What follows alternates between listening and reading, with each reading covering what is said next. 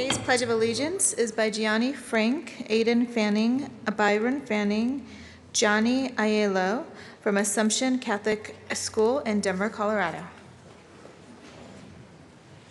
Please join us in the pledge. I pledge of allegiance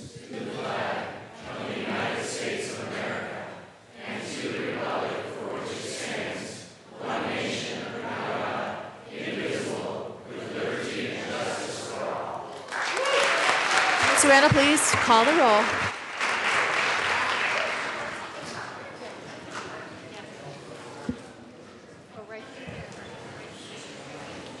Representatives Arndt. Thank you.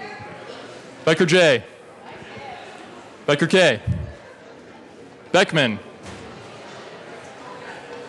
Benavides. Bridges. Buck. Buckner. Carver. Catlin. Coleman. Covarrubias.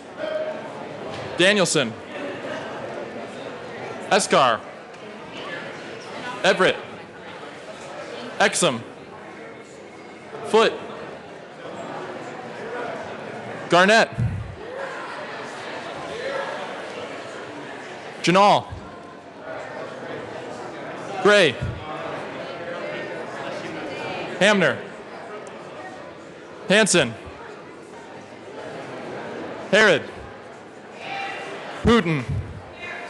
Humphrey. Jackson. Kennedy. Kraft-Tharp.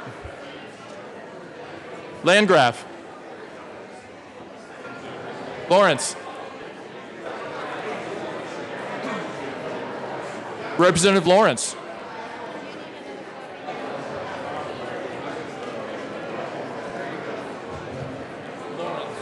Excuse. Lebsock.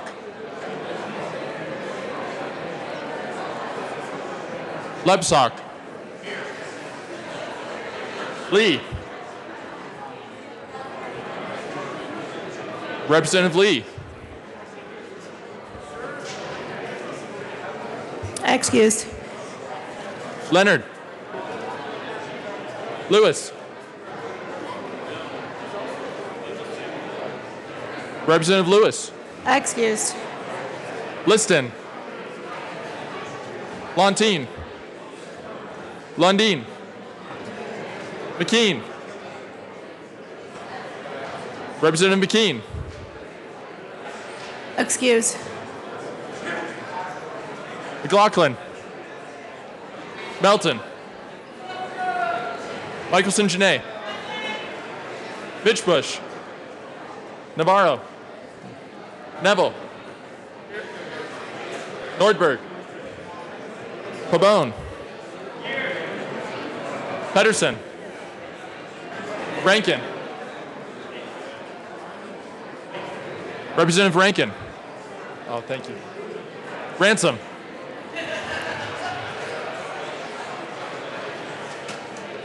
Ransom.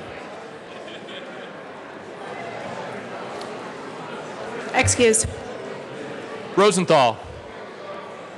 Sane. Salazar. Sias. Singer. Thurlow. Valdez. Representative Valdez.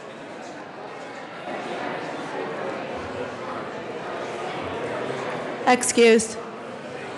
Van Winkle. Weissman. Representative Weissman. Willett. Williams. Wilson. Winter. Representative Winter.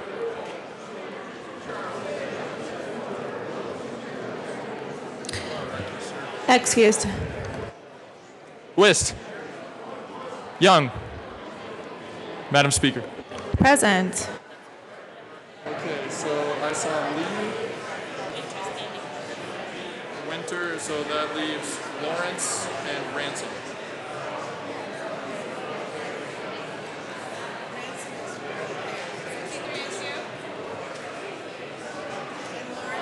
With 64 present and 1 excused, we have a quorum. Representative Kennedy.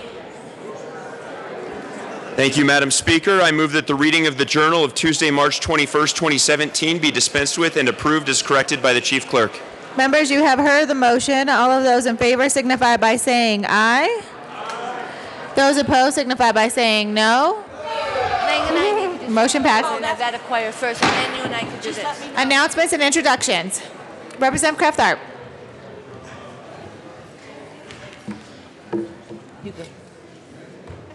And Representative Sias. Thank you, Madam Speaker. And members, you know, ordinarily when I go to Arvada West High School, which is in my district, it is for my youngest son's wrestling practice. And so I can tell you that the sounds that generally emanate from those practices are a lot less appealing than what we heard this morning. But I wanted to take a moment to recognize the Arvada West High School's Vocal Showcase Choir, which was here and performed for us this morning. This is an incredibly talented group of young people. I want to read from this just to make sure I get it correctly, but they have been invited to perform at the 2017 National... Members. Getting very loud out there. Thank you, Madam Speaker. They have been invited to perform at the 2017 National American Choral Directors Association Conference, and in the music world, there is no higher honor for a choir of any level in the United States. Blind audition committees evaluate recordings and concert programs from 3 consecutive school years. There were multiple levels of screening, and they have selected just 2 high school mixed choirs in the country out of hundreds of submissions. So a terrific honor for these young people. Representative Kraft-Tharp. Where did you end? Yeah, I ended right there. Right, the who's who is where you could start. Thank you, Madam Speaker. And thank you, Representative Sias, for inviting me to do this with you. You're extremely generous because Arvada West is in your district, and they are just blocks away from my house. So thank you very much.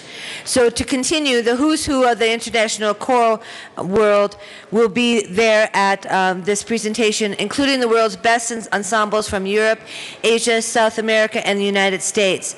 The performances take place at the renowned Orchestra Hall and Central Lutheran Cathedral.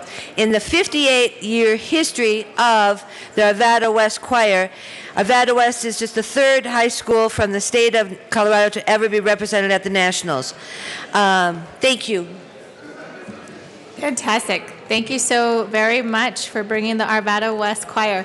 So we know the graduates of Arvada West are just really exceptional.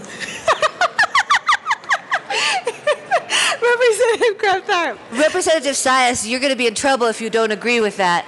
Absolutely, Madam Speaker. Some of the best people in the world. Lots of good people coming out of Arvada West High School, I must say myself. Yes, Madam Speaker. Representative Michael St. Thank you, Madam Speaker. I'm going to ask that we rise for a moment of silence. The New York Times has just reported that there was a shooting outside of the British Parliament, and as we are an elected body who just recently honored our partnership with the UK, many of us still have flags on our desks. Let us please just hope that all turns out as well as can be expected, and hope that we can find peace in the work that we do and help those who need to find peace and healing. A moment of silence is granted.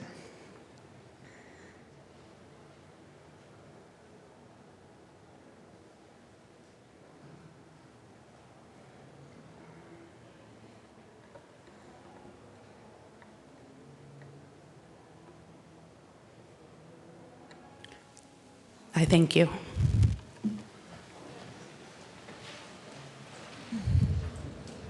Representative Barnes. Thank you very much. Colleagues, today is Ag Day. I think it's my favorite day of the year. So y'all come down in the foyer, and there's tons of food, and I'm on the team egg. So we'll stop by everybody's booth, and we'll have a good time, and we'll thank our chefs and, of course, our ag producers. Oh, go ahead. One announcement for tonight. You're all invited to the Farm Bureau Steak Fry at 5:30. And this year it's at the First Baptist Church. So the location has changed from previous years. Please note that. Representative Valdez and Representative Escar. The potatoes. Thank you, Madam Speaker. Good morning, members. Today is following up on Ag Day. We have potatoes from the San Luis Valley from Colorado.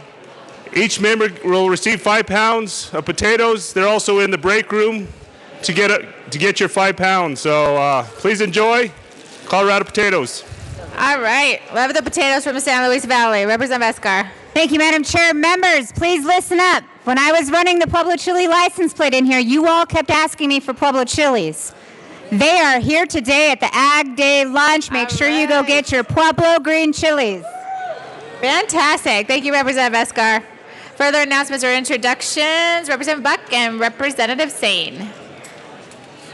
Thank you very, very much, Madam Speaker. And we just want to have you all recognize and give a warm welcome to the Northern Colorado Women of Power. Woo! Welcome to the Capitol. That'll be $1. Further announcements or introductions, Representative Arndt. Thank you. And colleagues, I'd like you to help me welcome Paige Weebelhouse to the floor today. She is a friend of, she is the daughter of one of my high school friends. She's a bright young lady who's interested in politics. Please welcome Paige. Welcome, Paige. I think that's $1 too. Representative Kraft-Tharp.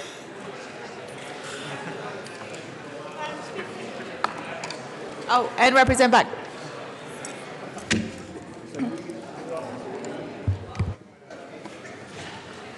Representative Kraft-Tharp. Thank you, Madam Speaker. So members, small businesses in the House today.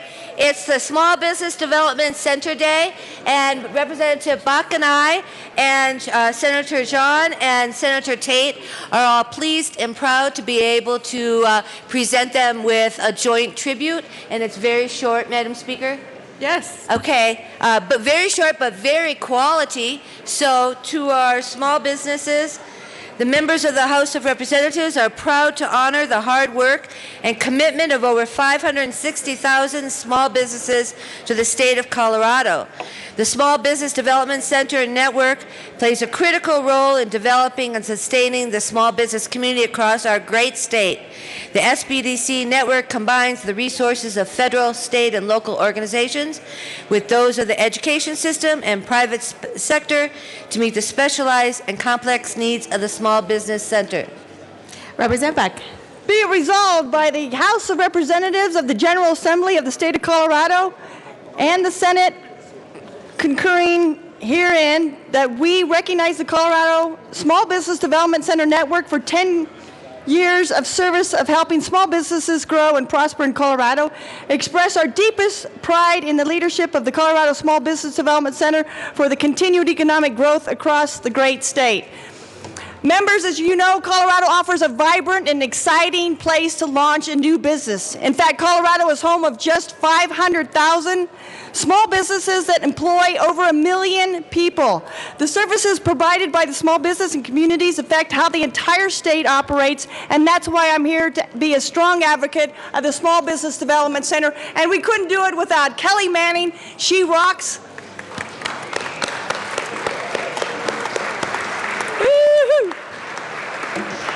And so, Representative Kraft. so can we all have our small business representatives stand and let's all say hello and give them a good wave and clap. Thank you. Thank you for joining us today. Representative Eskar. Madam Speaker, thank you, Representative Kraft-Tharp and Representative Buck, for bringing this tribute forward today. I would be remiss if I didn't recognize my Southern Colorado Director, Carolyn Triani, who made it all the way up from Pueblo today. Thank you for joining us and the wonderful work you do for Pueblo. Representative Michelson-Janae. Thank you, Madam Speaker, and I would also like to thank you, Representative Buck and Representative Kraft-Tharp, for bringing this bill, and I would be remiss if I didn't recognize my director, Abram Sloss, who is the Denver Metro SBDC, of which I serve on the board, and I can tell you firsthand all of the incredible work that the Denver Metro SBDC and the SBDCs around the state do to help small business owners get the funding they need to get started. Go visit your SBDC. Thank you so very much. Representative West, Assistant Minority Leader, and Representative Beckman. Thank you, Madam Speaker. Good morning, members. Littleton High School is in the house. We have a civics class here. Welcome to all of you, and enjoy your day at the Capitol, and look forward to visiting with you after session this morning. Thank you, Madam Speaker. Yes, Littleton High School is in my district, and they offer the International Baccalaureate Diploma Program and regularly award 40 to 50 diplomas each year. It's a great school. They have a lot of out-of-district enrollees, excellent programs, and we're so glad that you're here today at the Capitol. Great, thank you so much. Are there further announcements or introductions?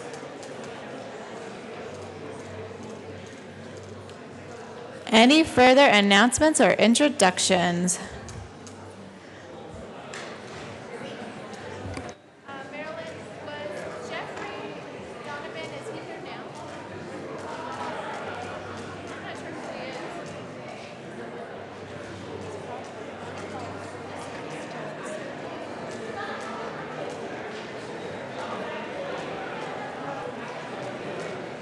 Next order of business is third reading of bills. Mr. Randall, please read the title of House Bill 1189. House Bill 1189 by Representatives Danielson and Thurlow, also Senator Scott, concerning the limit on the number of terms a member of the Colorado Wine Industry Development Board may serve. Madam Majority Leader Becker. Thank you, Madam Chair. I move for the passage of House Bill 1189 on third reading and final passage. The question before us is the passage of House Bill 1189 on third reading and final passage. Seeing no discussion, Mr. Randall, please open the machine.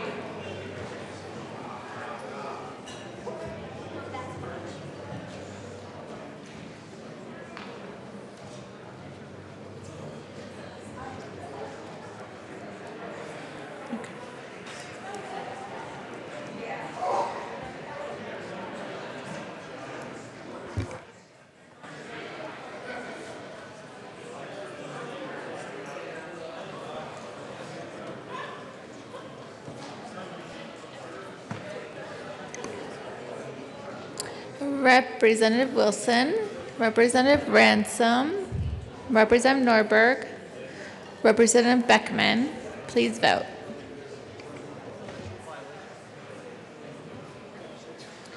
Please close the machine. With 65 yes votes, 0 no votes, House Bill 1189 is passed. Co-sponsors.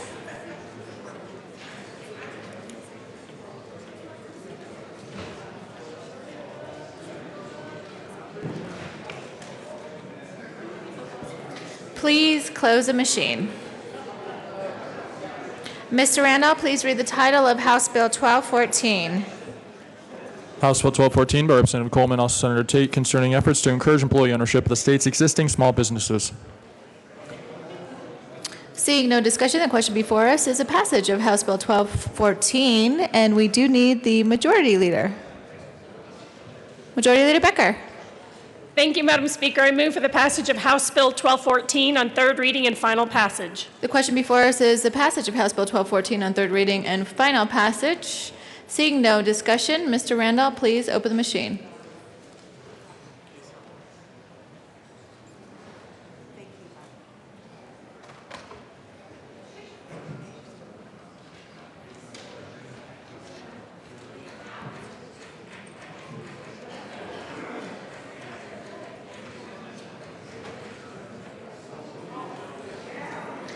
Representative Beckman,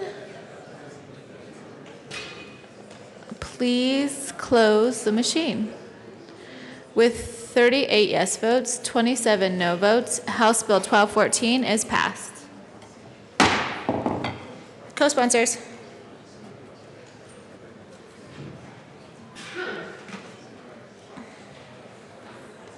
Co-sponsors.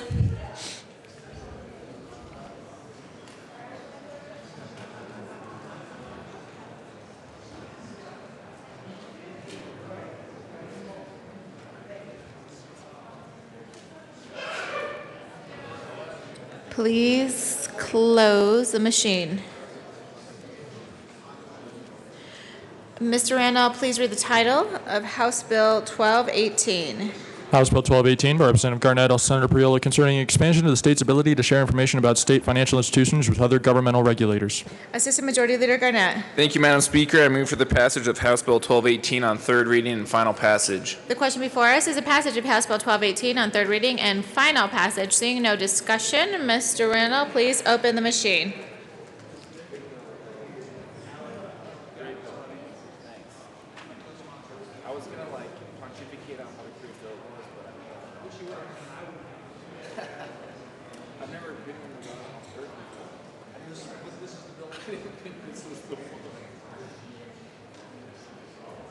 Representative Everett, Representative Humphrey, Representative Lewis, please close the machine. With 63 yes votes, 2 no votes, House Bill 1218 is passed. Co-sponsors.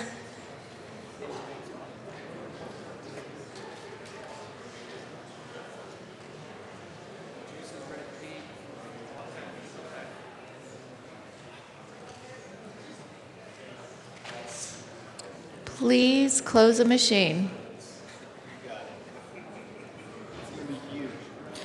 Mr. Randall, please read the title of Senate Bill 146. Senate Bill 146 by Senator John Ellis, Representative Janal, concerning access to the electronic prescription drug monitoring program.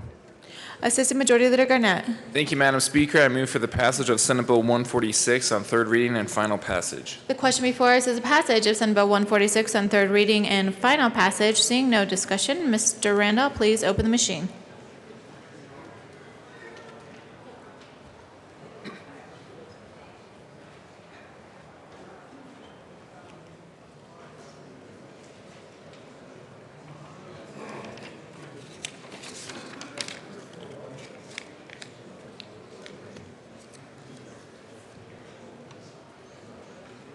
Please close the machine.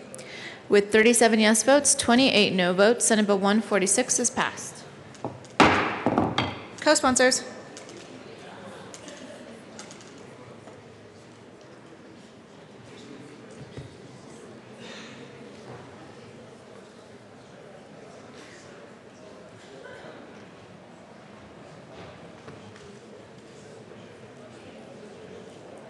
Please close the machine.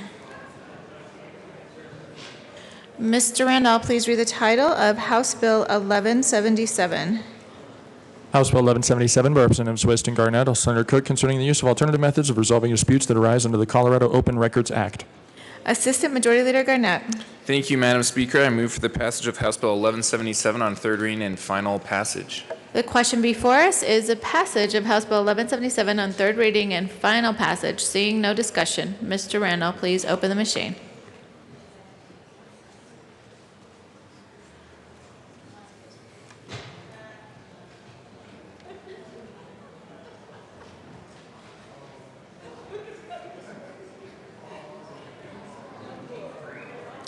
With 65 yes votes, 0 no votes, House Bill 1177 is passed. Co-sponsors.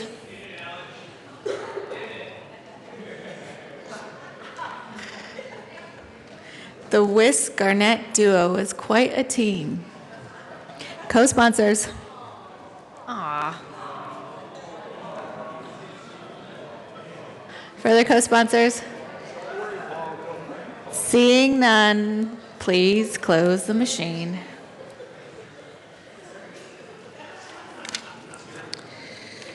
Mr. Randall, please read the title of House Bill 1213. House Bill 1213 by Representative Van Winkle, also Senator Holbert, concerning the transfer of vehicle title upon the death of the vehicle's owner. Assistant Majority Leader Garnett. Thank you, Madam Speaker. I move for the passage of House Bill 1213 on third reading and final passage. The question before us is a passage of House Bill 1213 on third reading and final passage. Seeing no discussion, Mr. Randall, please open the machine.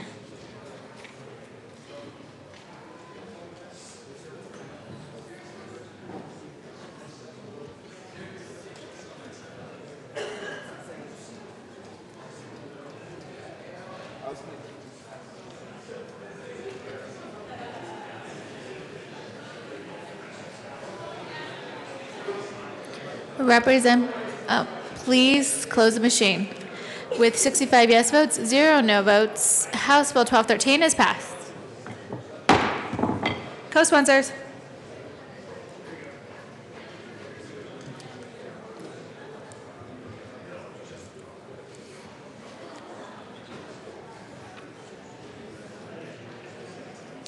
Please close the machine. Mr. Randall, please read the title of House Bill 1211. House Bill 1211 by Representative Coleman, also Senator Priola, concerning professional development for educators regarding disciplinary strategies for young students. Assistant Majority Leader Garnett. Thank you, Madam Speaker. I move for the passage of House Bill 1211 on third reading and final passage. The question before us is a passage of House Bill 1211 on third reading and final passage. Mr. Randall, please open the machine.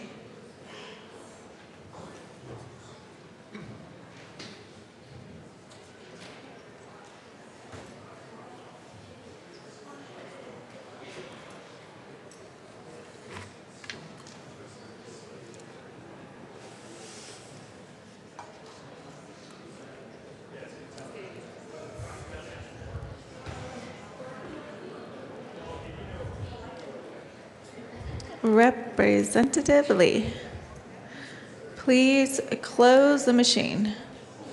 With 41 yes votes, 24 no votes, House Bill 1211 is passed. Co-sponsors.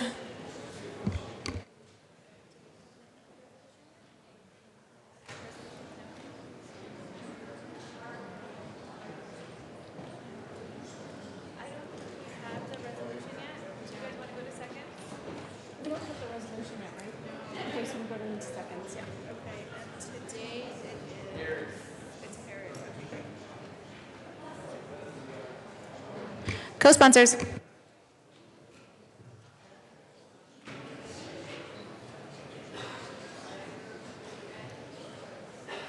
Please close the machine.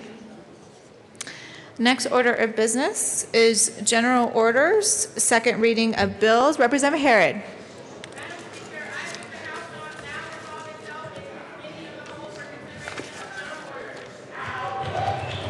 Members, you have heard the motion. Seeing no objection, Representative Harrod will take the chair.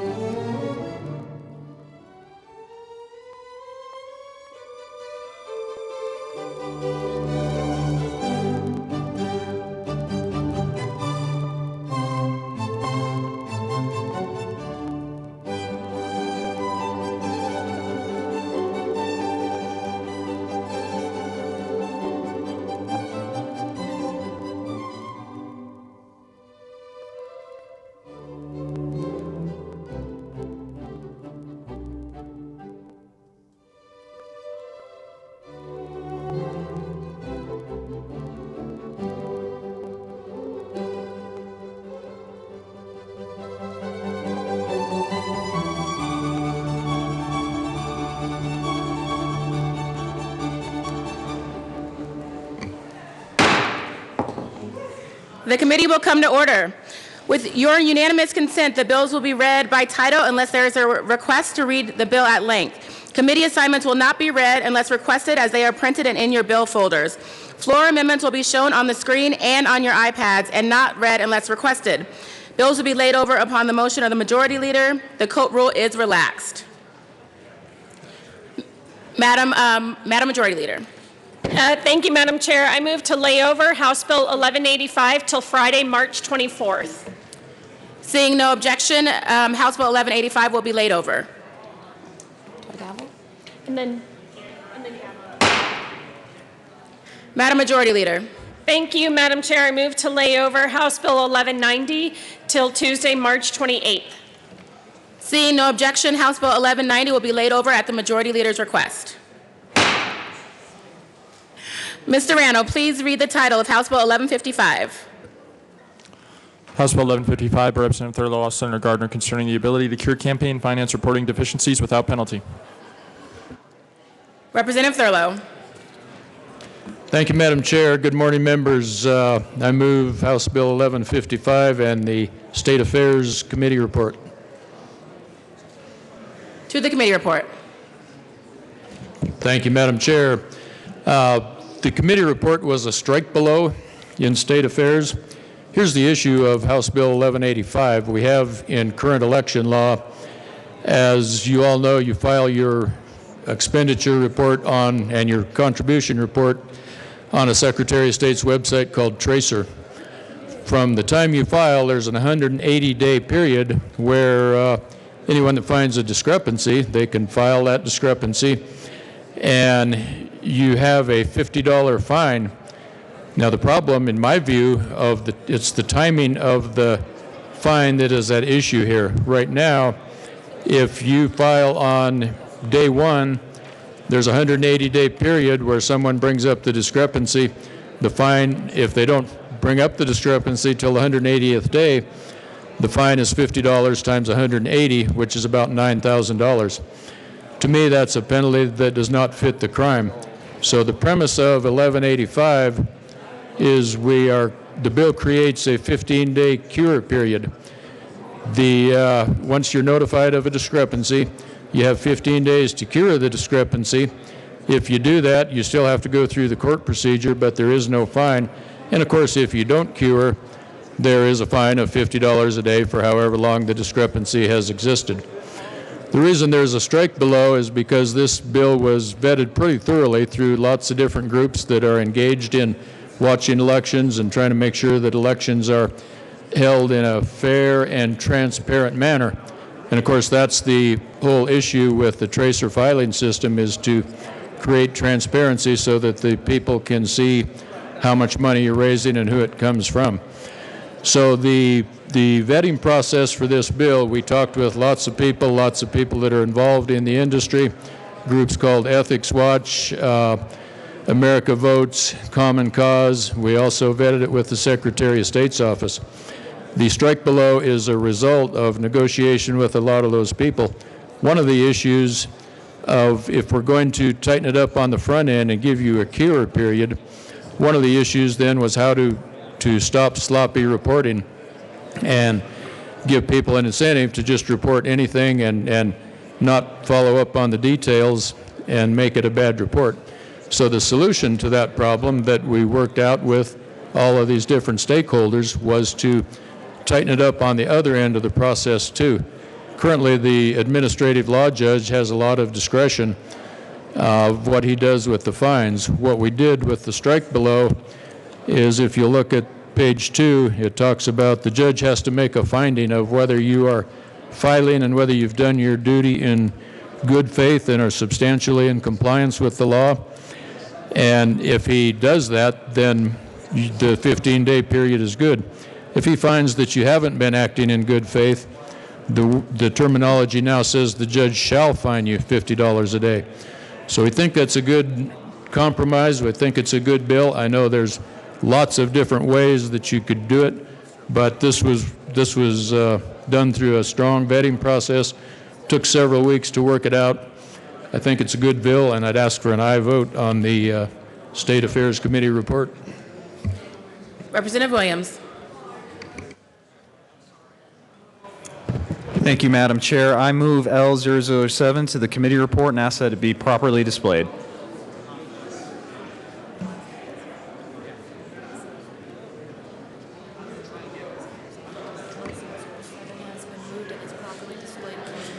Amendment L007 has been moved and is properly displayed. Please proceed.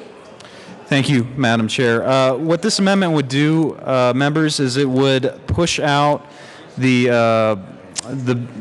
candidate committees for this bill to apply to candidate committees to 2024, so that it would remove all conflict of interest arguments that would be against us for passing this bill. I think that there's a lot of merit to the bill itself, and I would be very supportive of the bill if not only this amendment but another one that will be offered would be accepted. So with that, members, I ask that you support the amendment to this committee report. Thank you. Representative Sane. Thank you, Madam Chair. And I'm going to reference another issue relating to this amendment real quick, but I had some conflict about this bill. Overall, it's a fairly good idea. However, I have the same objection as Representative Williams. And for example, if we're going to have laws that apply to ourselves where we make a mistake and don't have to pay a fine right away, we've had multiple attempts to make sure we do the same for our small businesses here in the state. We've tried to run legislation a couple times through this House to make sure that if businesses run afoul of the law, that they get a notice and they have some time to correct that mistake before they're fined. So I would just ask if we can put this amendment on the bill. I would be fine with voting for it because it does remove the conflict of interest, but we need to make sure that we don't have laws that apply to ourselves and not have that same thing apply to our other citizens, taxpayers, and small business owners. So I would urge a yes vote on this amendment. Representative Thurlow. Thank you, Madam Chair. Thank you, members. I would urge a no vote on the amendment. To me, here are the issues. Number one, 1155 does not really create any conflict for us in this body. There's no retroactivity to 1155. In other words, if you have a pending violation of the election laws, which I do, I want to make that clear at the beginning. I've got two of them. One's been going on for about 2 years, and the other one's been going on for about 6 months. And the issues are things like I didn't put the address of Facebook on my last report. So I've still got to deal with those issues. This law will not change that issue for me. I still have to deal with it through the court system because it was filed before this law could possibly take effect. I know there's many people in the chamber that are in the same situation, and this law will not help any of you if you have a violation pending. Right now, the law has the petition clause, so it won't even go into effect until this fall. To push it out to 2024 would be like not even changing the situation. We won't be solving the problem if we push it out to 2024.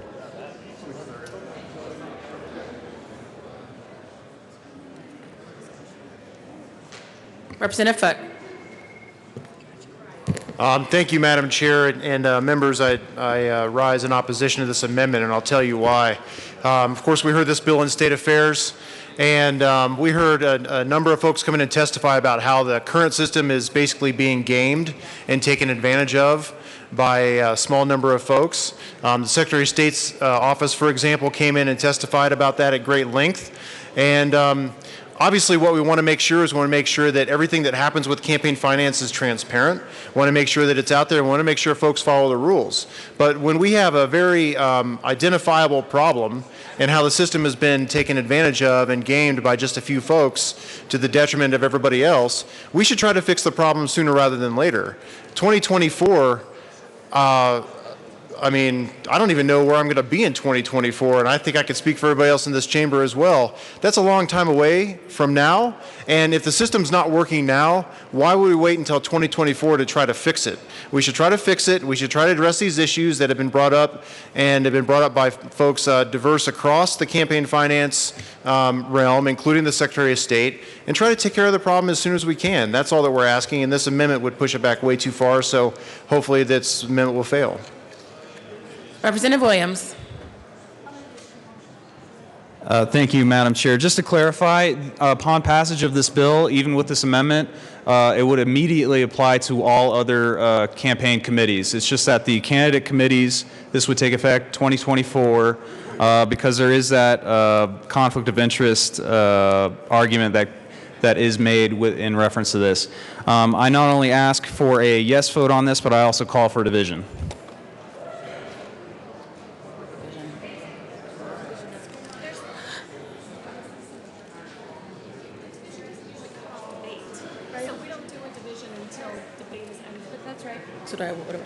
So you can say that into the record, but say if there's further. Is there anyone else that wants to speak to the committee report? To this amendment? It's okay, to the amendment. Any further discussion on the amendment? Seeing none, the question before us is the adoption of Amendment L007 to the committee report. No, you have to do division. And a division has been called.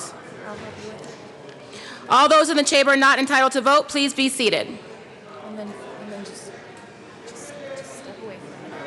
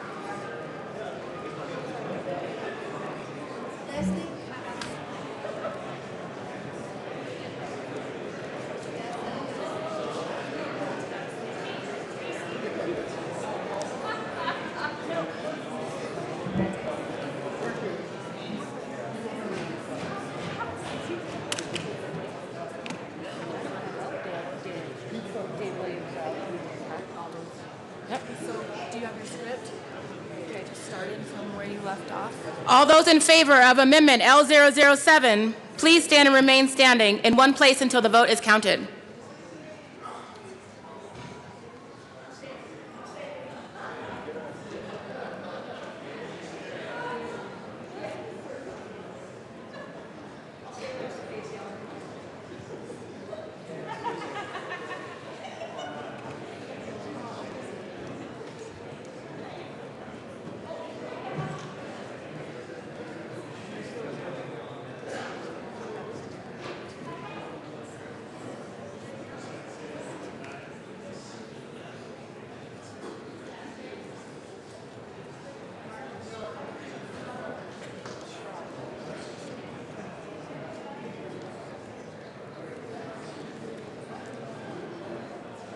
You may be seated.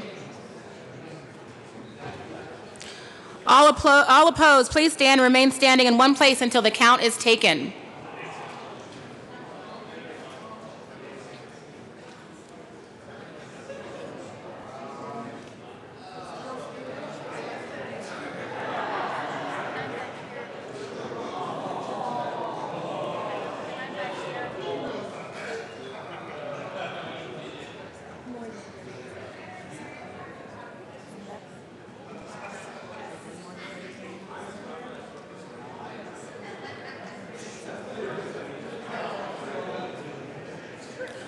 More than 33 having had arisen, the amendment loses.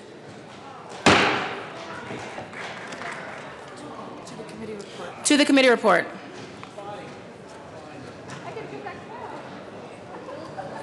I ask for an aye vote on the committee report. Seeing no. Representative Sias. Leonard, sorry. Thank you, Madam Chair. We've done this before. It's all right. I move to amend the committee report with L006 and ask that it be displayed.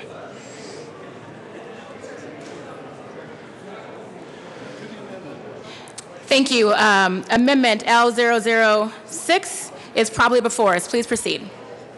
Thank you, Madam Chair. To the amendment, this amendment solves three issues that are created with this bill. I do agree with the intent of the bill. We have to be able to reduce the abuse that can be caused in complaints in the campaign finance reports. But in the bill as it's written, and that's the strike below that came through on the committee, what one can do is one can be sloppy in their reporting and not amend their report. And if some person comes and challenges that, then you have 15 days to cure and there's no fine. So whether that happens on the 179th day or the first day, it doesn't matter. But that actually encourages sloppy reporting, because if I don't have someone that opposes and looks at my committee report, then I don't have to do any amendment to it. So there's an incentive in the strike below the amendment to be able to continue sloppy reporting. So this amendment here, 006, does three things. The first thing that it does is it says if you cure it, there's a 15-day grace period, and that the fine, if you're curing it inside there, is $50 a day as it is today. But it stops at 15 days. So on the 30th day, if someone challenges your report and you cure it within 15 days, you only pay a maximum of $50 a day times 15 days, which is $750. So no matter when that cure takes place, if it's after the 15th day, then there's a maximum of $750. So that's a far cry from the $9,000. And so that does solve the issue of abuse. And yet, at the same time, $750 is real money to a candidate's campaign. And so therefore, it encourages proper reporting. The second thing this does is it doesn't give the administrative law judge any discretion to move that $50 a day or the $750, but it remains in place later on in the bill. And then thirdly is these penalties apply only per day per report, not per error. And that's the other abuse that sometimes happens. Somebody types in the wrong zip code or gets the wrong occupation, and someone that's trying to abuse this then can rack up $50 a day per error. And this helps correct that so that it's just $50 a day per report, again, maxing out at $750. So I would suggest that this is a good amendment to the strike below that has been offered, because it does encourage proper reporting and at the same time doesn't encourage any sloppy reporting, and it doesn't encourage any abuse by opponents. Thank you very much. I urge a yes vote. Representative Thurlow. Thank you, Madam Chair. Thank you, Representative Leonard. I appreciate the amendment. I'm going to urge a no vote on the amendment, and here's why. The problem that Representative Leonard is talking about is very real. It's, you know, on the one side was how to make the system fair and not have a $9,000 penalty the first day that you're notified about it. And the other side was how to not make it so that it was bad in that it just encouraged sloppy filing, that you always knew you had a way to get out of jail or get out of fines so you could just do any kind of filing that you liked. We talked about that a lot in the vetting process, and we talked about that a lot in committee. The premise we came up with in the bill was that we tightened it up on the other end where the judge had to determine good faith, and he also did not have discretion. If it wasn't good faith, you would be fined. What Representative Leonard is proposing, it's different, but I don't think it's better. What it does, two things to me that are wrong with it. One, it still starts the fine on the first day that you are notified of the discrepancy. So even if it takes 2 or 3 days, you're fined $100 or $150 or $200 up to a maximum of $750. Well, the problem with that is the gotcha game that is played by the people that are playing it doesn't depend on the dollars. It depends on just the gotcha. If you can find somebody and say they violated the law and they were fined $50, now you've created your campaign issue that you can send out a postcard that says this guy is in violation of the law. So that's what I'm trying to take away is the gotcha game. So that's my first reason for voting no on this amendment. Then my second reason for voting no on the amendment is, in a way, I'm afraid the amendment would encourage sloppy filing. Representative Leonard has changed the penalty from $50 per discrepancy to $50 on the whole report. And I understand his reason for doing that. But what that does then is it encourages sloppy filing. If you start your report and you don't have an address, it's never going to be worse than one fine. Right now, for every discrepancy within the report, there's a possibility of a fine. So it could very easily encourage you to just keep filing. Wouldn't matter how many discrepancies you had within that report, there would still only be one fine. So I thank you, Representative Leonard, but I think the bill is better if we vote no on this amendment. Thank you. Representative Liston. Thank you, Madam Chairman. Members, I appreciate Representative Leonard bringing this amendment to House Bill 1155, but I want you to know that for a lot of campaigns, $750 is a lot of money, and the candidates work very, very hard to get that money, and through no fault of their own, or they make a minor mistake, and they don't realize it until after that 15th day goes by, and suddenly they've raised $2,000-3,000 or so, and they get socked with a $750 fine. That really can blow a hole in their campaign budget. So I appreciate what Representative Leonard is attempting to do, but for those campaigns that have worked hard, I would hate to see them suffer a $750 fine, which could be very, very punitive inadvertently. So I would urge a no vote on L006. Thank you. Representative Leonard. Thank you, Madam Chair. Ladies and gentlemen, just so that we keep our debate in the guidelines here, we can't argue that $750 is a lot of money to some campaigns because the purpose of this bill is to stop us $9,000 abuse. So $750 is far less than $9,000. So that argument is not the right argument. The argument that we need to be focused on is that as it stands today, this bill would not encourage anyone to do sloppy, to tighten up their reporting. It would encourage sloppy reporting because candidates are able to file their reports. Who cares how sloppy they are? Because in 180 days, if no one catches it, then they're good to go. They would never have to clean it up. If someone does catch it, whether they do it on day 15 or whether they do it on day 179, then they have 15 days to cure it without paying a penalty. So they paid no penalty if no one catches it, and they paid no penalty if someone catches it. So either way, this bill as it stands would almost guarantee that no penalties whatsoever would be paid. There's just this bad faith issue, that's discrepancy of the judge, and we don't have to give administrative law judge discrepancy or not. They use it all the time as their case in front of them warrants.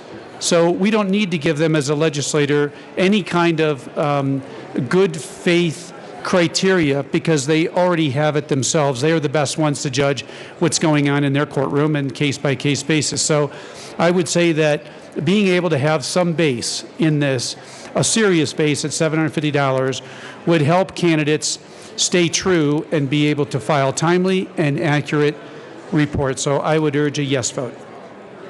Seeing no further discussion on the amendment, the question before us is the adoption of Amendment L006 to the committee report. All those in favor say aye. Opposed, no? No. The amendment is lost. Madam Majority Leader. Thank you, Madam Chair. I move to lay over House Bill 1155 till Wednesday, tomorrow, Wednesday, March 22nd. Seeing no objection, House Bill 1155 will be laid over at the request of the Majority Leader.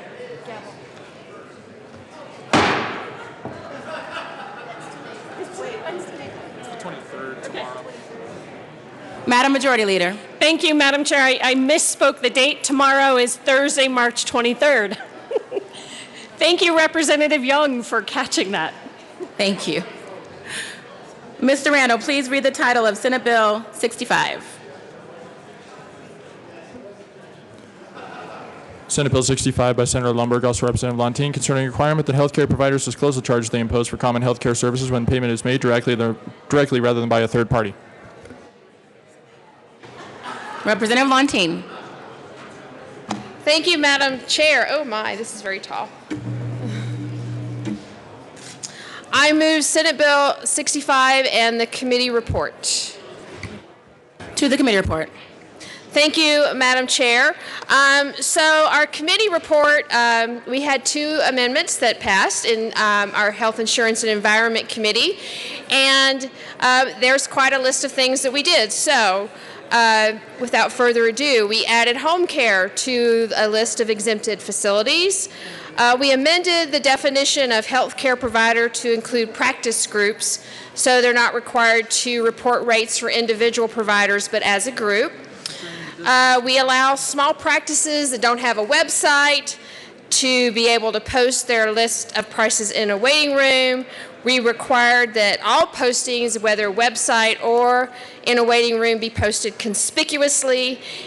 We addressed an issue that CDPHE raised concerning providers who are just starting out in their practice and are in a federal loan repayment program, so that this will not be used in any way to disqualify them from the program. And we put in a framework of a way that healthcare providers can use to arrive at what rates to post if they want. So with that, I move the committee report. I ask for an aye vote. Seeing no further discussion on the committee report, the question before us is the adoption of the Health Insurance and Environment Committee report. All those in favor say aye. Aye. Opposed, no. The committee report passes. Representative Lontine. Thank you, Madam Chair. I move Senate Bill 65 as amended. Oops, I guess I need to get to the bill, right? To the bill. Sorry. So, members, Senate Bill 65 is a bill around transparency in health care.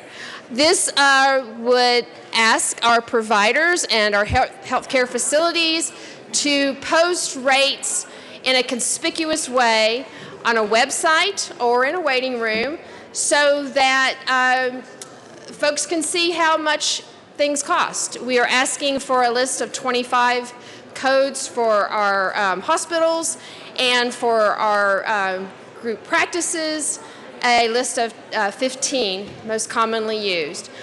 This is basically, while consumers can access this, this is also a way that we can start determining how much health care costs, because right now, we don't know.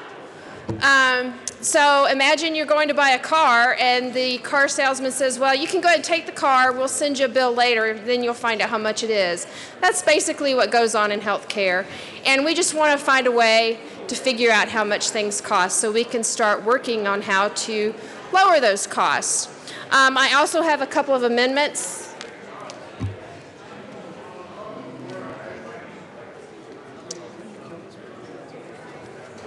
Don't even start. Oh, I'm sorry. You need the whole packet? Okay. Then can I have those two back? And I'll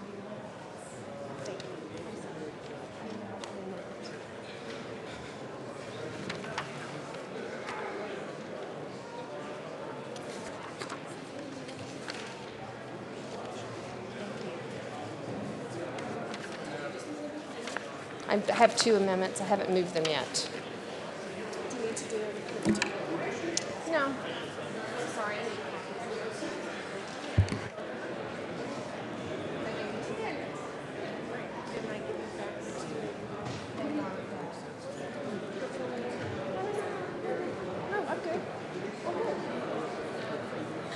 I'm waiting for them to display yours. Are we ready? I move L001 and ask, I'm sorry, L011 and ask that it be properly displayed.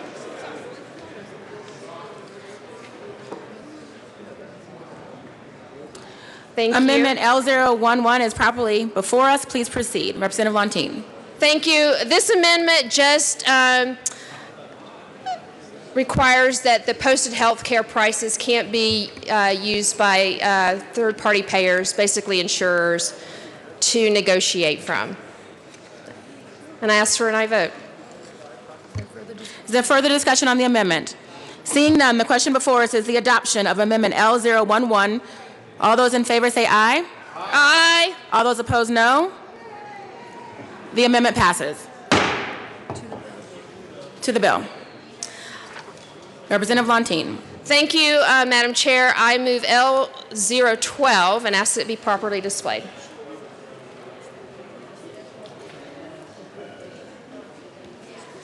Amendment L012 is properly before us. Please proceed. So L012 just clarifies we have some providers that are hospital-based. They don't have an office. They don't see patients anywhere but in the hospital. These are folks like anesthesiologists and neonatologists. They often have billing offices that are even out of the state. So posting anywhere, often they don't have a website either. Posting anywhere is a burden and they're not really able to comply with the spirit of the bill. So I ask for an aye vote on this. Seeing no further discussion, the question before us is the adoption of Amendment L012. All those in favor say aye. Aye. Opposed, no. The amendment passes. To the bill. Thank you, Representative Lontine. Madam Chair. This is a great bill that helps us understand how much health care costs. I asked for an aye vote, but I think we have some folks who want to talk about it. Representative Neville. Thank you, Madam Chair. Members, I think this is actually a wonderful bill. I think this is a small step in making sure that we start moving towards a market-based healthcare system. And right now, those folks that actually can't or have high deductible plans have no way to actually shop and find the best prices. This is a small step to give them the ability to actually come out and see what prices that might be and shop around and get the best price and actually help start driving prices down. I think it's a good bill, and regardless of who the sponsor is, I think it's a great bill and we should move it forward. Thank you. Representative Lontine. I'm not sure, but I think I just got a ringing endorsement on my bill from the minority leader. So really great bill. Vote yes, folks. Seeing no further discussion, the question before us is the adoption of Senate Bill 65. All those in favor say aye. Aye. All opposed, no. Senate Bill 65 passes. Mr. Randall, please read the title of House Bill 1230. House Bill 1230 by Representatives Salazar and Escar, all Senators Guzman and Kagan, concerning protection for Colorado residents from federal government overreach based on a person's status. Representative Escar. Thank you, Madam Chair. I move House Bill 1230 and the Judiciary Committee report. Thank you. To the committee report. Representative Salazar. Thank you very much, Madam Chair. What the committee report did, it was a request from the chiefs of police to include information that they would share with the federal government. We agreed to it. We think that it's fine. The stakeholders are fine with it too, and we ask for a yes vote. Seeing no further discussion, the question before us is the adoption of the committee report. All those in favor say aye. Aye. All opposed, no. The committee report is adopted. To the bill, Representative Escar. Thank you, Madam Chair. Members, I rise in strong support for this bill, and I'm going to tell you why. I'm not an attorney. I'm a representative.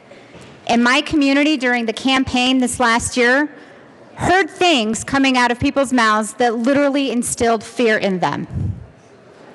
Fear that they brought to me, concerns that they brought to me, threats of internment camps, threats of registries.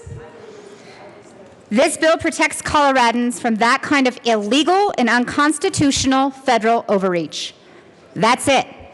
Illegal and unconstitutional federal overreach is all this bill aims to stop. This bill is a states' rights bill. This bill is even a religious liberty bill. It simply states that we are asking Colorado to determine that our federal requests made of us as a state are legal and constitutional before we proceed. We heard hours of testimony. One person showed up in opposition. Some of that testimony, Joanne Fujioka, she was interned in an internment camp, a Japanese internment camp in Arizona when she was young. She came to tell us a story about how she never thought that would happen in America. It happened to her. Iman Judah, a Muslim woman living here in America, talks about her real fears living in America with these threats that have been made. Keon was a brave 12-year-old little boy who's half Persian, half German, living here in America.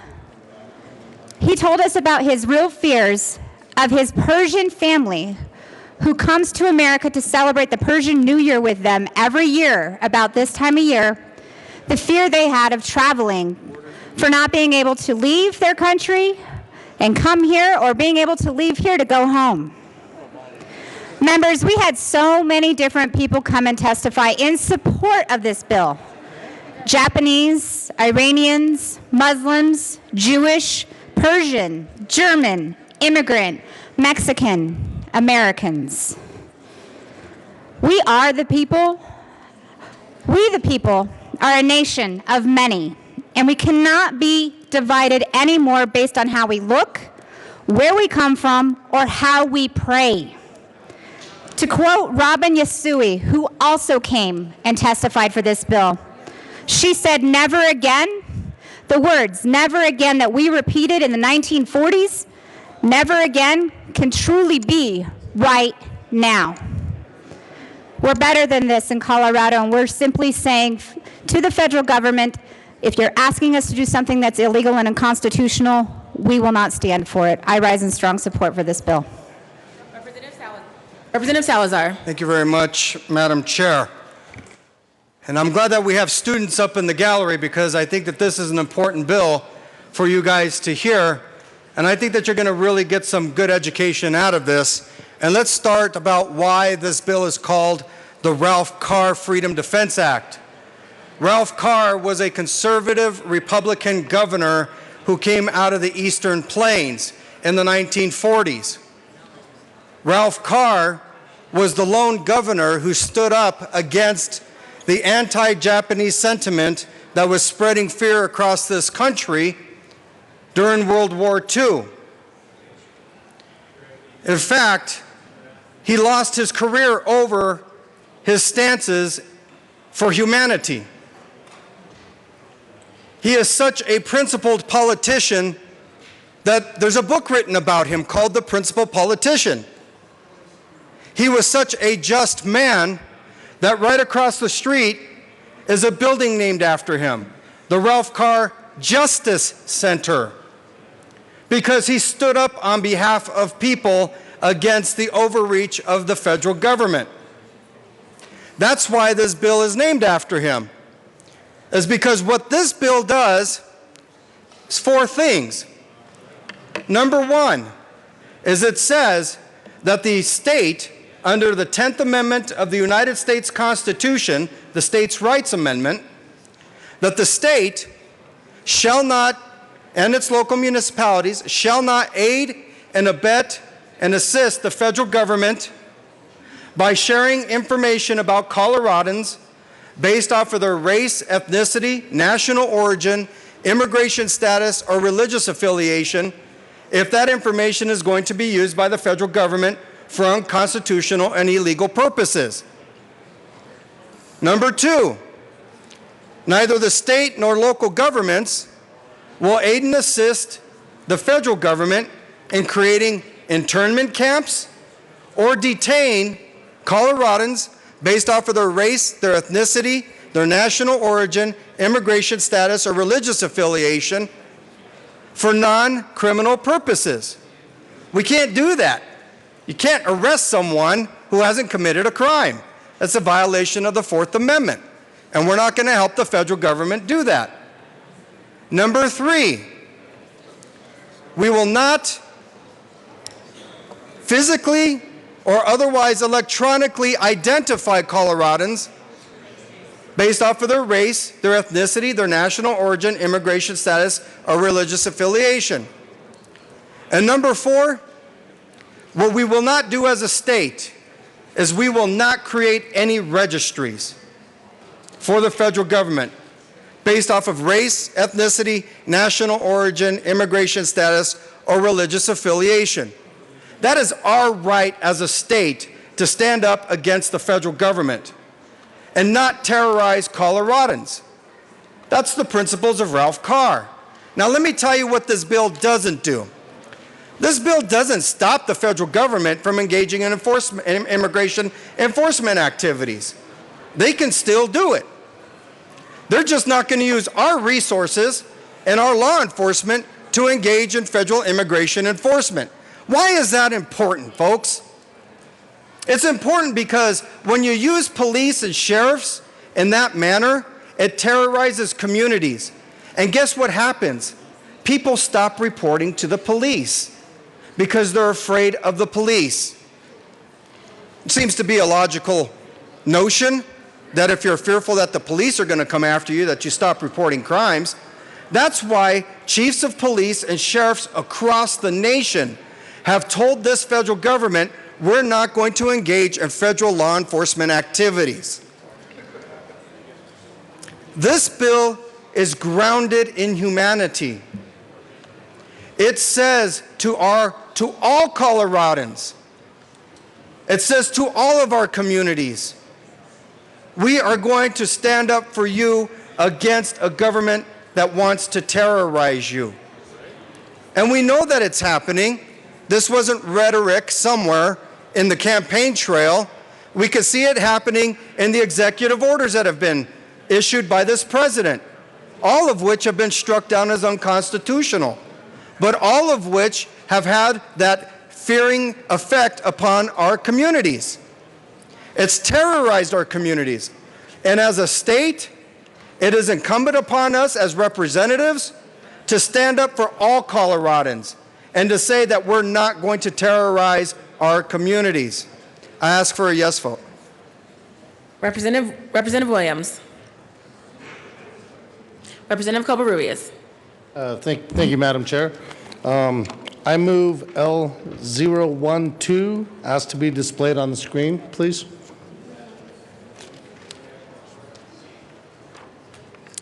Thank you. Amendment L012 is properly before us. Please proceed, Representative Williams.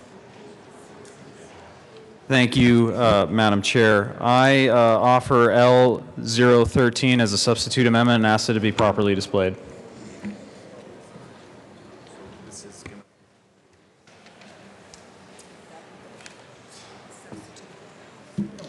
Amendment L013 is properly before us. Please proceed. Representative Williams. Thank you, Madam Chair.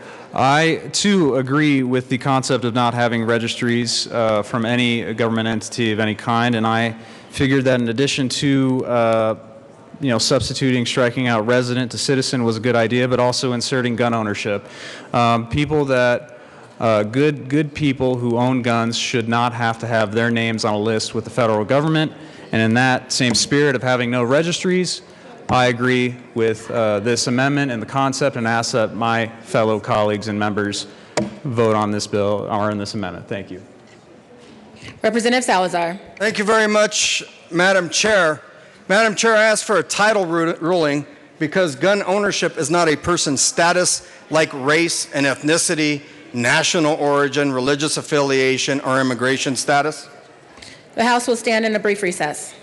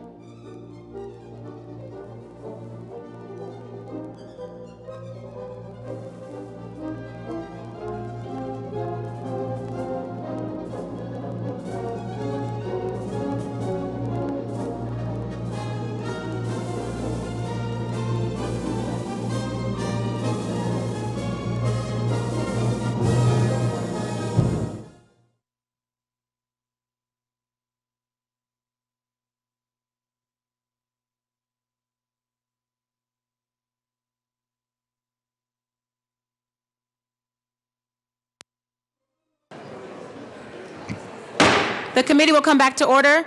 The chair rules that the amendment does not fit under the title.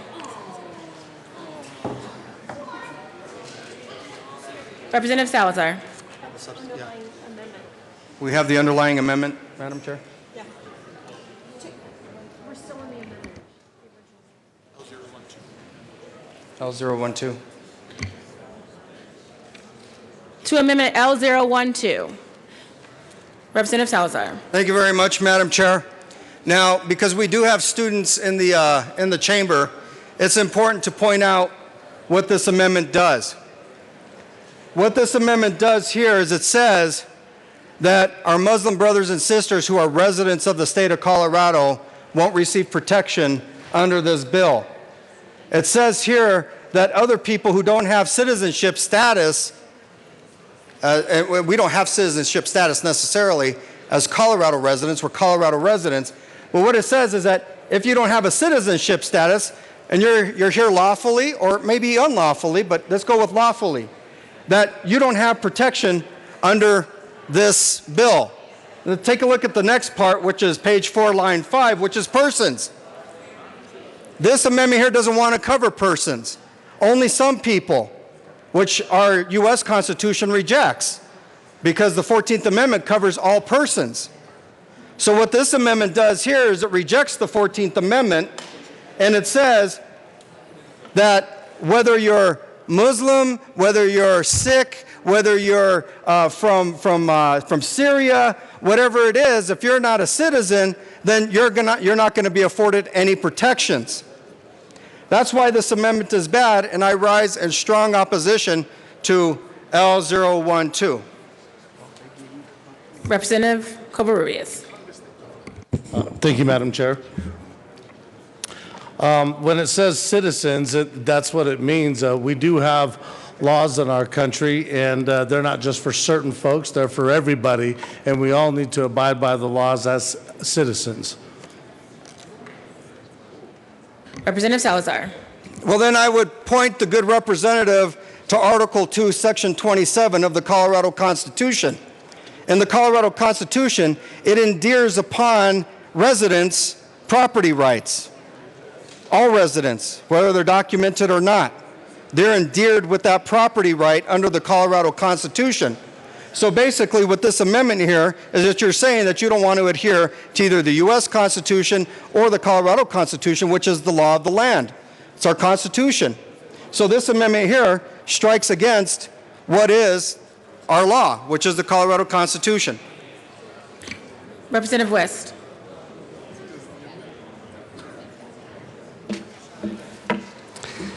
Thank you, Madam Chair. Members, we talk about Ralph Carr as if he was some mythical figure, but he was a real man and he spoke real words.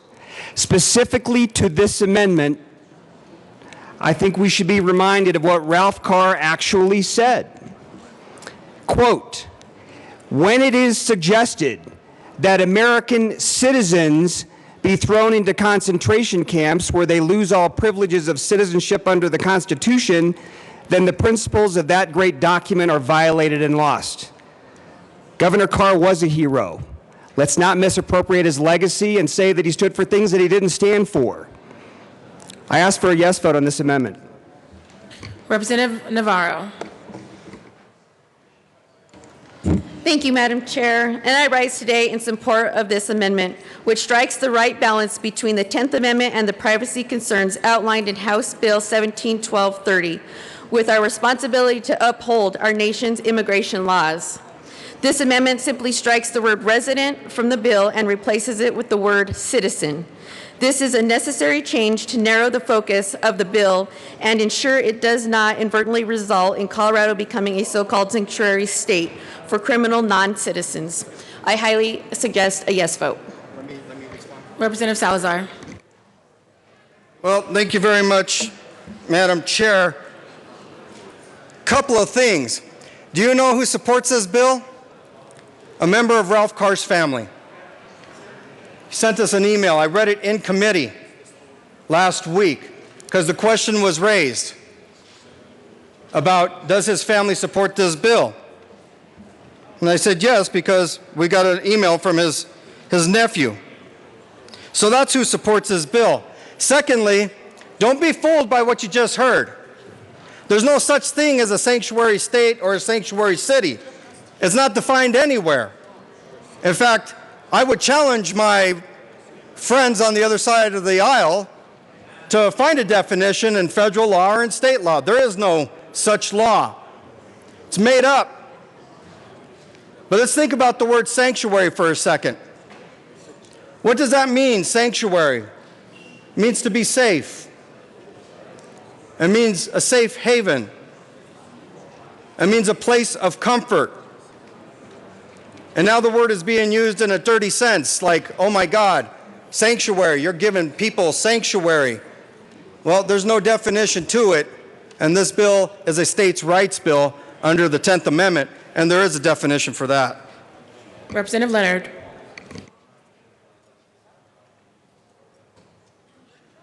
Thank you, Madam Chair. I would like to read a little bit from the Amendment 14 of the United States Constitution. It's been quoted here about it covers all persons, but the sentence actually reads, all persons born or naturalized in the United States and subject to the jurisdictions thereof are citizens of the United States and of the state where they reside. So it's important that we finish the sentence. It's not all persons. It's persons who are born or naturalized are the citizens of the United States and the states that they reside. So this amendment here is consistent with our Constitution, and so I'm in support of it. Thank you. Representative Weissman. Thank you, Madam Chair. And I agree, to matters of constitutional text, it is important to parse the entire thing. The 14th Amendment, Section 1 continues, nor shall any state deprive any person, not citizen, but person, of life, liberty, or property without due process of law, nor deny to any person within its jurisdiction equal protection of the laws.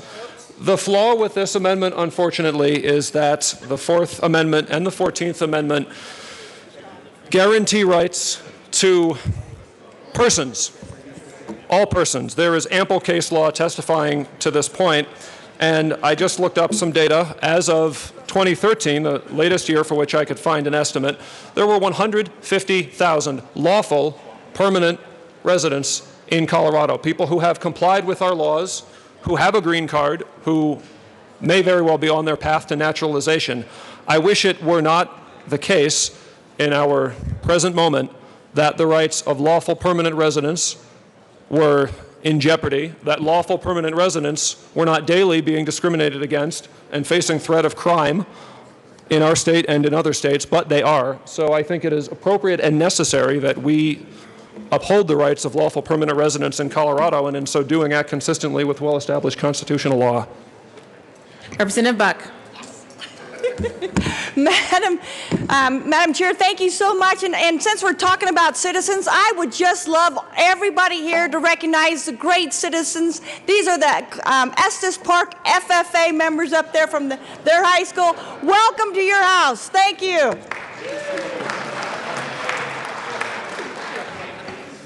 Representative Benavides. Thank you, Madam Chair.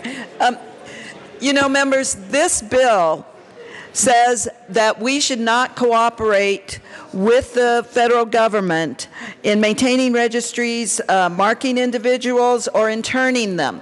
And I think Representative Wiss spoke to the Japanese internment. And there were citizens, and there were permanent residents, and there were non-citizens that were arrested. If it was back in after Pearl Harbor, we would have just protected the citizens there. But in reality, all of those that were interned, none of them committed any crime whatsoever. And that has been borne out. And if the federal government attempted to do that again, why would we ever just come forward for citizens and not for everyone else who would be improperly interned? And again, this bill does not prevent our state government or local governments from complying with the request from the federal government for assistance if there is a constitutional and legal basis for their request.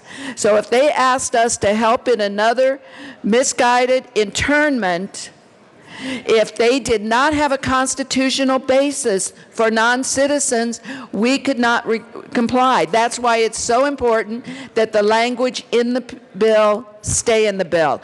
And I oppose this amendment on that basis. Representative Lundin. Representative Humphrey. Thank you, Madam Chair. I move L025 as a substitute amendment and ask that it be properly displayed.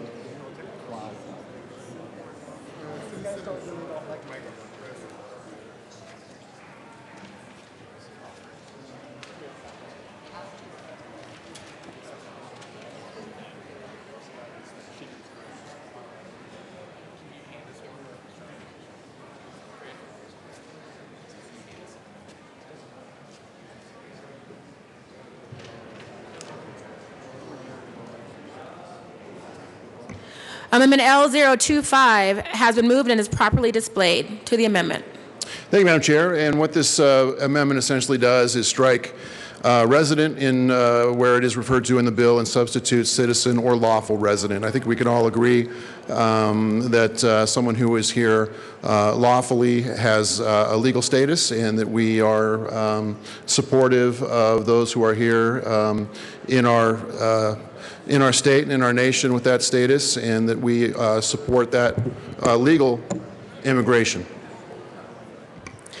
Representative Pabon. Thank you, Madam Chair. Madam Chair, this amendment still is flawed on its face. And it's flawed for so many reasons. Let me see where I can begin. First and foremost,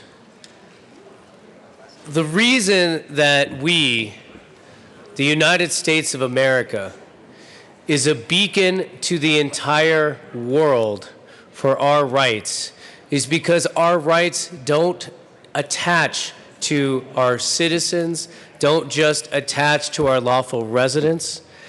The rights of a united person in the United States apply to everyone. Representative Weissman said the Fourth Amendment still applies to anyone in the United States. He's right. And so does the Fifth Amendment and the First Amendment and the Second Amendment. Every single amendment applies to everyone in the United States of America. So what this bill does, or what this amendment does, is it takes us backward.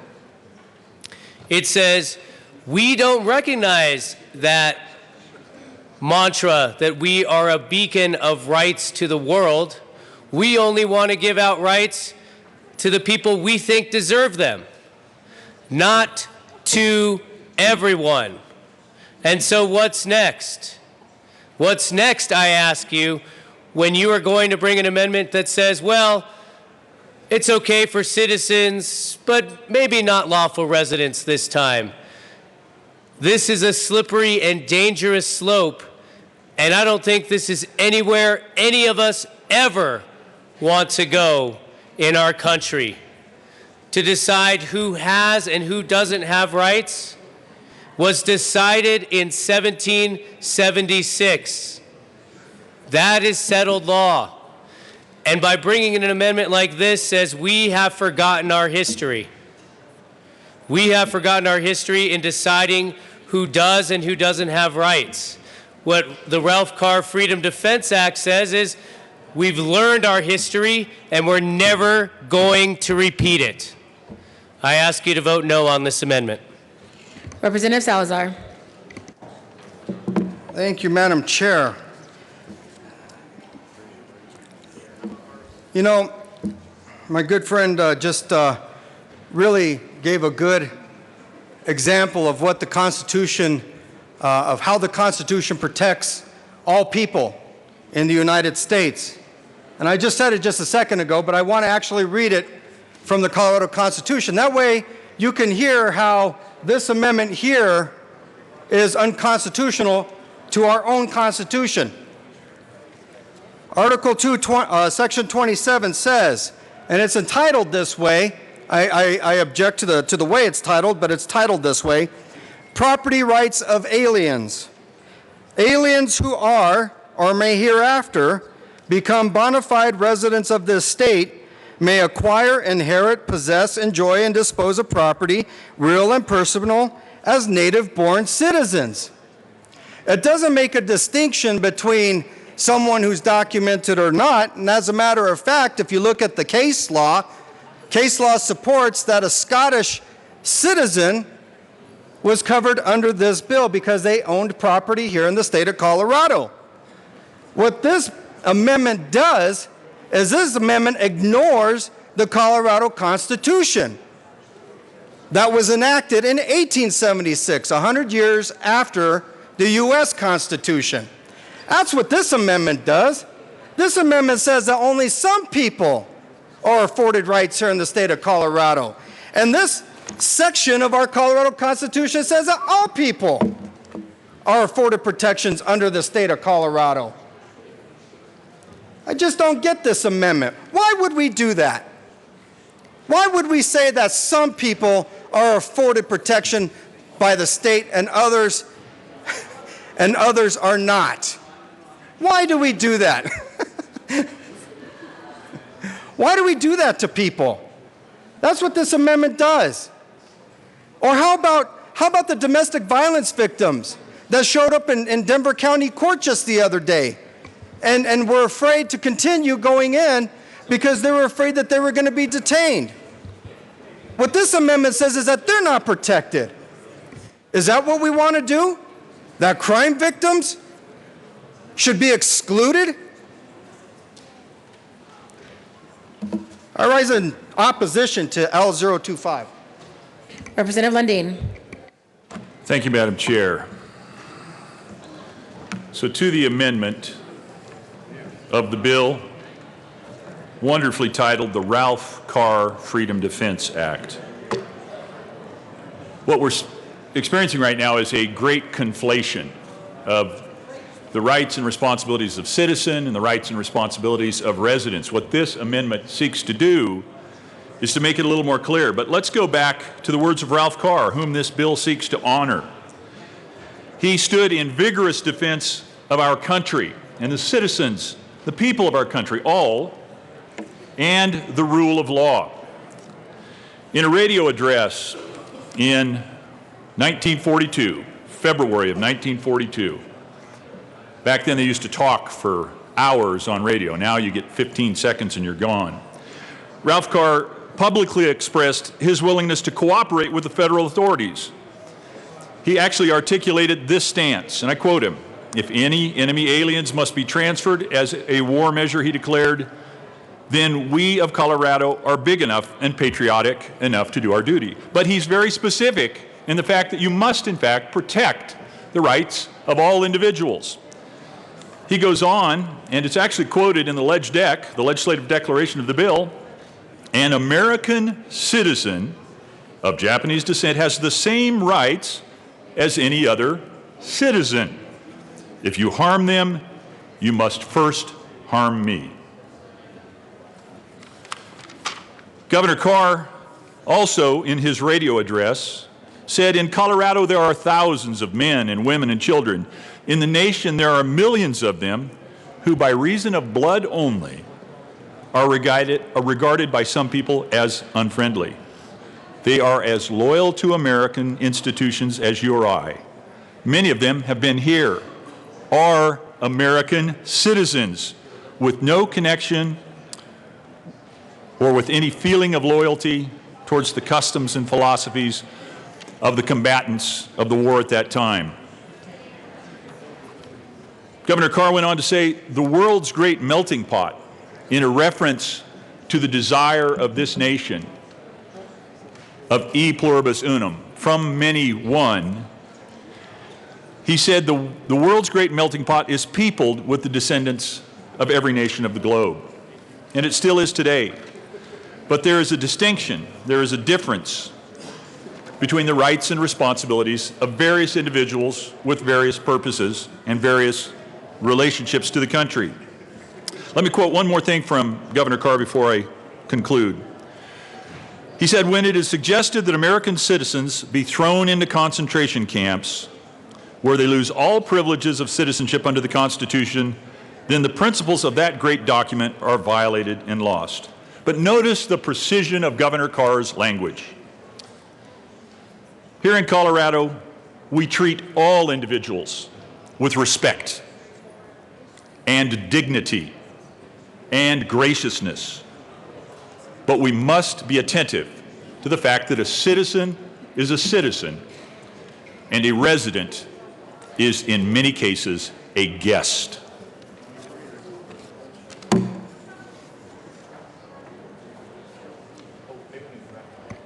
Seeing no further discussion, the question before Representative Carver. Thank you, Madam Chair. I want to just address one aspect of this debate at this point. There has been an argument that under current constitutional law, that somehow there is no protection for those in the country illegally, that there's no due process constitutional jurisprudence. That is simply not true. And respectfully to Representative Salazar, I cite the Filer case, which was a 1982 case, Supreme Court, still good law, which looked at a Texas statute as far as funding of education for children of those in the country illegally. As part of that case, the court clearly said, which was already established case law, the Due Process Clause says that persons shall not be denied life, liberty, or property without due process of law. The court clearly and emphatically said persons include those in the country illegally. So the Due Process Clause, the Equal Protection Clause, under established case law, do set out what those rights are. It is not as much as citizens. There is a different status which the court recognizes. And respectfully to Representative Salazar and Representative Escar, my belief is 2030 is completely unnecessary. We have a well-established system of checks and balances, constitutional law, dealing with every aspect that you have referenced in your bill, that provides that due process, that provides a way to challenge what I do as a state elected official, what we do as a state legislature, what Congress does, and yes, what the President of the United States does. We as elected officials are bound not to encroach on rights enshrined in our Constitution, developed under our constitutional jurisprudence. And it doesn't matter what party we are and what time in history we are. So, respectfully, I believe 2030 is unnecessary. I believe it doesn't recognize the system that we already have in place. And so I would simply say that I think this amendment is completely consistent with that. There are different constitutional standards and protections for citizens versus those that do not have citizen status. Thank you. Representative Salazar. Thank you, Madam Chair. You know, what's really interesting is that in this chamber, we pass a lot of bills that have already been defined by the courts. In fact, we just passed one today, a freedom of speech bill. And we take those courts' decisions and we codify them into law. That way citizens are protected both statutorily and constitutionally. So what this bill does is no different than what a number of bills we've seen this session already does. We codify things. And that's what the Ralph Carr Freedom Defense Act does, is it codifies an awful lot of that case law to form an additional shield of protection around Coloradans. So I reject the notion that it's unnecessary because it's already in case law, because we could point to at least 3 or 4 bills that have passed this session that have already been defined by case law, but we codified in statute. The other part of it is that, you know, for the Fifth Amendment, or for the Fourth Amendment, illegal search and seizure, there is case law there that says that you cannot illegally seize someone who is undocumented without a warrant. You can't do that. They're afforded the same protections as a Colorado citizen, resident, or whatever you want to say. And that's what this bill does. This bill says that we're not going to engage in illegal, unconstitutional conduct. That's probably a really important thing, that the state of Colorado stands up and says that we're not going to engage in illegal and unconstitutional conduct. There's nothing wrong with a bill like that because it protects Coloradans. I still rise in opposition to Al-Zero. Oh, and by the way, one more thing. I love how sometimes we come down here to the well and we talk about liberty interests, but we completely forget that it's not just the U.S. Constitution that we're talking about, but we're talking about our Colorado Constitution too. And I have not heard yet any argument from any member of the chamber challenging Article 2, Section 27 about property rights. Not one. And probably up until today, many members of this chamber didn't even know it existed. It is to the bill. We're talking about citizens and lawful residents, or to the amendment. And maybe that's what they want us to forget, is that that amendment actually protects people and their property rights, whether they're resident or not. They got property rights, they're protected. That amendment violates the Colorado Constitution. Again, I rise in strong opposition. Representative Leonard. Thank you, Madam Chair. I would like to challenge, in the Colorado Constitution, this amendment is constitutional under Article 2, Section 27. It's been read for you once, but I'll read it again to clarify. Property Rights of Aliens is the title. Aliens who are or may hereafter become bona fide residents of this state may acquire, inherit, possess, enjoy, and dispose of property, real and personal, as native-born citizens. The key phrase there is aliens who are or may hereafter become bona fide residents.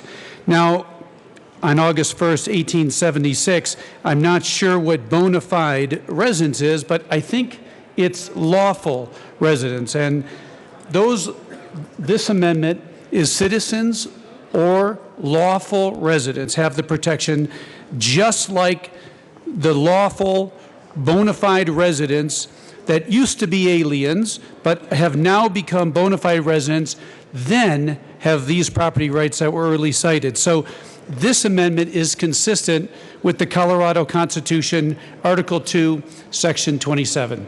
I'm in support of it. Thank you. Representative Lepsock. Thank you, Madam Chair. And members, when Representative Salazar, or excuse me, I'm not supposed to say names, when the representative from Thornton, my colleague, came to me with this bill, I read it and I decided that it was going to be really important for me not to pick my favorite freedoms. And it was going to be really important for me not to pick my favorite liberties, that I was going to read this with an open mind. And as I was reading this good bill, it reminded me of a couple years ago when my colleague from Dacono introduced a bill that had, and I'm glad my colleague from Thornton talked a little bit about the Fifth Amendment, but my colleague from Dacono introduced a bill that I helped my colleague pass out of the House. And that bill specifically said that the state of Colorado was not going to assist the federal government when the federal government is saying in the NDAA that they were going to incarcerate people and individuals forever without due process, indefinitely. Indefinite detention without due process. And I was stood shoulder to shoulder with my colleague from Dacono and said, we're going to pass this bill out of the House because it's protecting our federal Constitution and our rights. And so what I'm asking folks to do is read this bill thoughtfully. And I'm not going to impugn any motives. I'm just going to talk about my motives. I'm going to read this bill. And it's to the amendment. Thank you, Madam Chair. I'm going to read this bill and the amendment and make sure that I'm not choosing my favorite freedoms and I'm not choosing my favorite liberties, that we're going to honor all of them. And I'm going to be a no vote on the amendment and a yes on the bill. Representative Escar. Thank you, Madam Chair. And in regards to this amendment, Section 27 was read at the well. And I just want to talk about a few words that were kind of breezed over.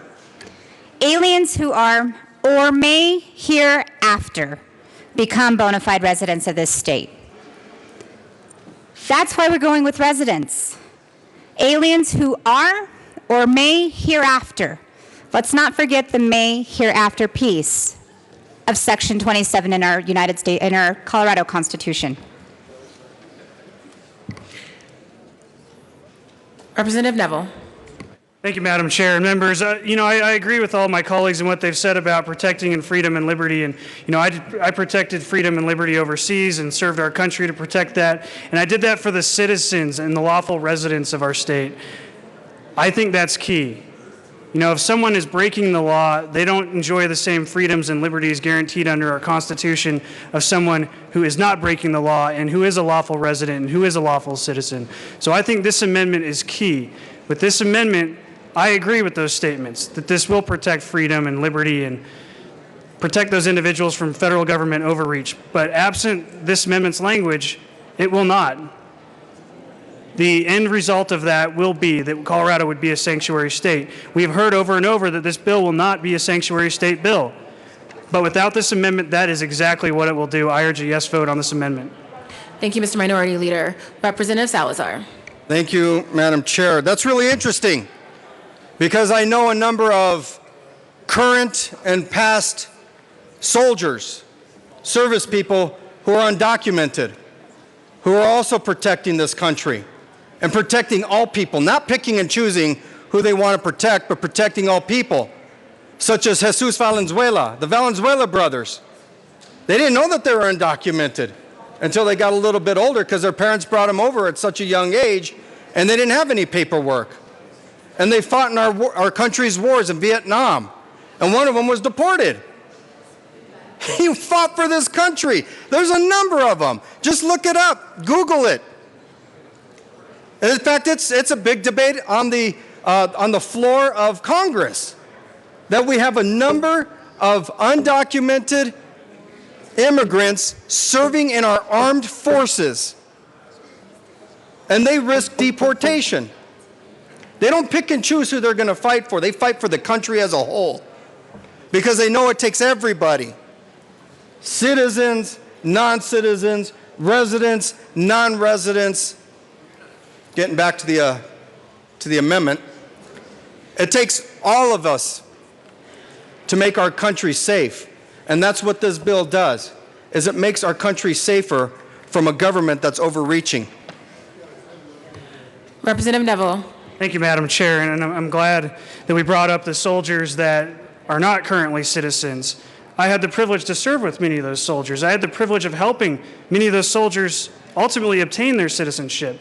And it was one of the most wonderful things that I ever had the privilege to do, to sit and witness a citizenship ceremony in Sadr City, Iraq. I mean, that was an amazing event for me.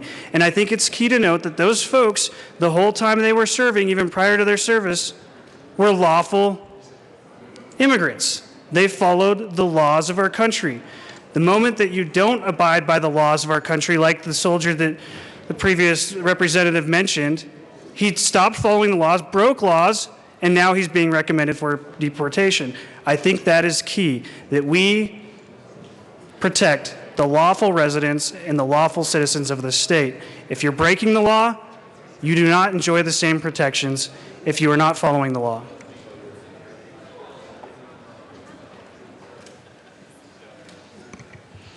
Representative Sane. Thank you, Madam Chair. In reference to this amendment, one of my colleagues brought up a bill that he co-sponsored with me, and thank you very much, my good colleague from the city of Thornton. Now, what that particular bill said was, An entity described in this paragraph subsection shall not assist in the indefinite military detention of any United States citizen pursuant to Section 1021 or 1022 of the Federal National Defense Authorization Act for fiscal year 2012. As amended, or any successor provision that authorizes indefinite military detention for United States citizens. Now, this amendment is actually extending that to lawful residents as well, just to make sure, because a nation without borders is no longer a nation. It's just a nation that's been conquered by another nation. A state without borders cannot protect its citizens, and they cannot protect their citizens against the federal government either. I want to make sure we make that distinction. You cannot protect against federal overreach if you're not willing to enforce your own laws. Representative Cabarrus. Thank you, Madam Chair. I would suggest that the reason why the language of illegal immigrant or undocumented worker has been changed just because of that. The word illegal, just because we changed it to undocumented, does not change the status of what that is. If I break the law and do something illegally, I must pay the price for that. If people were following the law in the first place, we wouldn't have wasted the last 2 hours on this. Thank you. Representative Williams. Seeing no further discussion on Amendment L025, the question before us is the adoption of Amendment L025. All those in favor say aye. Aye. Opposed, no? No. The amendment is lost.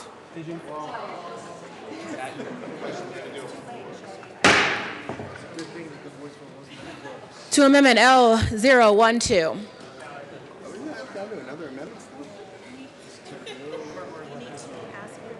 Representative Sane. Thank you, Madam Chair. I would like to move L007 asked to be properly displayed. We're on L012. Oh, we're still on. We're on Amendment L012. Never mind, I'm sorry. I thought we were. I withdraw my motion. The motion has been withdrawn. Members, the question before us is the adoption of Amendment L012. Seeing no further discussion, the question before us is the adoption of Amendment L012. All those in favor, aye? Aye. All those opposed, no? No! Amendment L012 is lost. To the bill. Representative Lewis. Thank you, Madam Chair. I offer an amendment, L016, to be displayed on the screen.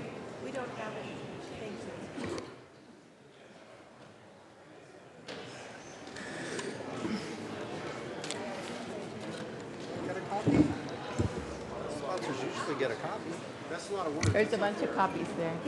Amendment L016 is properly before us. Please proceed, Representative Lewis. Thank you. Today is Ag Day, so today we are bringing an amendment to this bill. And the range allotment owners are the grazers of our federal lands here in Colorado.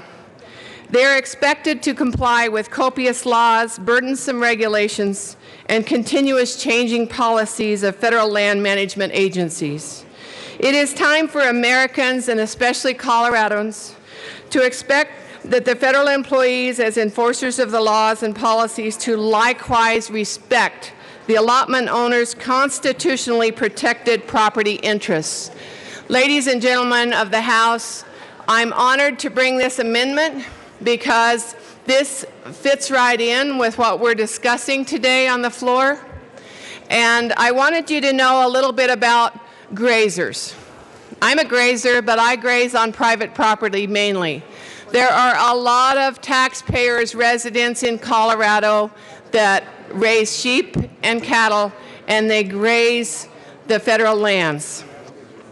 It is viable for agriculture and viable for the economy of Colorado for these people to stay in business. 2 weeks ago, there were ag grazers, some of these allotment owners in Parachute, Colorado, that were told they were going to be cut their grazing by 50%. You don't have to Google much on your computer to find out about the Hage family, the Bundy family, the Hammonds, the son and the father that are in prison for 5 years for what happened to them. Ladies and gentlemen, it's time for us here in Colorado to stick up for agriculture. Right now, this week, there are about 10 women from eastern Colorado, my district, that are in Washington, D.C., talking about grazing allotments and this very, very issue that's so important. You see, the health of our federal lands is so important because it helps keep down fire danger. The cloven-hooved animals, such as cattle or sheep, help to break down the carbon aspect of the forage, and it helps make our land healthier. These cattle producers and sheep producers also help keep our small communities alive. Down in my part of Colorado is the Comanche National Grasslands. And in the Kim community alone, there are probably 30 different families that are able to graze some of the Comanche National Grasslands. They don't graze it full year round. They have to comply by the rules. But yet they're there, and it helps to keep them there by their ability to graze their livestock. Ladies and gentlemen, I'm so proud today to bring this amendment to you. This is something that has been brewing for years. And finally now there is a representative from Eastern Plains who understands the issue, understands the importance, the private property rights that these people have in Colorado, the water rights, the grazing rights, the ability to share the federal government with the other people of Colorado. I urge you all to vote yes on this amendment, and thank you. Representative Escar. Thank you, Madam Chair, and Representative Lewis. With as much respect as possible for the ag industry, I ask for a title ruling on L016 to this bill. The committee will stand in a brief recess to discuss whether the amendment fits under the title.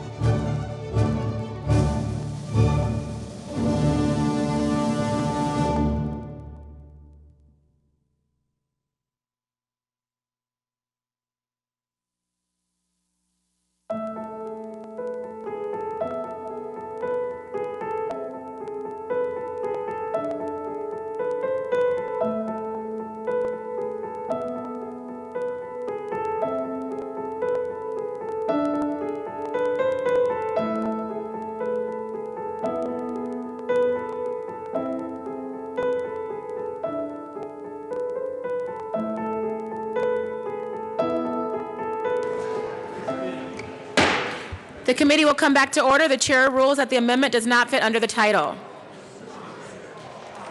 To the bill.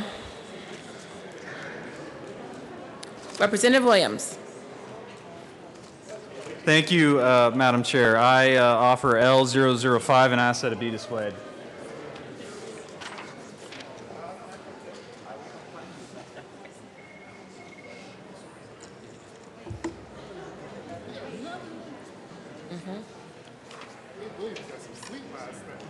Do you have them? Sorry. You got to give her the packet. I'll get it to you. Here you go.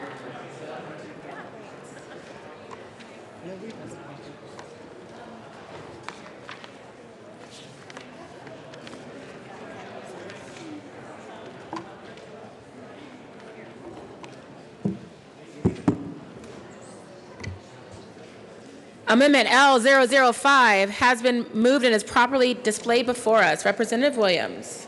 Thank you, Madam Chair. What this amendment would do is, I believe it's in the spirit within this bill. What it would do is it would allow people who, as their status as marijuana users, consumers, or producers, from being put on a registry from the federal government.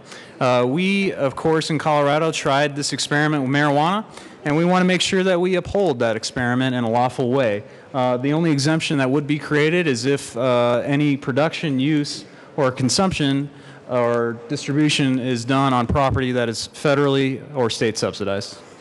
I ask for an aye vote on the amendment. Representative Escar. Thank you, Madam Chair. I once again ask for a title ruling for Amendment L005.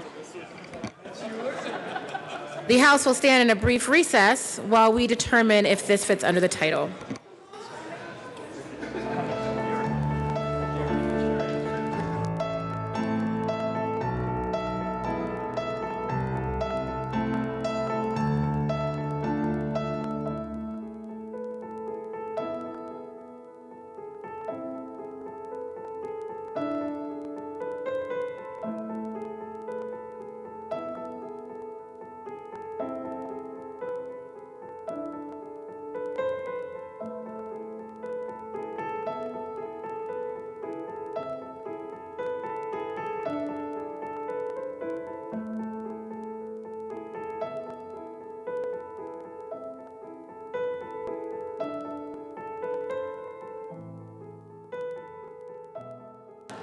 The committee will come back to order. The chair rules that the amendment does not fit under the title. To the bill. Representative Lundin. Thank you, Madam Chair. I have an amendment. We'll have it at the desk here in second. Thank you. Madam Chair, I move L002 to the bill and ask that it be properly, sharply focused in its display.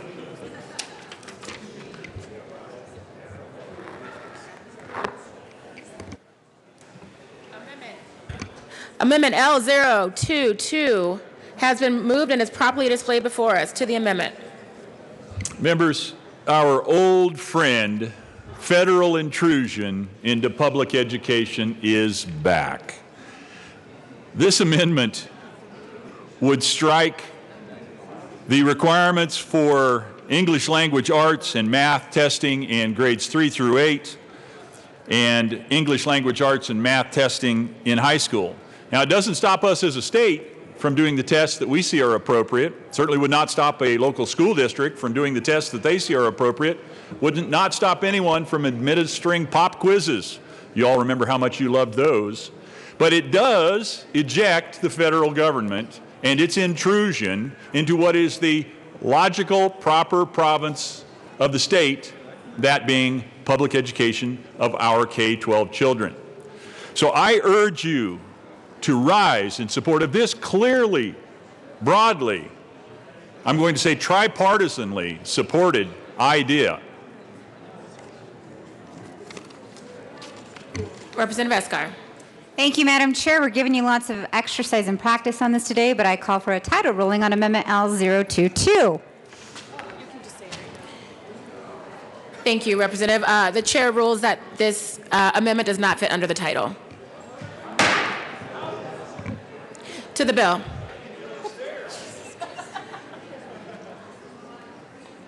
Seeing no further Representative Willett.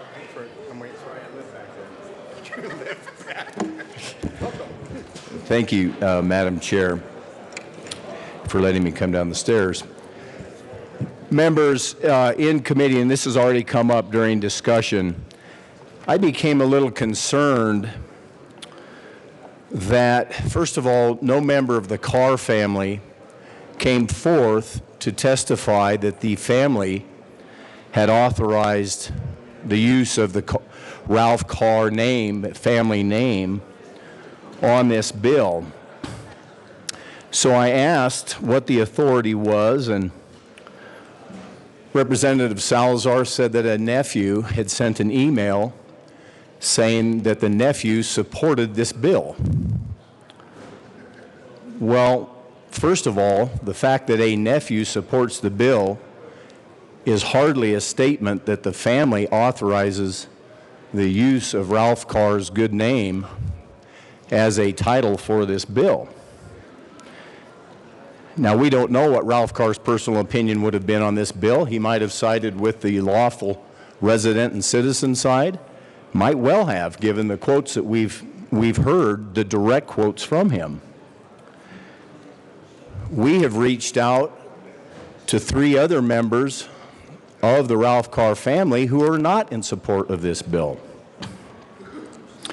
So, members, as a body, I think it's rather important that we carefully consider the use of someone's name on a bill and misappropriating it possibly.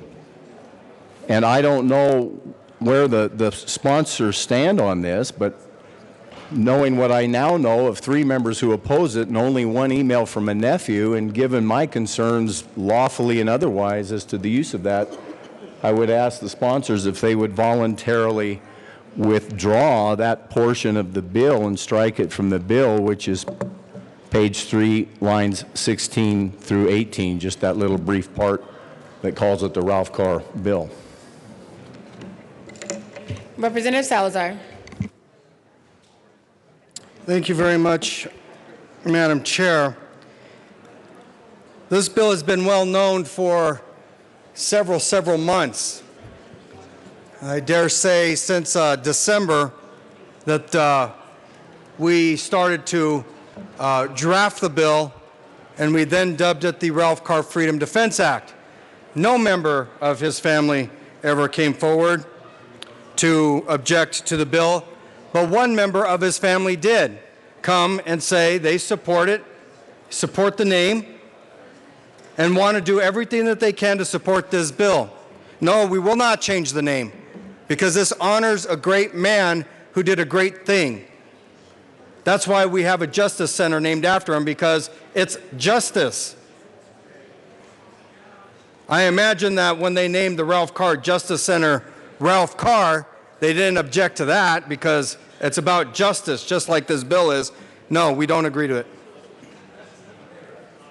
Representative Willett.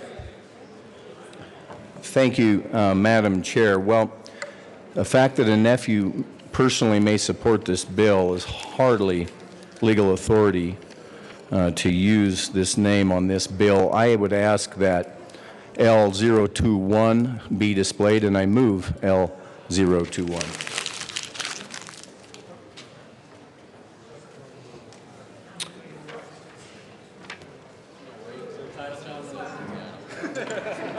Amendment L021 has been properly moved and is displayed before us. Representative Willett. Thank you, Madam Chair. And again, I already mentioned this, but all this does is strikes 3 lines from the bill. You'll see it on page 3, which read,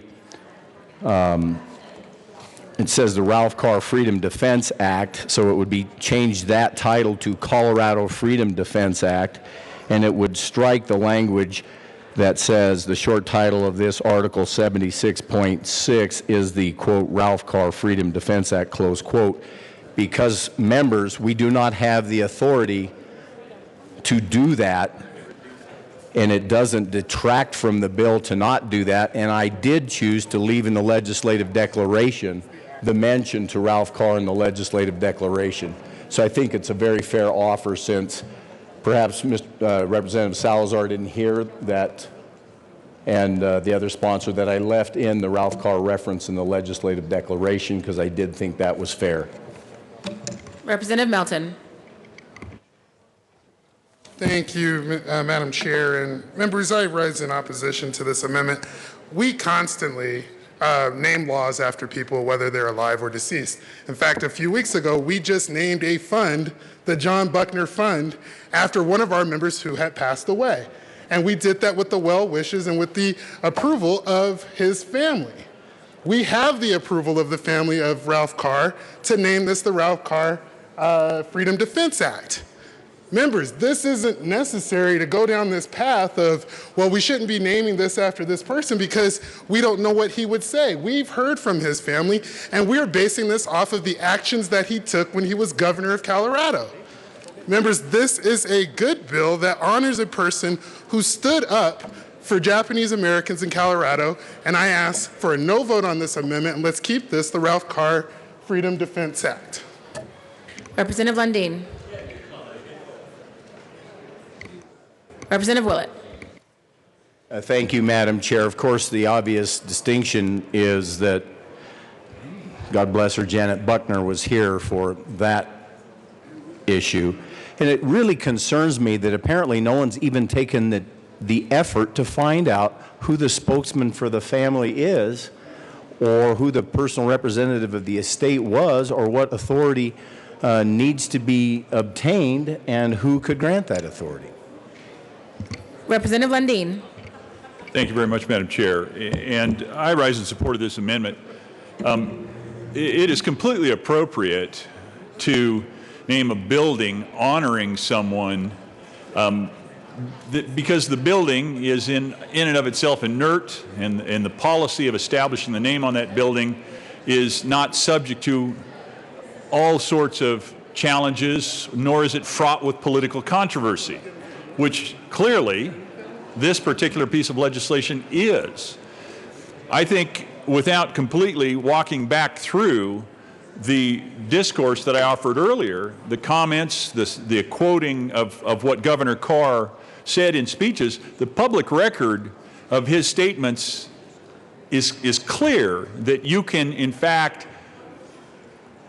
argue that he would have, had he been here today, he would have argued potentially in opposition to this. So I think with that question lingering over this piece of legislation, this amendment is more than fair. It gets to the agnostic, I'll say, or certainly the clear interpretation of the intention of the bill without calling into question something that has not been proven to be properly associated with this bill, and that is the legacy, the estate, the name of Governor Ralph Carr. Representative Melton. Thank you, Madam Chair. And members, we've heard from the family. We've heard from his nephew, and no one else in his family has opposed the naming of this bill after him. And I don't know if we actually had to ask for permission before we named an entire building across the street after him. I don't know if every single Ronald Reagan highway had Nancy Reagan's blessing on it. So to sit here and say that we need to have the blessing of the family, which already happened because they already came out and said that they're in support of naming this act after him, doesn't make sense. This amendment doesn't make sense. Members, I ask for a no vote. Representative Willett. Thank you again, Madam Chair. Members, just so that you understand, all we have is an email from a nephew who says he supports the bill. That's hardly saying there's authority from the family to name the bill after Ralph Carr. Furthermore, we have 2 uncles and 2 grandsons who've reached out to us and says they oppose the bill and the naming.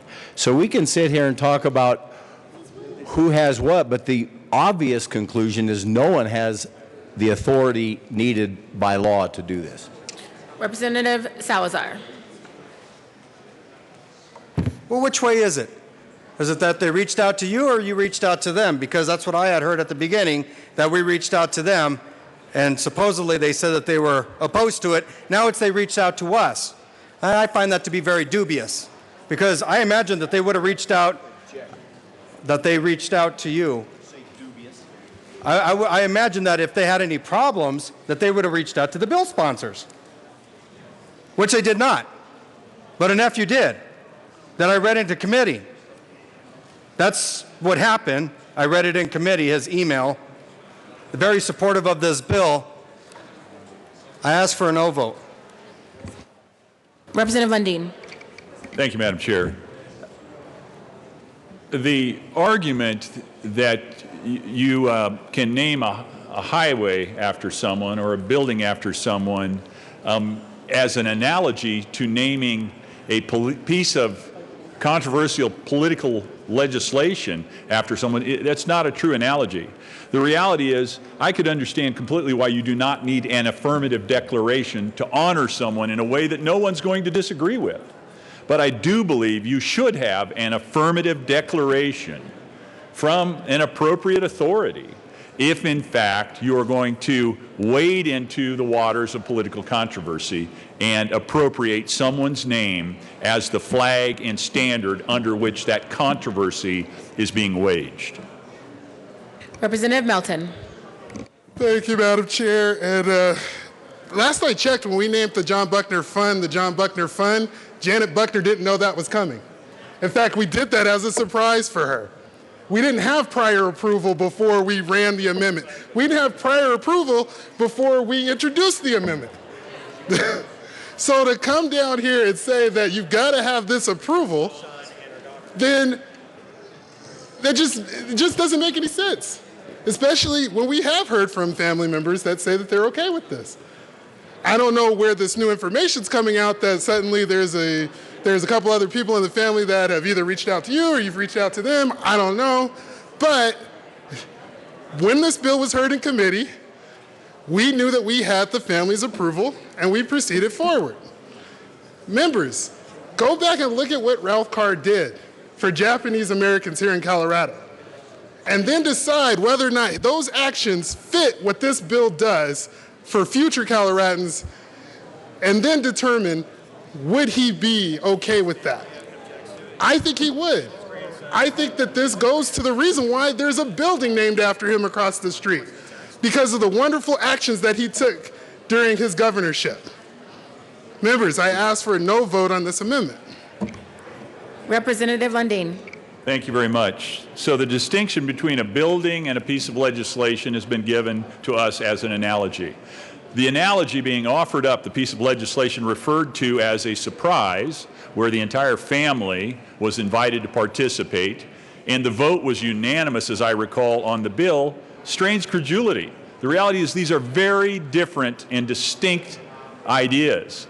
This particular piece does not have the family engaged in the process broadly or in a public way. And quite frankly, the controversy is clear in the fact that we've been 2 hours now in debate, vigorous debate, on this piece of legislation. Representative Liston. Thank you, Madam Chairman. Well, Representative Salazar, I wasn't at your committee hearing, but seems like all of this could just be solved with telling us who the name of the family member is. It shouldn't be a secret. Larry Griffith. How do we know that that is a family member? So, I would like to have further proof than just throwing out somebody's name.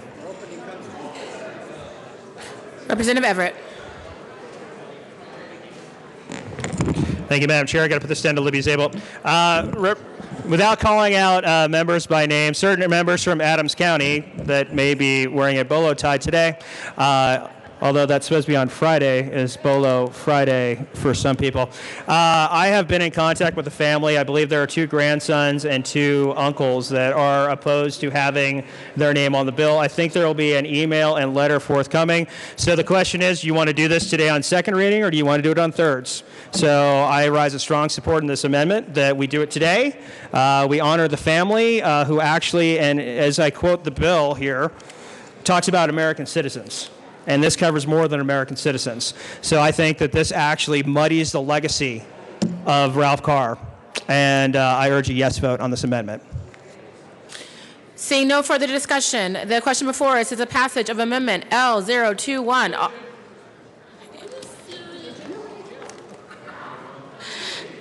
A division has been requested. All those in the chamber not entitled to vote, please be seated.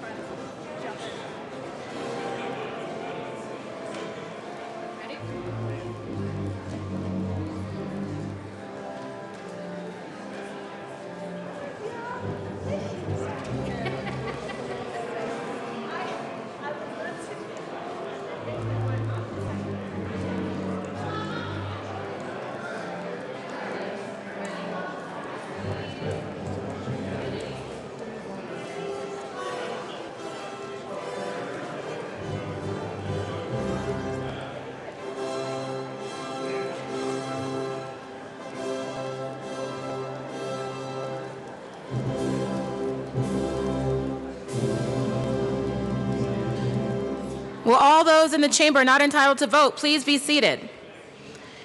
All those in favor of Amendment L021, please stand and remain standing in one place until the count is taken.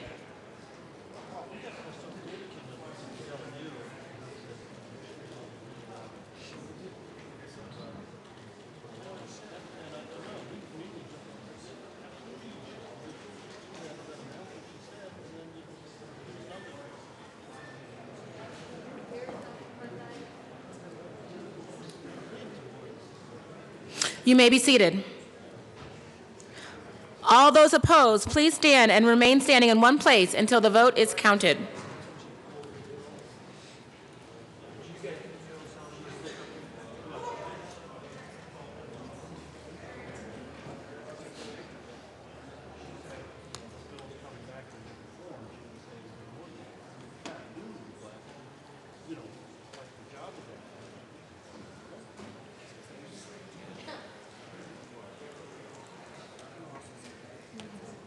More than 33 have arisen. The amendment fails. To the bill. Representative Williams. Thank you, Madam Chair. I, yet again, have another amendment that I'd like to offer. I move L009 and ask it to be properly displayed.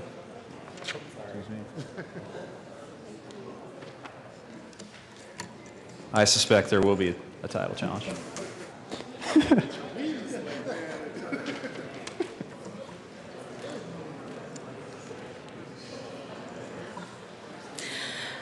Amendment L009 has been moved and is properly displayed before us. Thank you. Representative Williams. Thank you, Madam Chair. Again, this goes to the inherent status of a job seeker or an employee. And I think it would be incumbent upon this body to make sure that the federal government doesn't overreach and intrude on people's ability to work freely without having to pay a mandatory fee as a condition of employment. I ask for an aye vote on this amendment. Representative Escar. Thank you, Madam Chair. Once again, I would ask for a title ruling on Amendment L009. Thank you, Representative Escar.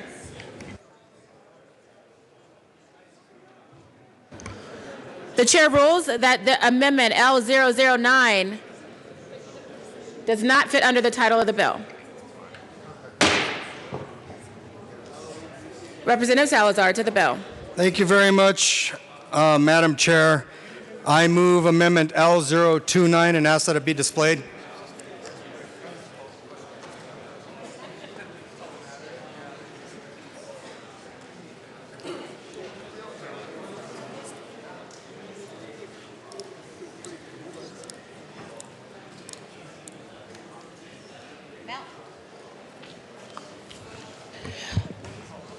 Amendment L029 has been moved and is properly displayed before us. Representative Salazar. Thank you very much, Madam Chair. As you'll see, we've had a number of amendments here just raising all sorts of issues about status, so we figured, well, we might as well address those issues and define it. And so that's what Amendment L029 does, is it says, any federal agency to divulge an inherent characteristic as defined in subsection 1B, and then inherent characteristic means the race, ethnicity, national origin, immigration status, or religious affiliation of a Colorado resident. Representative Williams. Thank you, Madam Chair. I move L032 as a substitute amendment and ask that it be properly displayed.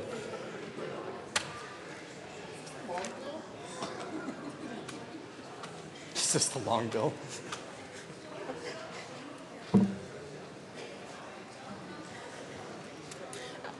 Amendment L032 has been moved and is properly displayed before us. Representative Williams. Thank you, Madam Chair. We had a lot of talk today about who we should be protecting, and of course, there's been a lot of arguments about, well, we need to protect everyone. Well, this truly does protect everyone that we are obligated to protect, and to which we do need to be protecting, which is any United States citizen or legal resident. And so this speaks to the status of everyone who is legally authorized to be in this country or who is an American citizen. So I ask for a yes vote on this bill.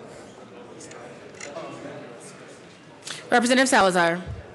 I ask for a no vote on L032. Representative Sane. Thank you, Madam Chair. May I ask the good representative who's the sponsor of this bill to explain his no vote on this amendment? Seeing no further discussion, the question before us is the adoption of Amendment L032. All those in favor say aye. Aye. All those opposed, no? No. The noes have it. To the bill. To Amendment L029. Seeing no further discussion, the question before us is the adoption of Amendment L029. All those in favor, aye? Aye. All those opposed, no? No. Amendment L029 passes. To the bill.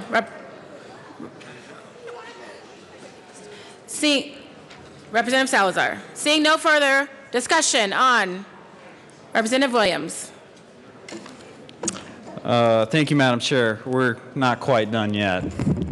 I move L019 and ask that it be properly displayed.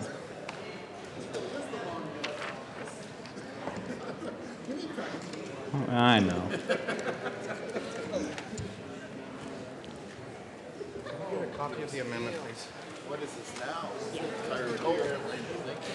I do ask that it be read at length, Madam Chair. Amendment L019 has been moved and is properly displayed before us. Mr. Randall, please read the amendment at length.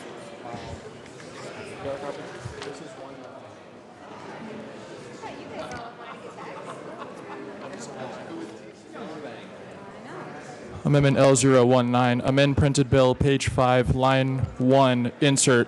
Notwithstanding the protections of the Colorado Governmental Immunity Act, a person who claims that he or she is a victim of a crime committed by an illegal alien as a result of the state or a political subdivision of the state complying with this section and claims that he or she suffered a personal injury or injury to real or personal property as a result of that crime is standing to file an action for and is entitled to compensatory damages against the elected officials of the General Assembly who are responsible for creating this section.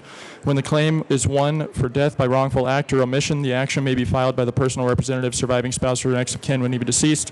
Notwithstanding the protections of the Colorado Governmental Immunity Act, all elected officials who are responsible for creating this section are individually liable for damages on account of an injury to a person or property as a result of a criminal activity of an illegal alien if the person who engaged in the criminal activity is determined by to be an illegal alien as legally defined by federal immigration immigration law. The person is convicted of the crime that caused the injury to a person or property, and the criminal activity is a proximate cause of the injury to the person. Representative Williams. Thank you. That's all I think that's needed, Madam Chair. I would move an yes vote on this amendment. Basically what it does is that if this bill passes and it becomes law and somehow harm is done to the citizens and legal residents that we're supposed to represent and serve, then that means that those victims can go ahead and hold us liable for the act that we may pass here today. So I ask for an aye vote on this. Madam Speaker. Thank you, Madam Chair, and I would like to raise a procedural challenge. I don't think that this fits under the title. The House will stand in a brief recess to discuss if this fits under the title.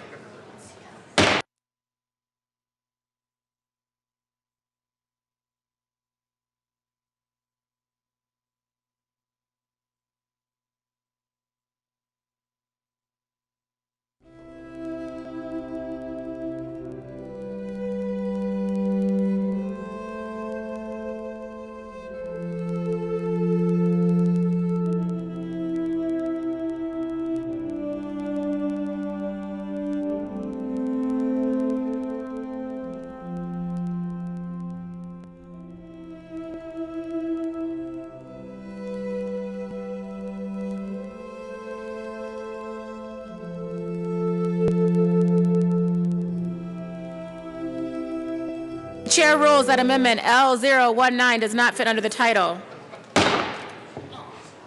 To Amendment L029, or to the bill. Representative Williams. Thank you, Madam Chair. There's no more amendments for me anyway, so don't worry. Thank you, members. I obviously rise in opposition to this bill. This bill in no way honors Ralph Carr or his legacy. Just to be very clear, Ralph Carr rightly stood up to a Democrat president who unconstitutionally detained American citizens. This bill doesn't protect Americans. It willfully places Americans and other legal residents in harm's way. The bill on page 4 clearly makes Colorado into a sanctuary state. This bill will cause Colorado to be a safe harbor for dangerous illegal aliens. And it is reckless for this General Assembly to create an environment that endangers the public, violates the rule of law, and allows criminals to run loose in our streets. Just within the past few days, the nation has been gripped with heartache and sorrow for the rape of a high school student in Maryland. She was raped by 2 criminal aliens, one of which was reported to have an ICE detainer placed against him. The crime took place in a sanctuary county in Maryland where law enforcement is barred from cooperating with federal immigration authorities. If we pass this bill into law, then Colorado will sadly experience an increase in these types of violent crimes. Colorado already has cities and counties that are sanctuaries for illegal aliens, and we can see the devastation of these policies firsthand. Sim Cruz was murdered by an illegal alien right here in Denver at an RTD station. And to add insult to injury, the illegal alien had been in custody and had an ICE detainer issued against him well before this preventable death took place.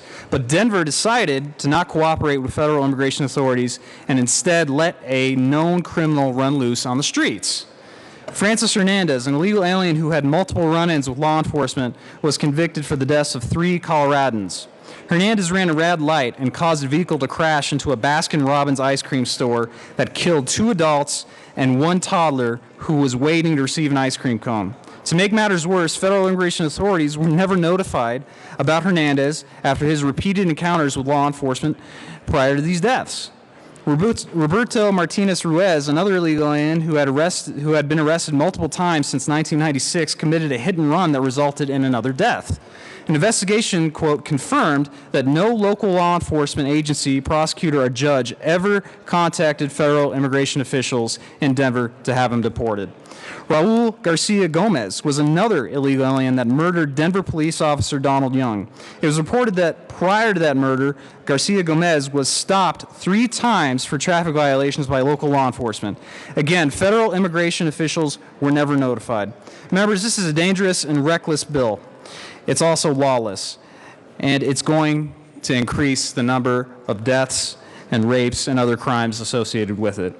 Often the taxpayers and victims dealing with this tragedy and horror of sanctuary city policies They're the ones that have to deal with it while lawless politicians and illegal aliens that they protect get to walk away and not be held accountable. Shame on this body if the majority continues to enact policies like this. I urge a no vote on this bill. Representative Van Winkle.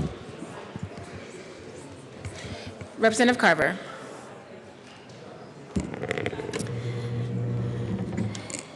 Thank you, Madam Chair.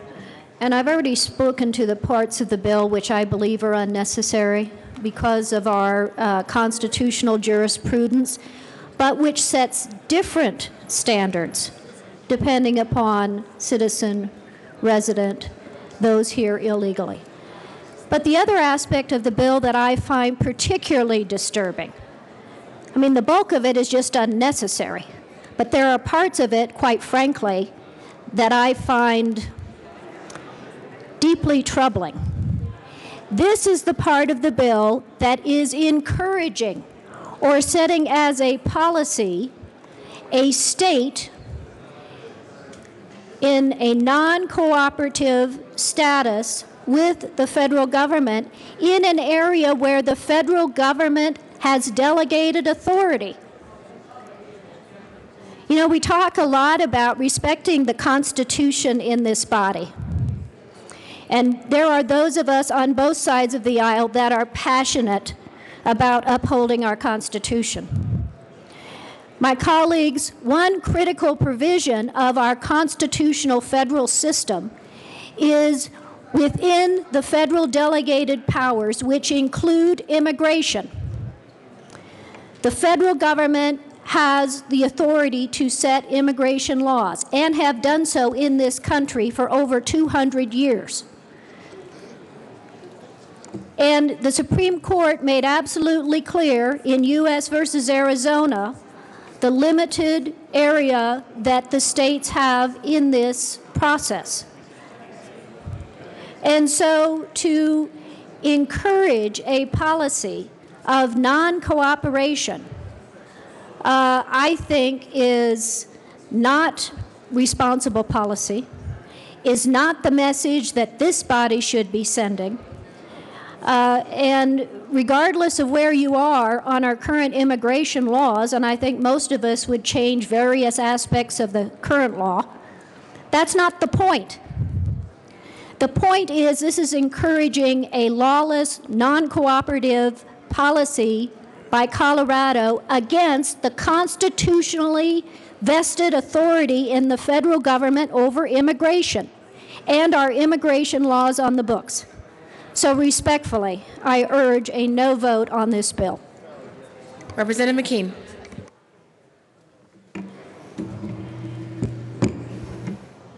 I brought an image that I'd like to be displayed. Can we get that up? I do have permission. Thank you for asking me. And thank you, Madam Chair, for recognizing me. Representative McKean. In 1989, I moved to New Mexico, and I started working at an airport there. It's kind of funny because it was a tiny little airport, but it was the Las Cruces International Airport. And that airport marketed flight training to Scandinavian students. And literally, that's who was there. Danish folk, Finnish, Swedish, Norwegian, young men and women who came over here to learn how to fly. They all came over on J-1 visas. So if you hear me talk about H-1 visas, J-1, K-1 visas, you might understand that to have been in the world of immigration, those are all familiar terms. And you'll understand exactly what those all mean. Student visas, fiancé visas, specialty worker visas, visas where people come over who are sponsored by an employer for a very special type of task or skill. I met a young lady in New Mexico almost 27 years ago, actually 27 years ago now. She asked me out, which I think is important to just clarify right now. Oh, this is to the bill. Absolutely. Because immigrants have rights too, right? So 27 years ago, we started this little journey. About 6 months after started dating my wife, we decided that, you know what, this is the love of my life. We ought to do something about this. Proposed to this girl. At the time, she was in Norway, so she came back into the United States legally. We got engaged. September 30th that year, we got married.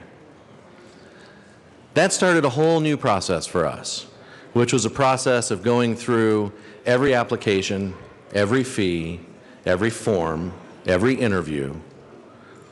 And we took our time. We didn't hire an immigration lawyer. We took our time to understand what the process meant. We took our time to understand that not only is there a process, but if you check every box, if you write every check, if you go to every interview, the process is there to be used. We did not ask, at the time we were in Texas, we didn't ask for a Texas system of immigration. We availed ourselves of the United States Immigration Service. So in 1990, my wife got her work visa. Actually, in 1991. If you'll look up here, you'll notice the date down toward the bottom of that, September 26, 2003. Because that, as you've heard me say in committee and in this chamber before, is when she decided to become an American. It didn't mean that she was a Coloradan, even though the interviews we went to for this were in Denver instead of in Washington, D.C. It didn't mean that she was going back to Texas and therefore a Texan immigrant. She decided to become an American. I look up here in the gallery and I see people who, by all appearances, you couldn't tell if they're citizens, you couldn't tell what their immigration status is, you couldn't tell if they are a certain religion, can't tell many of their ethnicities, because we don't care.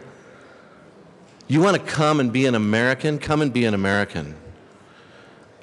My ancestors came here in the late 1600s. Doesn't make me any better or worse than my wife who came here a few years ago. When we come to a bill like this and we start to say, you know what, we're worried about something. We're worried about something. I take a lot of notes. So when I listen to debate, I sit there and I make notes. One of the items that I heard was my esteemed colleague who is sponsoring this bill said, we need protection from a government that is overreaching. So we have these three branches of government. Our three branches of government include the judicial branch, which has currently told our current administration that some of the things they want to do are not allowed. So I would take a little bit of exception to the idea that this government is overreaching. And I would also take an exception to creating a bill that devalues the immigration of my wife. The idea that we say, you know what, we're never going to worry about your immigration status.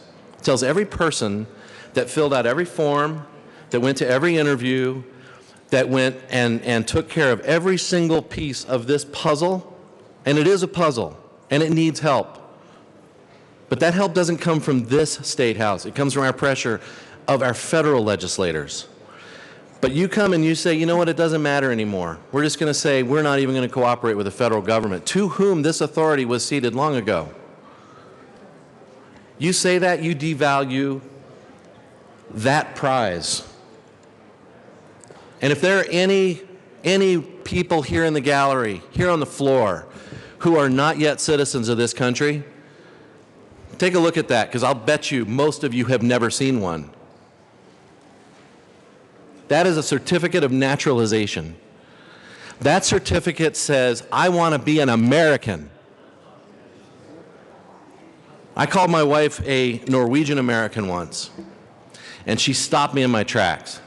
And she said, I am an American from Norway. Consider what it is that you say in voting for this bill. If you value immigration, if you value the rule of law, you can't play picky-choosy. You can't play picky-choosy with, we're not going to talk about this status, we're not going to talk about that status, we don't like what the federal government might do. Do not operate out of fear. Do not vote out of fear for something you do not yet know. I urge a no vote on this bill. Seeing no further discussion, the question before us is the Representative Humphrey. Thank you, Madam Chair. And members, I move L028 and ask to be properly displayed.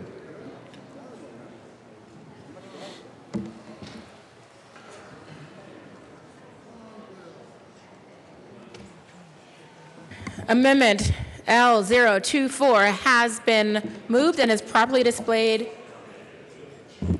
Thank you, Madam Chair. This amendment adds due process. One second, not quite properly displayed before us. I've got L024. It's 28. Thank you. Amendment L028 has been moved and is properly displayed before us. Please proceed. Thank you, Madam Chair. Members, this adds 2 words, due process, page 4, line 16, so that we're adding that with regard to citizens or legal residents in the state of Colorado.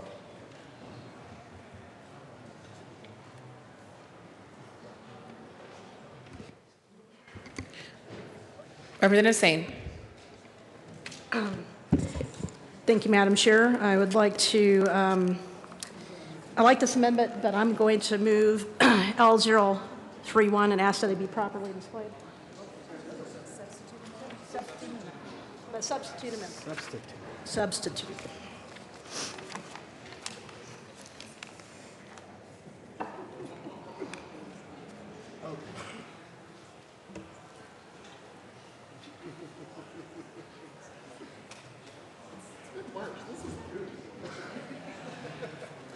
Amendment L031 has been moved and is properly displayed before you. Please proceed.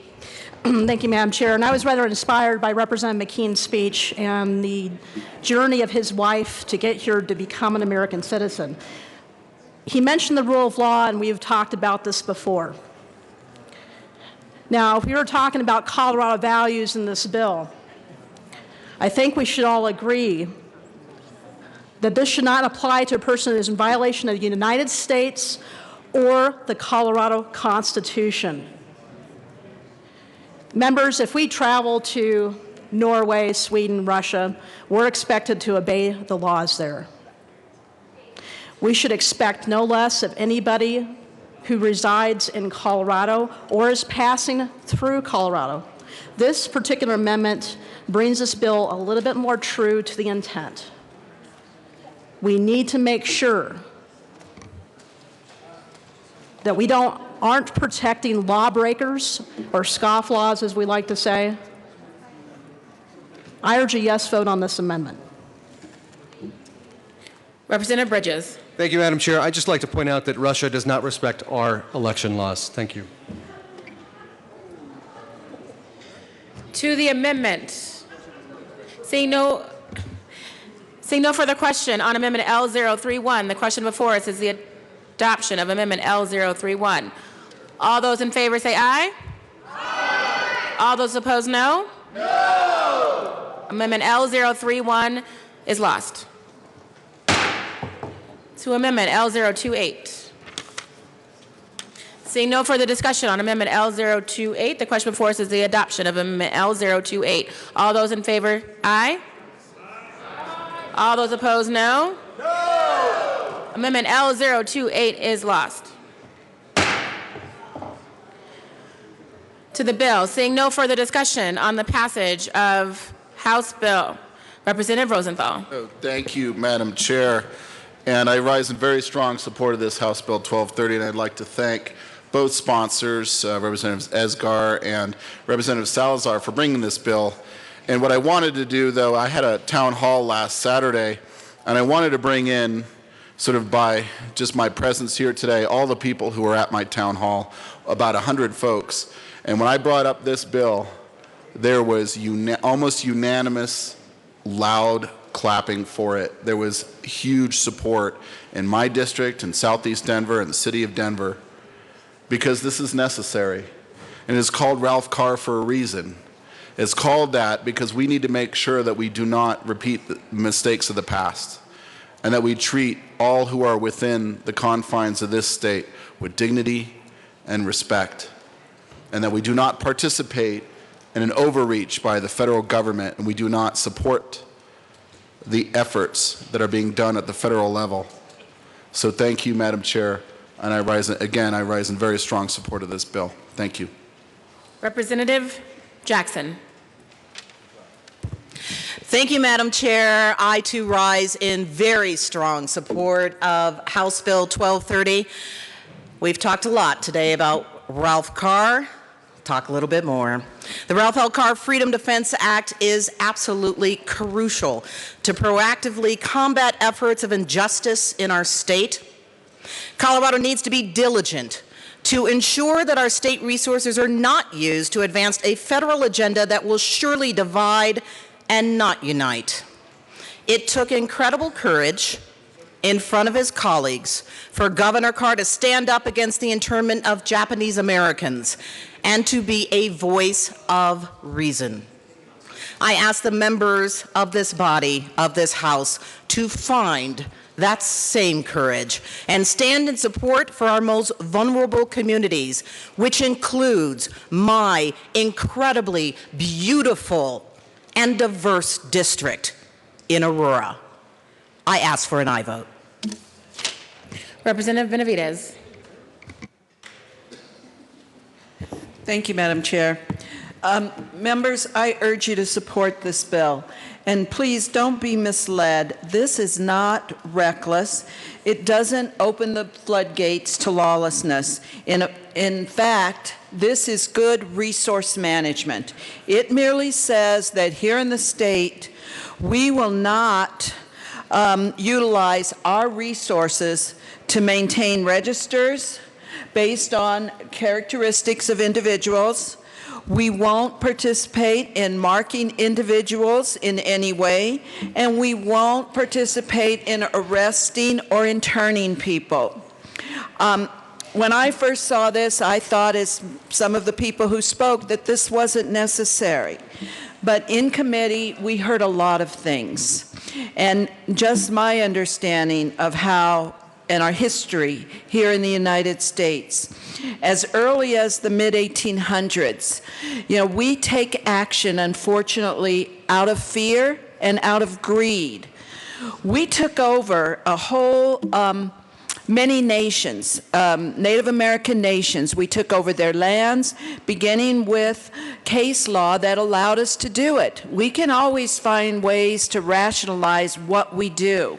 We continued to do that, even to the point of misappropriating the lands of Indians.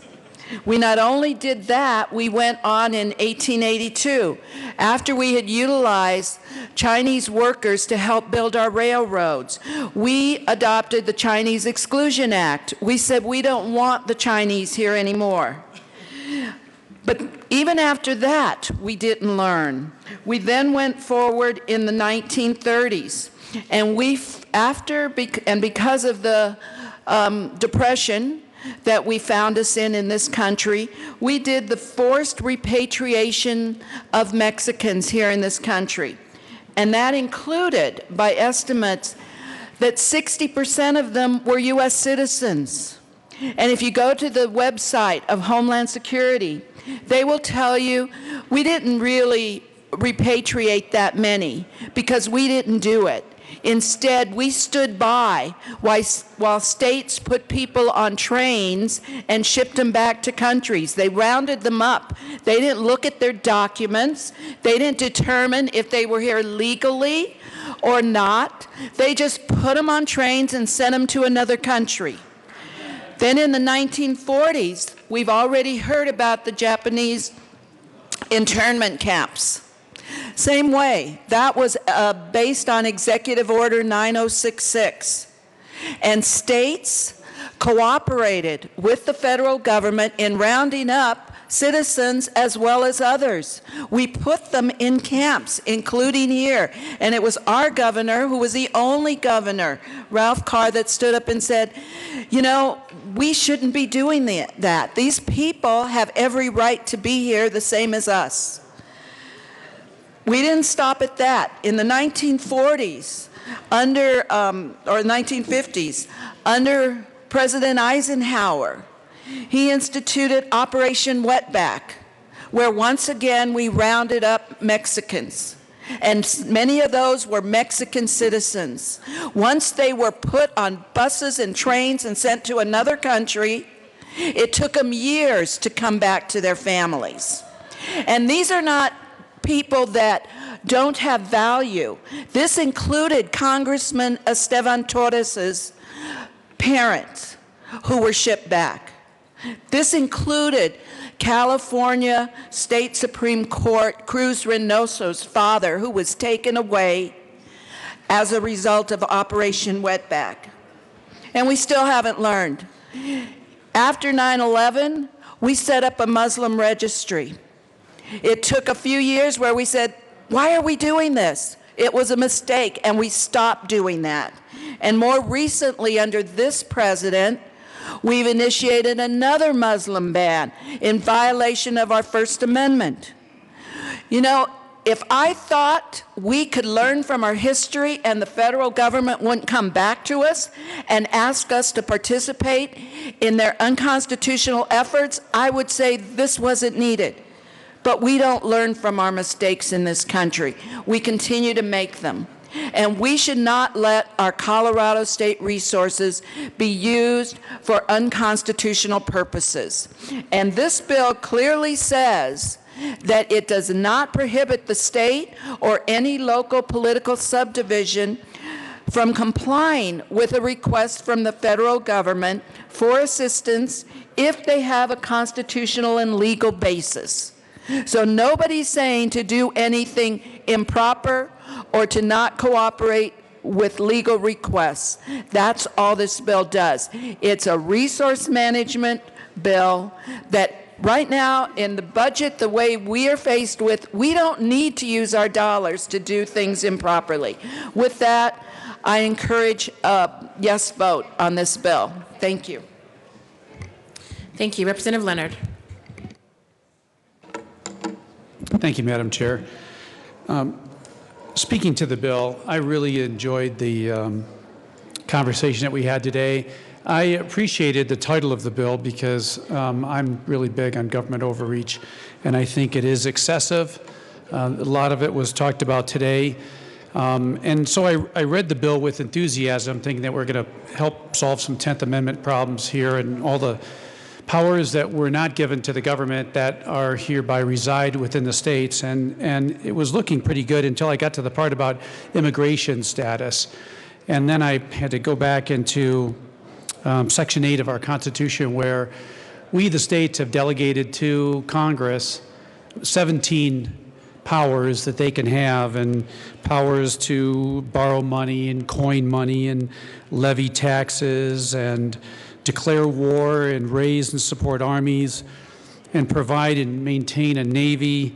And then I read that one about and to establish a uniform rule of naturalization. And so knowing that we, the states, gave to the federal government, the Congress, the power to establish a uniform rule of naturalization, and we saw the naturalization certificates there that do come from the United States of America. And then I saw how that was inconsistent with the language of this bill that had to do with immigration status is going to be off the books and not have the Coloradans be able to abide by that. That's when I knew that this had a different intent than really enforcing the 10th Amendment and the overreach of government. And so for that, I'm not in support of this bill, and I would hope that and encourage the discussion that we can have about the overreach of the federal government into our states, because inside those 17 different powers, we don't see the Department of Education or the Department of Energy or the Department of Environmental Protection. There's a lot of things that the federal government overreaches on, but immigration status and naturalization is not one of them, so that's why I rise in opposition to this bill. Thank you. Representative Van Winkle. Thank you, Madam Chair. Members, it was briefly mentioned before, but I don't think a lot of people heard it, and it's very important. Tim Cruz was murdered just weeks ago by an illegal immigrant. He had been in the custody of Denver police, and he had been flagged by the feds as a violent criminal well before the preventable death of Mr. Tim Cruz took place. But Denver decided not to cooperate with federal immigration authorities when they said, please hold on to him for another hour. They let him go and instead let the criminal run loose on the streets, and we all know what happened because we all here shed tears when the family came to the house and we mourned with them and we prayed with them. It was a preventable death, and the spirit of this law will further lead to more deaths. Thank you, Madam Chair. Representative Covarrubias. Thank you, Madam Chair. We keep hearing about how things went down with the Japanese people. For anybody that has never been in the heat of combat, when the Japanese attacked Pearl Harbor and all of that was going on, there's no time to ask questions and find out who's a citizen and who's not. You don't have that moment in time. You need to regroup. It's easy to sit up here and say this stuff now. But if you're in that moment, it looks a lot different than being able to be in a nice suit and tie. I hear people saying that we need to respect other people's rights, and I agree with that. But what about them respecting our rights and our country and our laws? Because I'm not hearing that up here. We're talking about injustice. What about injustice to the American people, to the American citizens, and the people that have done what it takes to become an American citizen?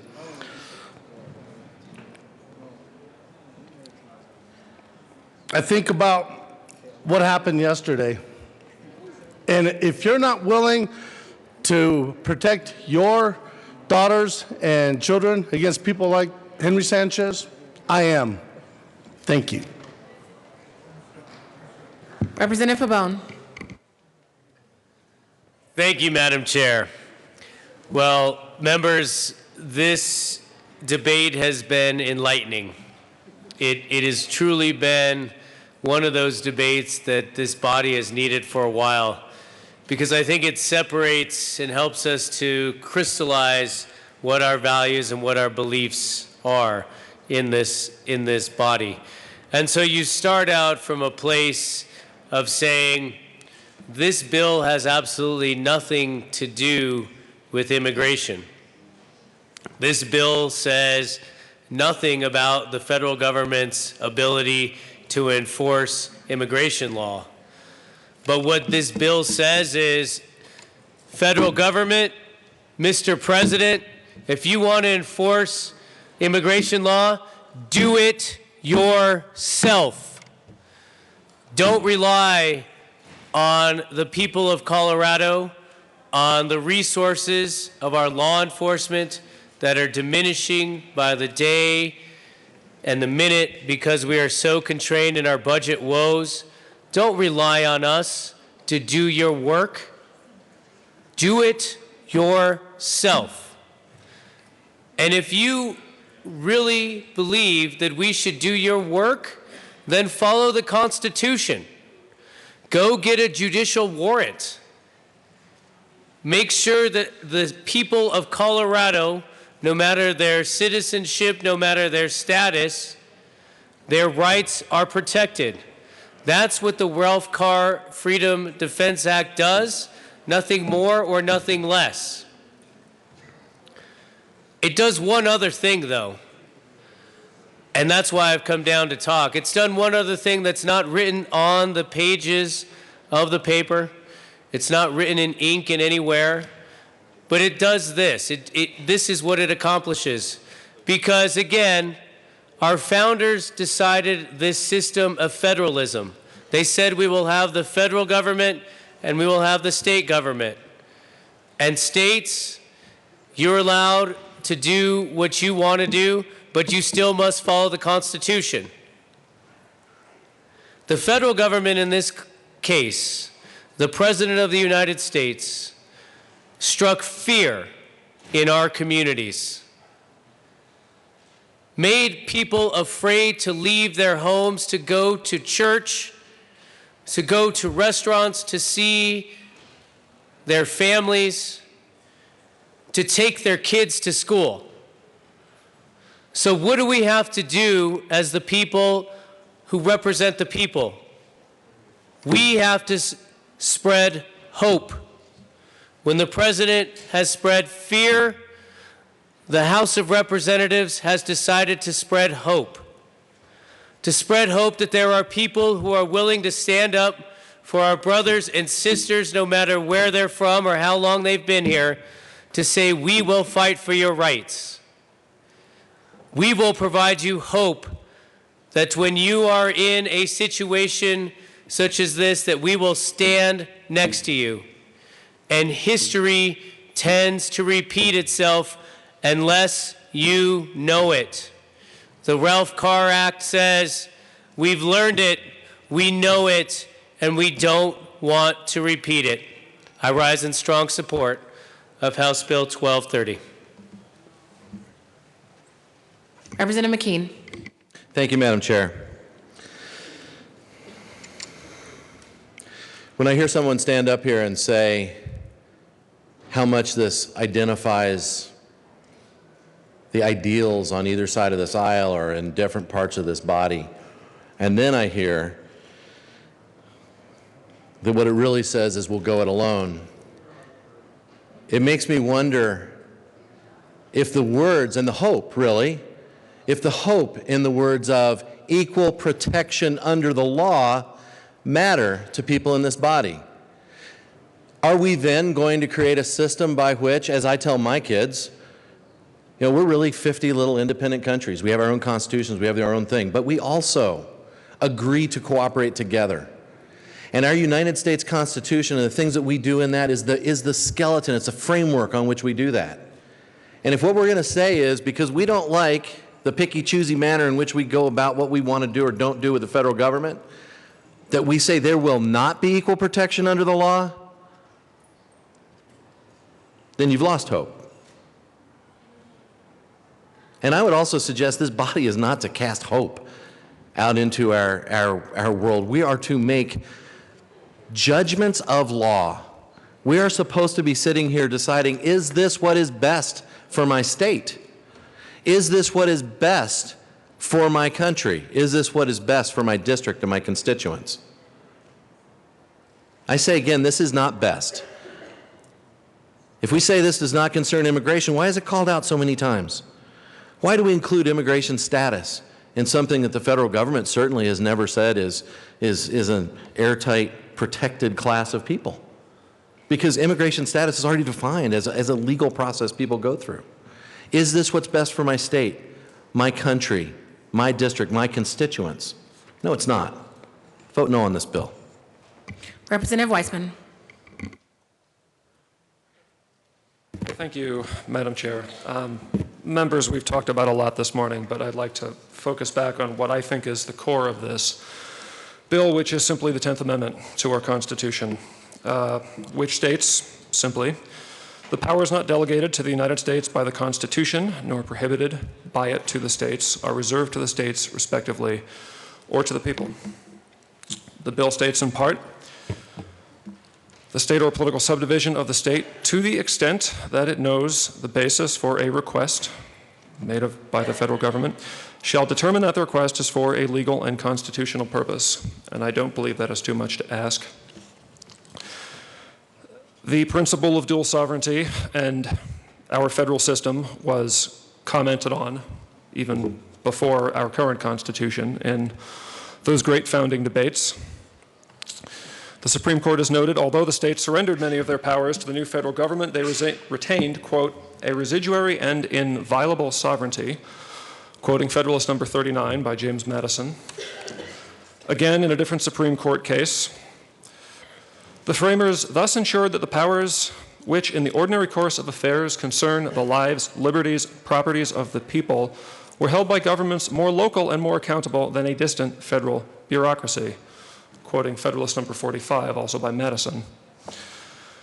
This important line of thinking in our history has been long commented on by many cases in our Supreme Court.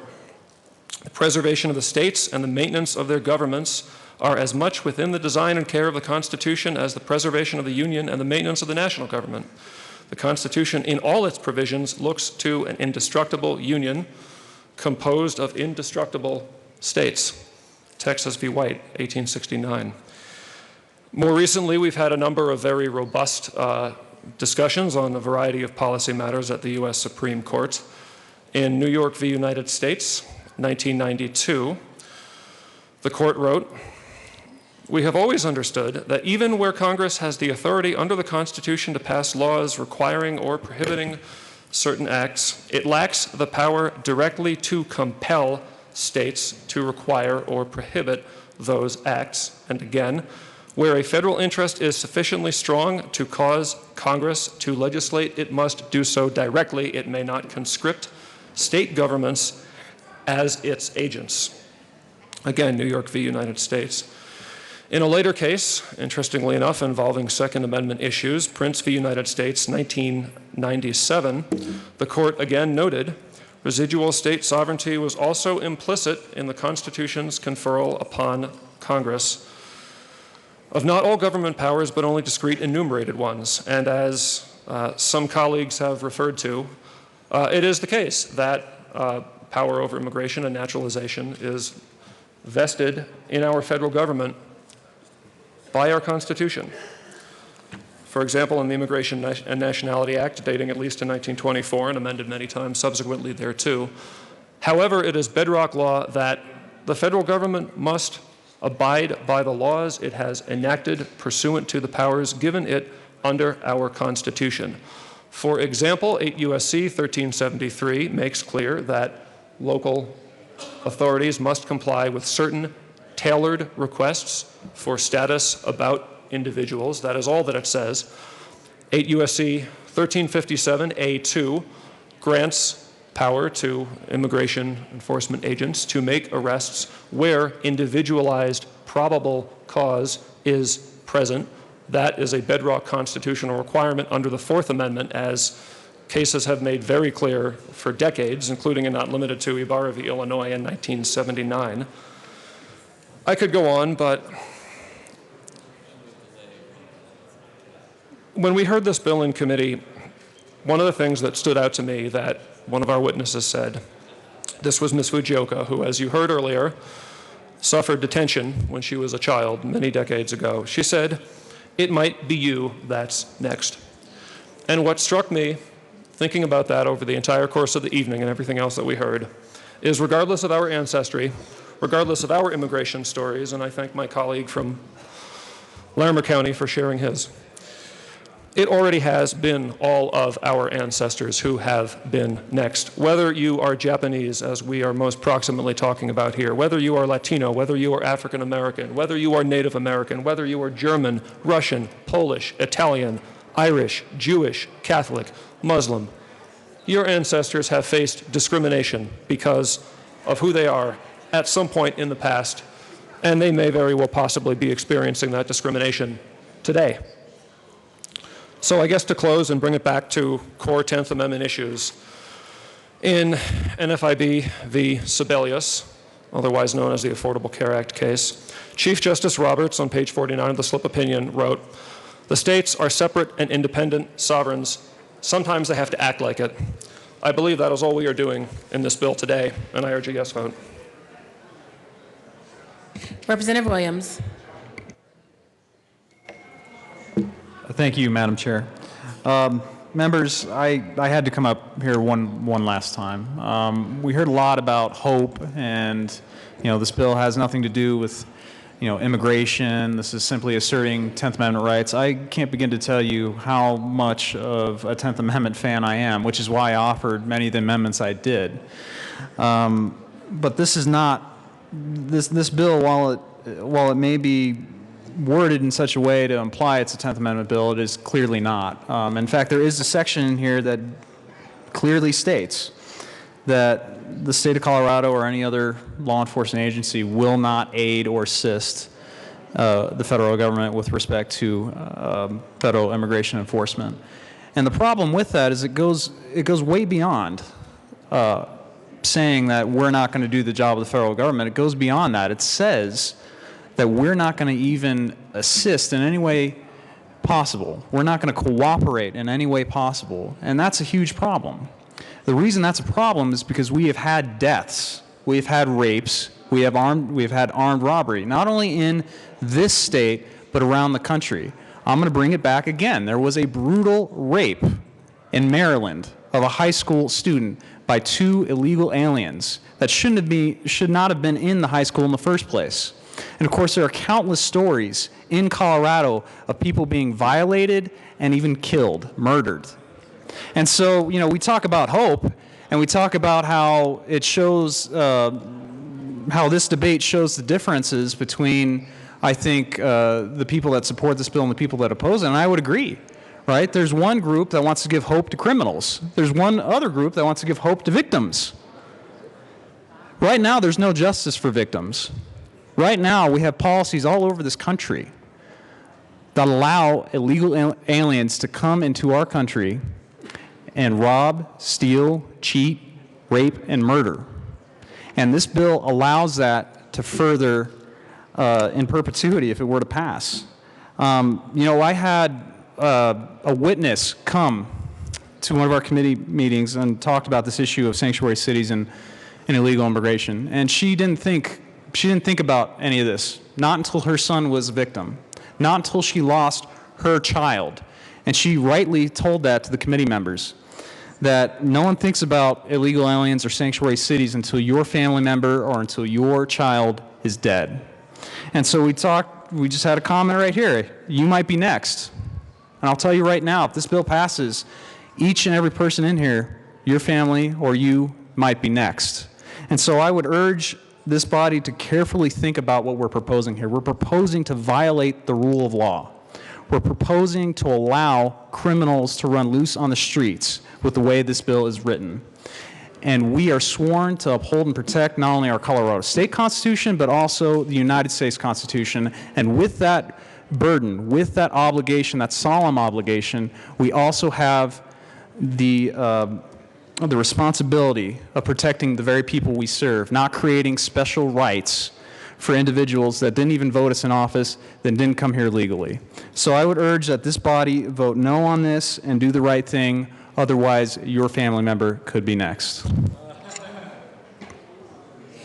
Representative Pabon. Thank you, Madam Chair. Again, I think this is an important debate because it crystallizes what it is each of our values are in this chamber. I wish I had the ability to only represent those who voted for me or who voted or who did anything that supported me, but I don't. I represent everyone, and so does every single member of this body. We don't get to pick and choose how we legislate so that it impacts only those who support us or who are behind us or who are behind our message. So as a practical matter, here's where we are. We are not giving hope to criminals. Criminals right now have the law on their side.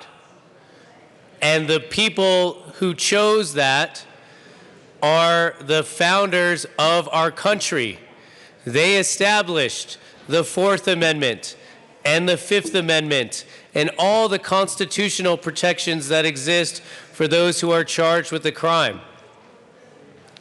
We want to continue in this chamber and in this discussion the ability to say that those who've not committed a crime, those who've done nothing but live in our state for many decades and raised their children and earned a living and paid their taxes, by the way, that they have hope that this country and this state is still willing to side with them when it comes to impinging upon their constitutional rights. And all we're saying is the Constitution still applies here.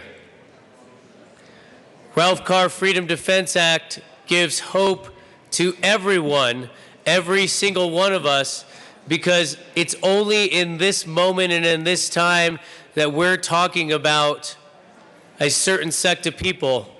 But who's next? And if we don't stand today for the people of Colorado, who is going to come after them next? The Ralph Carr Freedom Defense Act says, no more will you ever have to make that choice. The law of the land will be this. We will all stand together, and if you want to come after one of us, you come after all of us. And if someone has violated some law, you've got to get a warrant. You have to protect the constitutional rights of everyone in trying to seize or obtain that person. That's what we're doing here. And I want to thank my friends, Representative Salazar and Representative Esgar, for making that clear in our law. Representative Esgar. Thank you, Madam Chair, and Representative Pabon. I know we're about the same height, but we are different people. Members, we've heard so much debate today, and I don't want to go back and talk about any points that have already been made. The reason I signed on to this bill, I love Colorado, just like I assume every single one of you do. In fact, I love Colorado so much, I got married on Colorado Day. This bill protects the people of this state. That is our job. Our job is to protect Coloradans as state representatives of Colorado. And I'm just going to summarize some parts of the bill, the actual bill language. Before we're asking compliance with legal and constitutional federal requests, before a state or political subdivision of the state complies with the request from the federal government or federal agency to divulge race, ethnicity, national origin, immigration status, or religious affiliation of any Colorado residents, all we're asking in this bill, before we do that, we stop and we define and we figure out, is that request legal? And is that request constitutional? There's been lots of conversations about criminals, what a criminal looks like, where a criminal comes from, who a criminal is. The state, in the bill, the state or political subdivision of the state shall not assist or aid the federal government or federal agency in arresting or detaining persons for a non-criminal offense. We specifically put this in there, a non-criminal offense based on their race, ethnicity, national origin, immigration status, or religious affiliation. Members, I stand here with a lot of privilege to be able to run this bill. I was born here. I don't look like a different race or a different religion. But I come from the LGBT community. We have fought very hard for every single right we have ever been able to achieve. And I have to tell you, I know those fights would not have been won if I didn't have allies standing by us to help our community. I'm standing with my Muslim brothers and sisters. I'm standing with the Japanese Americans who say, don't let history repeat itself. I am going to be an ally to those communities who are quite honestly living in fear because of the rhetoric we heard during the campaign and the executive orders we have seen since the election come across the desk. This bill is important. Don't turn this bill into something it's not. It does not legalize criminal activity.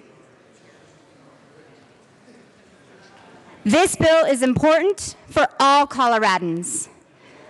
Just like Representative Pabon said, once you're elected here, your job is to work for and protect all Coloradans. I strongly urge your support for House Bill 1230. Representative Salazar. Thank you, Madam Chair. And, I really appreciated the fact that we had so many students in the chamber today up in the gallery listening to the debate, because this was a really good debate.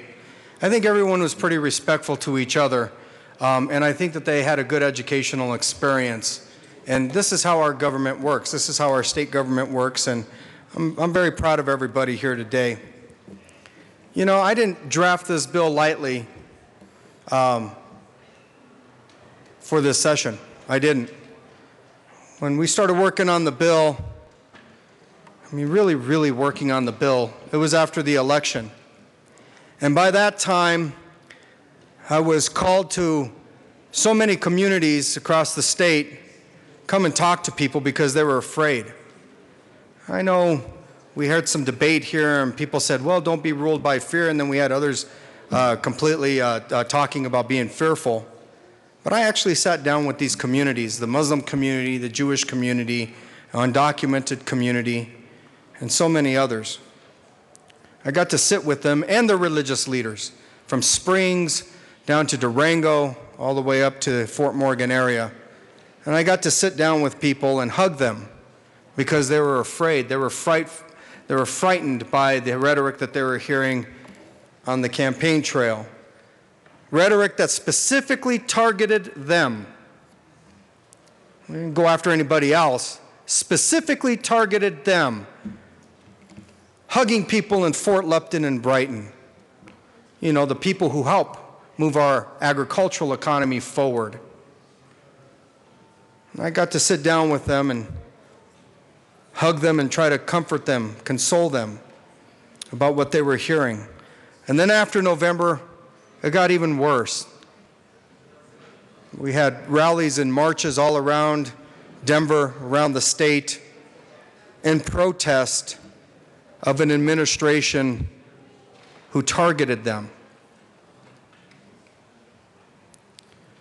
We drafted this bill carefully with the input of attorneys and law professors all across the country. And this is the first of its kind ever. And we crafted it in such a way that we followed the guidance of U.S. versus Arizona when the Supreme Court, in that decision, the Supreme Court said, states, your hands are off federal immigration.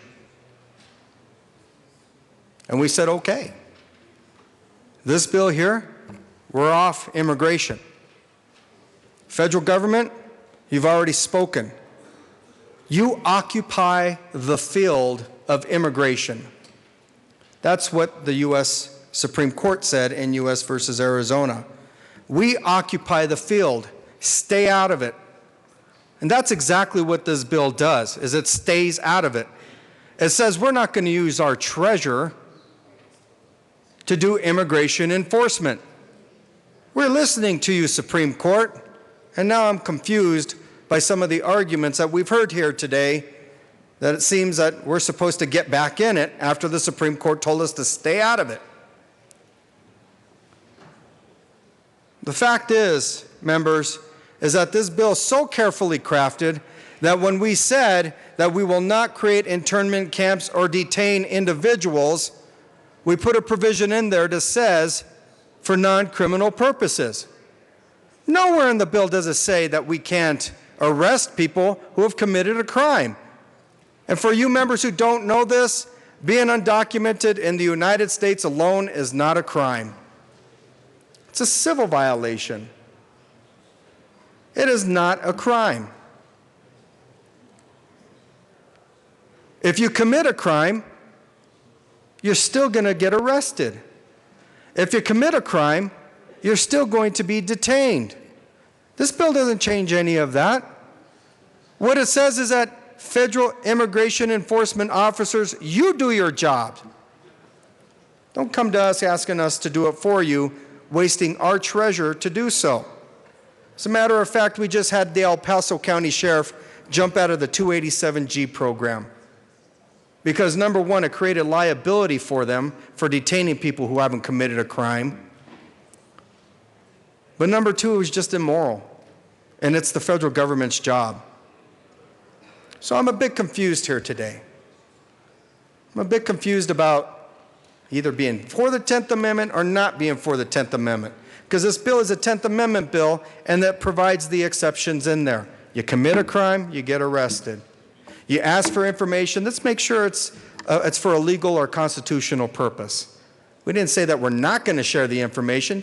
Read the bill again if you haven't read it. Read the bill again. It says that we'll share the information if it's determined that it's going to be used for a legal or constitutional purpose. It's not an outright prohibition. Members, this bill was crafted from a position of humanity. It was crafted after and named after a man who led from a position of humanity. Some want to parse it out. Well, he said Japanese American citizens. He stood for a larger principle than that. He stood for people who were much maligned in this country, whether they were American citizens or not, because there were Japanese who were lawful residents, who were legal immigrants, who were detained. He stood for a much larger principle, that we're going to protect people from being maligned and being mistreated in the United States of America. That's 1940s. And here we are in 2017 having to worry about this federal government. If you haven't done so already, go and sit down with the various communities. Go sit down with the Muslim community. In fact, we'll bring them here. Sit down with them and ask them why they are afraid of what's happening in America today. Ask them about the rise in hate crimes. We've already heard from undocumented students, the ones that we gave in-state tuition to, because it's good policy. Ask them how they're afraid by this administration now and by the executive orders. We owe it to our residents, and as Representative Pabon says, we can't pick and choose who we want to represent. And I'm not pick and choosing on race, ethnicity, national origin, immigration status, or religious affiliation. What I'm saying is that we're going to protect you from the overreach of a federal government. This is a good bill, grounded very firmly in the 10th Amendment.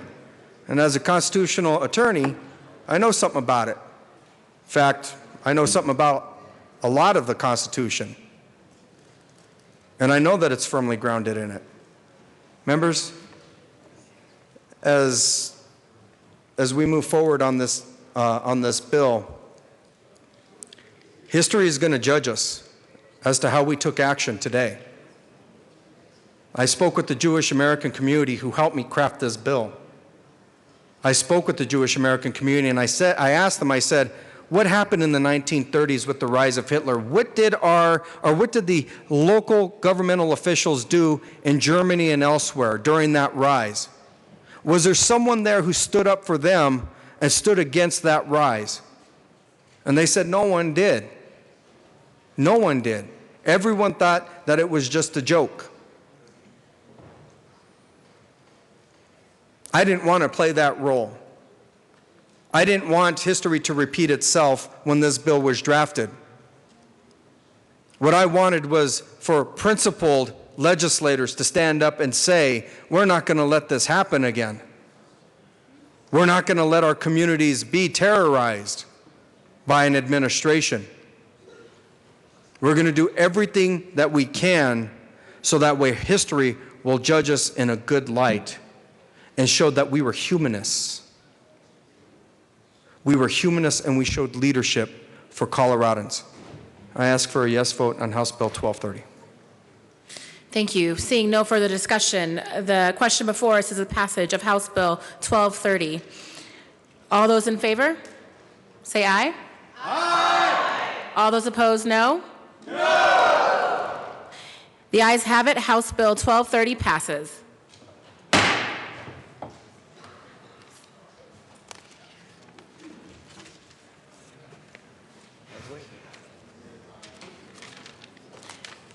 Madam Assistant Majority Leader. Mr. Assistant Majority Leader. Thank you, Madam Chair. No worries. I move the committee rise and report. You have heard the motion. Seeing no objection, the committee will rise and report.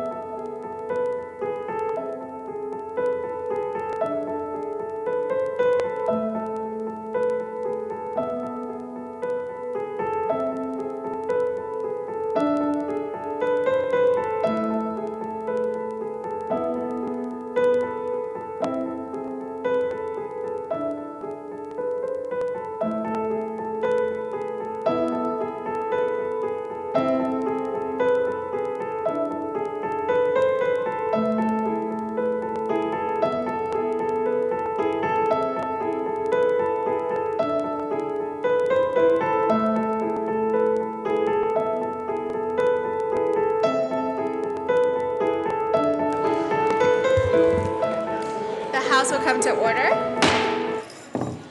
Mr. Randall, please read the report of the Committee of the Whole. Madam Speaker, your committee of the whole Big Sleeve report has under its consideration following attached bills, being the second reading thereof, makes the following recommendations thereon. House Bill 1230 is amended, passed on second reading, order engrossed and placed on the calendar for third reading, final passage. Senate Bill 65 is amended, passed on second reading, order revised and placed on the calendar for third reading, final passage. House Bill 1155 laid over until March 23rd, 2017, retaining its place on the calendar. House Bill 1185 laid over until March 24th, 2017, retaining its place on the calendar. House Bill 1190 laid over until March 28th, 2017, retaining its place on the calendar. Representative Herod.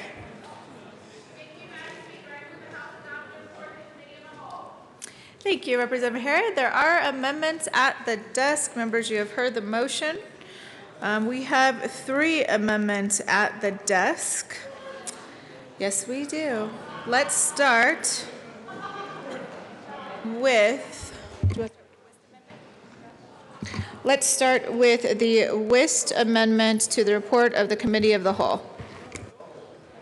Representative Wist moved to amend the report of the Committee of the Whole to reverse the action taken by the committee in not adopting the following Humphrey Amendment L025 to House Bill 17-1230 to show that said amendment passed and that the underlying amendment L012 to House Bill 17-1230 lost and that House Bill 17-1230 as amended passed. Representative West, Assistant Minority Leader. Thank you, Madam Speaker. Members, it's been I think a fine conversation today, and I think anytime we can talk about the appropriate role of the federal government and the state government, we're advancing a good cause. I think one other unfortunate thing about this discussion is that it seems to have made the word sanctuary a bad word.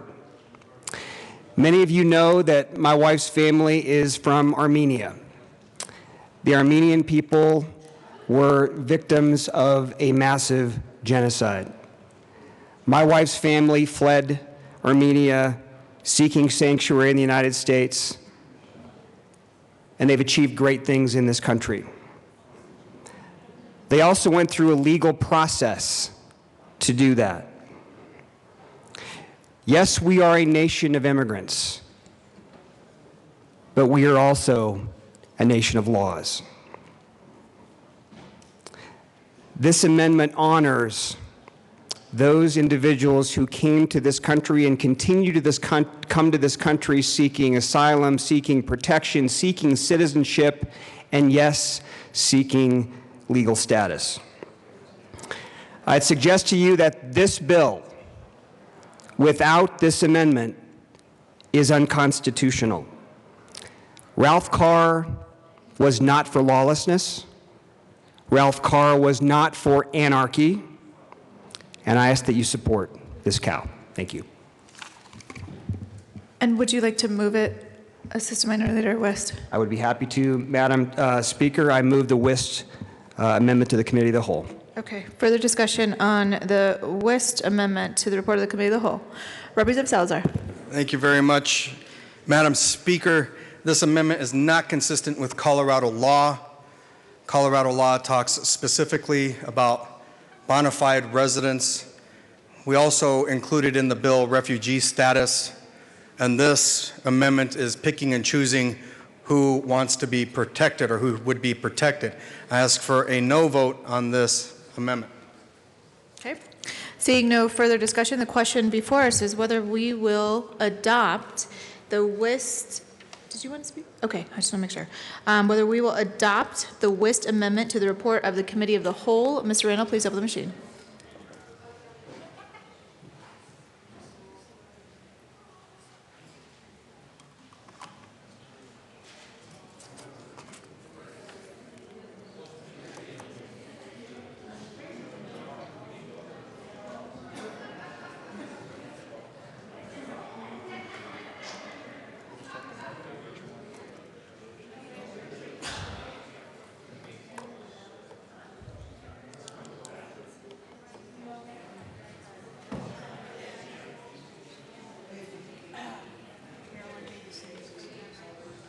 Representative Young is excused. Representative Rankin is excused. And Representative Hamner is excused. Representative Covarrubias and Representative Navarro.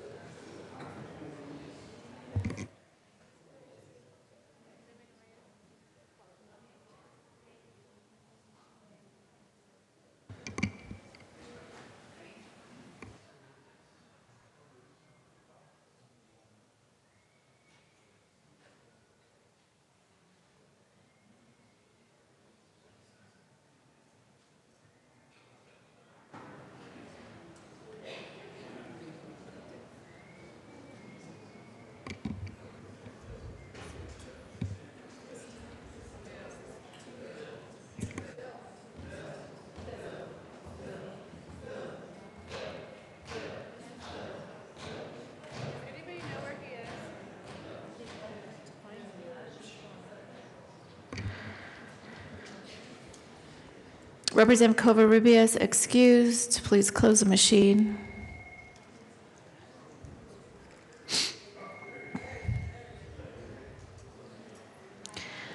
With 26 yes votes and 35 no votes and 4 excused, the WIST amendment to the report of the Committee of the Whole is lost.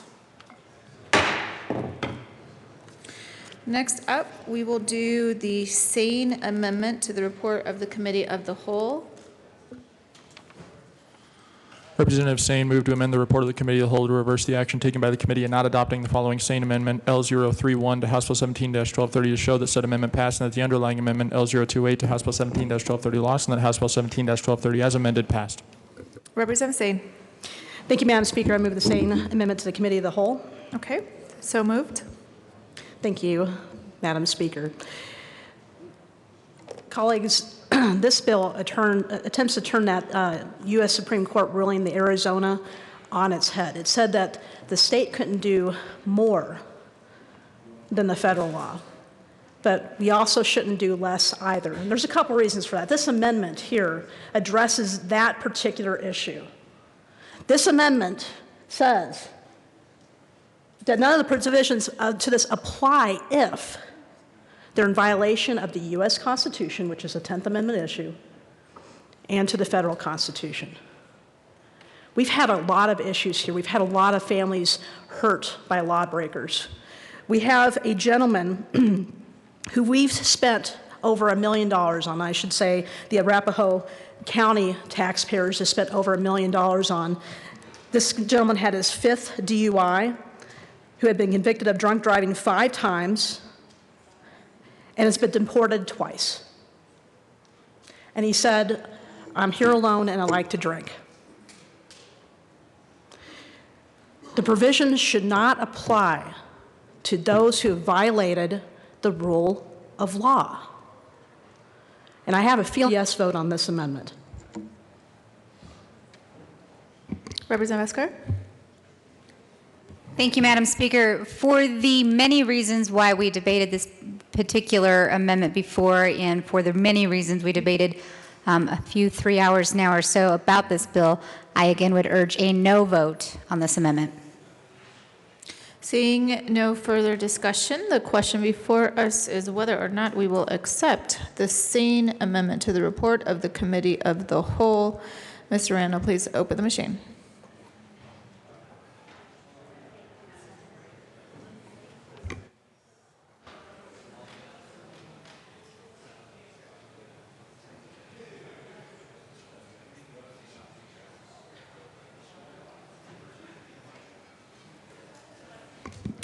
Please close the machine. With 27 yes votes, 35 no votes, and 3 excused, the sane amendment to the report of the Committee of the Whole is lost. Next, we have the Everett amendment to the report of the Committee of the Whole. Representative Everett. Thank you, Madam Speaker. I move the Everett amendment to the Committee of the Whole and ask that it be displayed. Mr. Randall, would you like to read the Everett amendment to the report of the Committee of the Whole? Representative Everett moved to amend the report of the Committee of the Whole to reverse the action taken by the committee in not adopting the following will amendment L021 to House Bill 17-1230 to show that said amendment passed and that House Bill 17-1230 as amended passed. Representative Everett has moved the amendment. Representative Everett. Thank you, Madam Speaker. This was the amendment that moved the Ralph Carr language out of the bill. I want to read directly from the bill. Right from the preamble, right in the legislative declaration, it says, in a famous speech, Governor Carr stated, the Japanese are protected by the same Constitution that protects us. An American citizen of Japanese descent has the same rights as any other citizen. This bill goes well beyond the scope of what Ralph Carr stood for.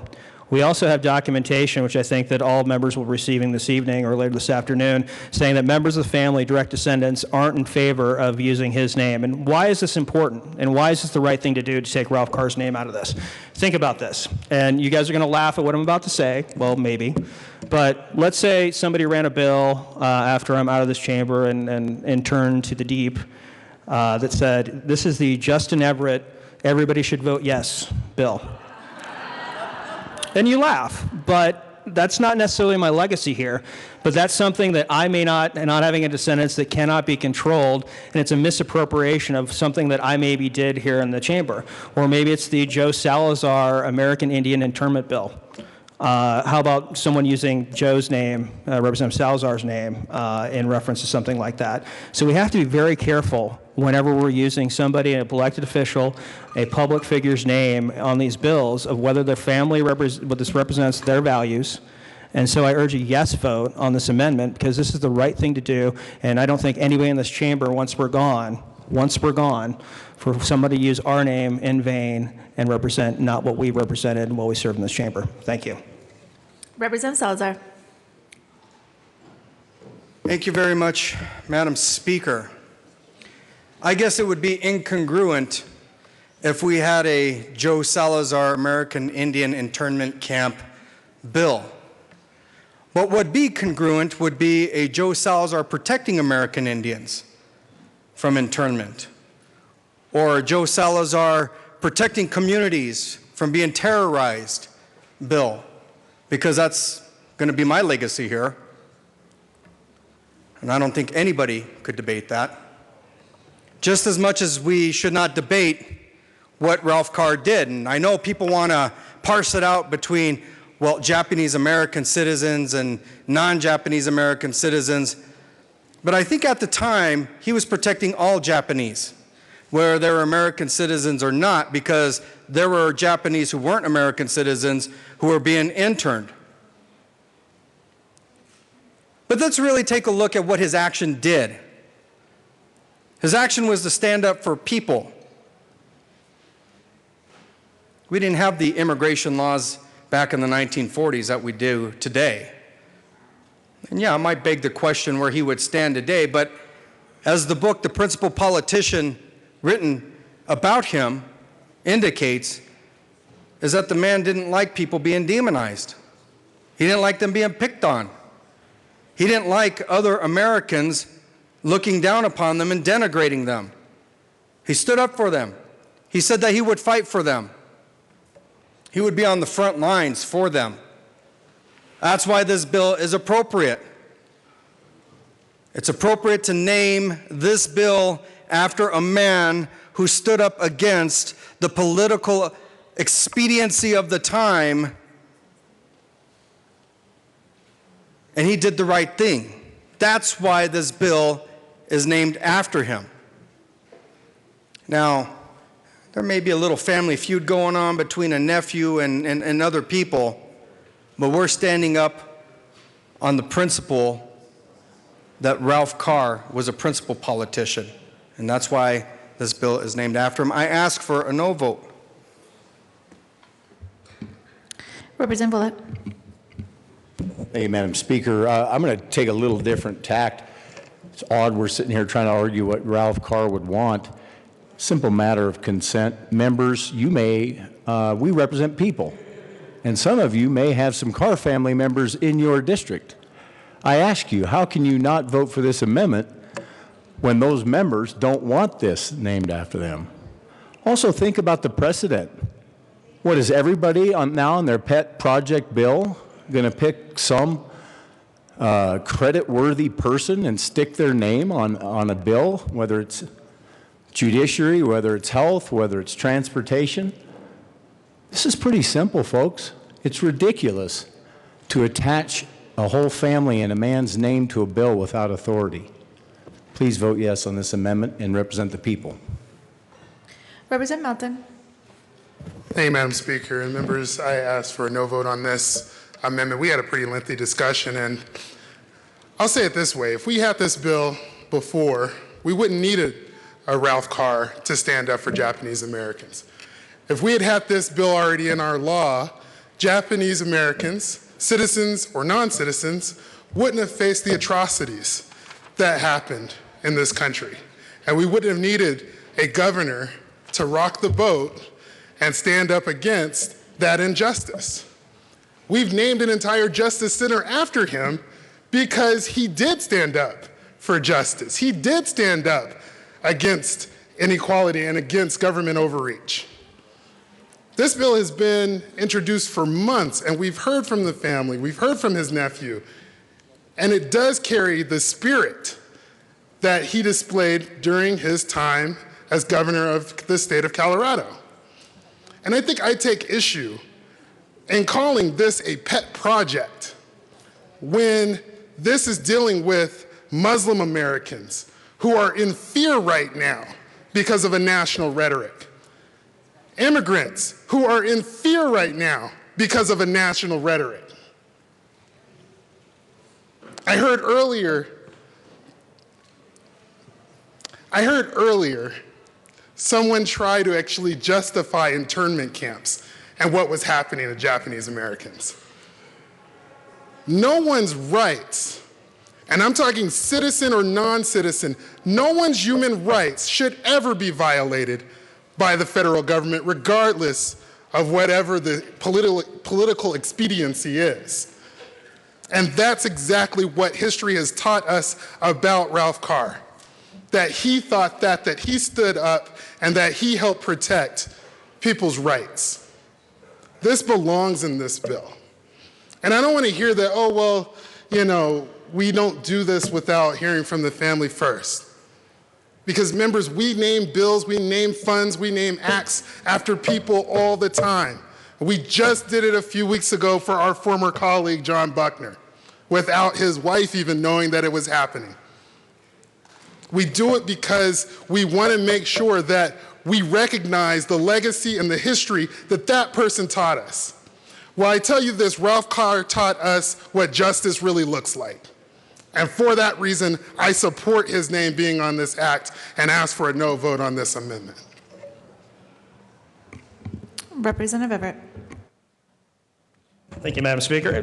Back to the bill, back to the point, back to the amendment. Again, the quote from the bill says American citizens of Japanese descent.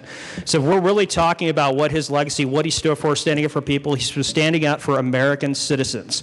So this is someone's interpretation of what they believe he stood for, and the fact that this is in controversy with the family, and like I said, members, this can happen to one of us after we're out of this chamber. Someone can misrepresent your legacy on their own interpretation. It sets a very dangerous precedent. I urge a yes vote on this amendment. Representative Escar. Thank you, Madam Speaker. Members, I just want to be perfectly clear, as a sponsor of this bill who has been a part of this bill for months now, the only contact from one of Ralph Carr's family members to the bill sponsors has been from one nephew in support of this bill. I'm not sure how we heard about any other family members or how that all came to light. As a bill sponsor, I am telling you on the record, I have yet to hear from a family member who opposes this bill. I ask for a no vote on this amendment. Representative Covarrubias. Thank you, Madam Speaker. I'm wondering why the need for the Ralph Carr to explain Japanese Americans. What happened prior to that that kicked all this off? I think we were attacked in Pearl Harbor. I think we need to look at the Americans that are in fear from the terrorism and the things that we have seen over the last few years especially. Everybody's talking about the immigrants being in fear or the other people being in fear. What about our own people? What about Florida? What about San Bernardino? What about the things that we need to protect and that we hold dear here in our country? We need to take care of our home here and realize that we have plenty of our own citizens that are in fear. Yes, do we need a better path? Maybe so. But for right now, today, the way that the law is and the way that it stands, this is where we're at. I want to protect us. Thank you. Representative Everett. Thank you, Madam Speaker. I'm happy to hear that, you know, obviously if there's a standard here that when we hear from family members, we're going to do something. So I'm glad that the majority, once they do hear from family members, will be more than willing to take Ralph Carr's name off this bill tomorrow when they do hear from them. I'm glad I have that commitment.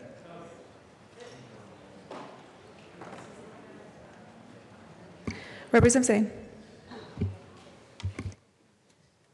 Thank you, Madam Speaker. I also rise in support of this amendment. And we've mentioned before that there's a building named after Ralph Carr. What kind of building is it? Is it an administration building? Is it an education building? No, it's a justice building. And justice here is based on the Constitution and the rule of law.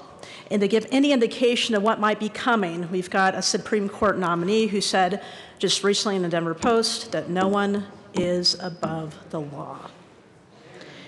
And so we keep bringing history forward, okay? That we're going to repeat history if we don't learn history.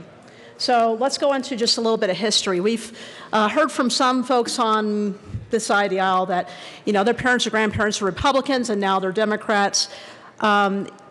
Regardless, the children, nephews, cousins aren't that person.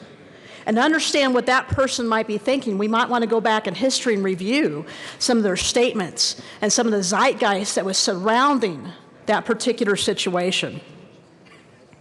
And Republican Ralph Carr, the party of Lincoln, the abolitionists.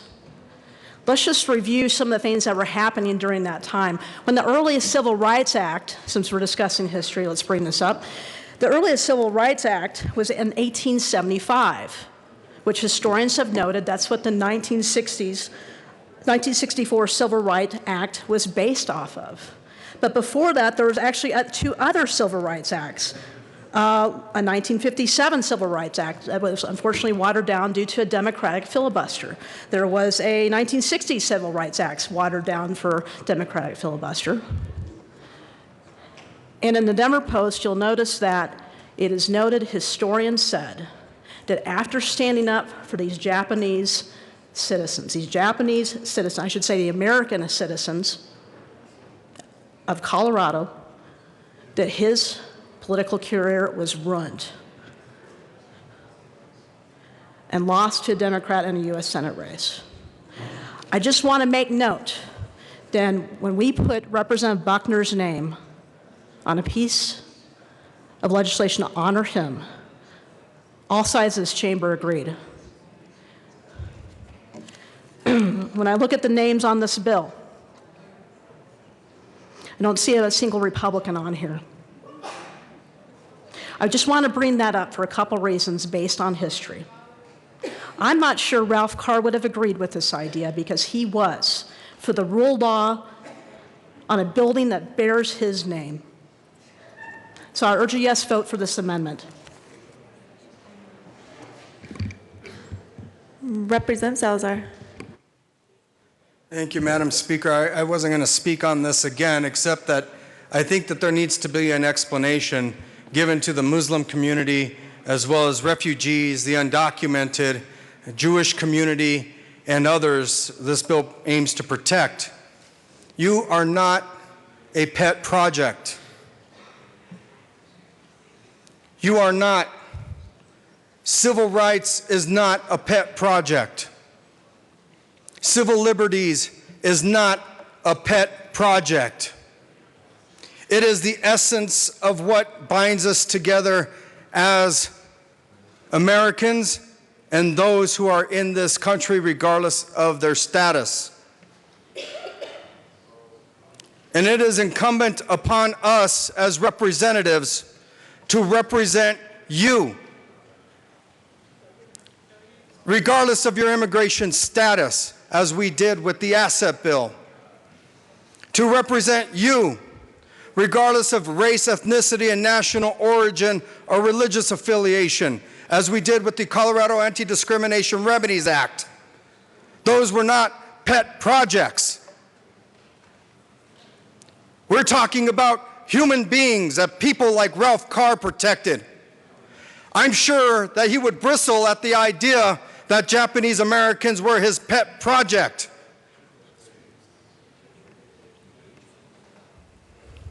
Just as much as I am bristling now to think that removing his name is being denigrated by the idea that this bill is a pet project. Ladies and gentlemen, he was a principled politician. He lost his career doing what he did to stand up for people who were not his pet project. I rise against this amendment. Representative McCain. Thank you, Madam Chair.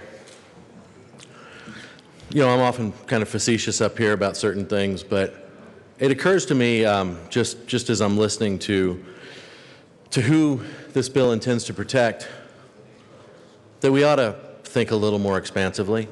When I talk about equal protection under the law, I look out here and I see Caucasian people. I see rabbit breeders. I see people of every single walk of life.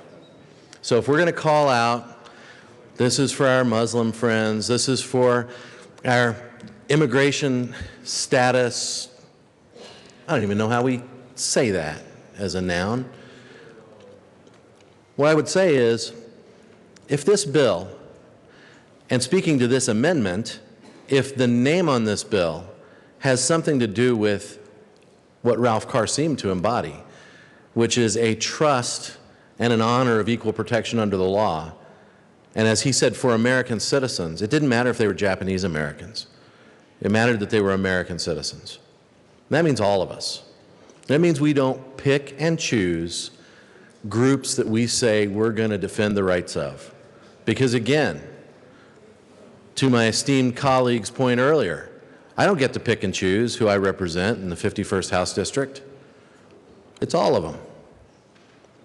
It's every single one of them. Doesn't matter if they pick up the phone and call me. It means that when I wake up in the morning, I am a public servant. I serve them. It means all of them. I rise in support of this amendment. I would say that Mr. Carr, if I'm to understand his legacy, supported everyone, but especially he called out the support of the citizens of this country.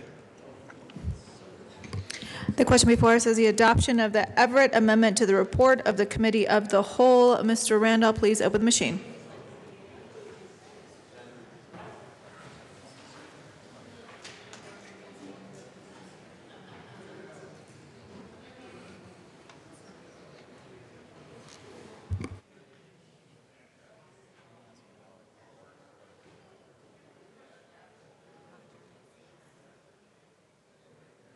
$35 no votes and 3 excuse. The Everett Amendment to the report of the Committee of the Whole is lost. Members, we are back to the approval of the report of the Committee of the Whole. Mr. Randolph, please open the machine.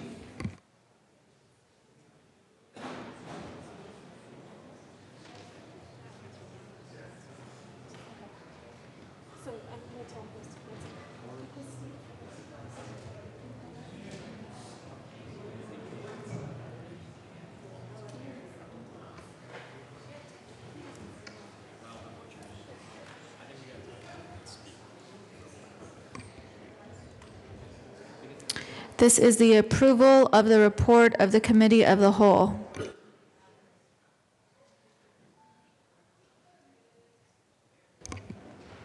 Please close the machine.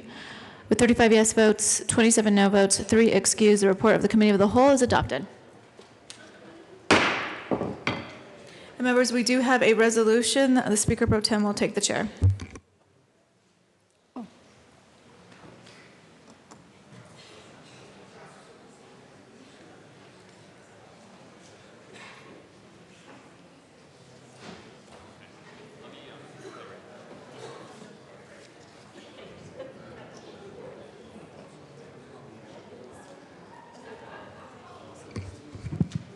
Message from the Senate. Madam Speaker, the Senate has adopted and transmits herewith Senate Joint Resolution 23.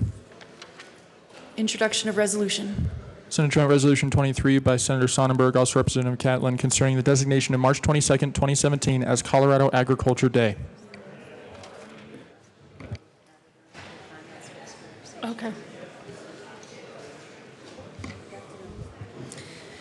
Thank you. And before I recognize the Majority Leader, there's been a co-sponsor change. I need to add Representative Arndt as a co-prime sponsor. Madam Majority Leader. Thank you, Madam Speaker. I move to suspend the rules for immediate consideration of SJR 23. You've heard the motion. Seeing no objection, the rules will be suspended so we can consider SJR 23. Representative Catlin. Thank you, Madam Chair. I move for the adoption of Senate Joint Resolution number 23. And we ask that it not be read in length, to save us some time. Thank you. Representative Catlin has moved SJR 23. It will not be read at length. Please proceed.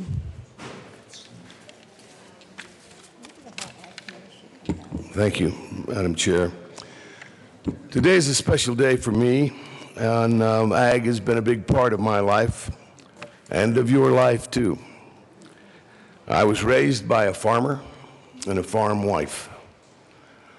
I continue to live on a farm, and my brother is one heck of a farmer.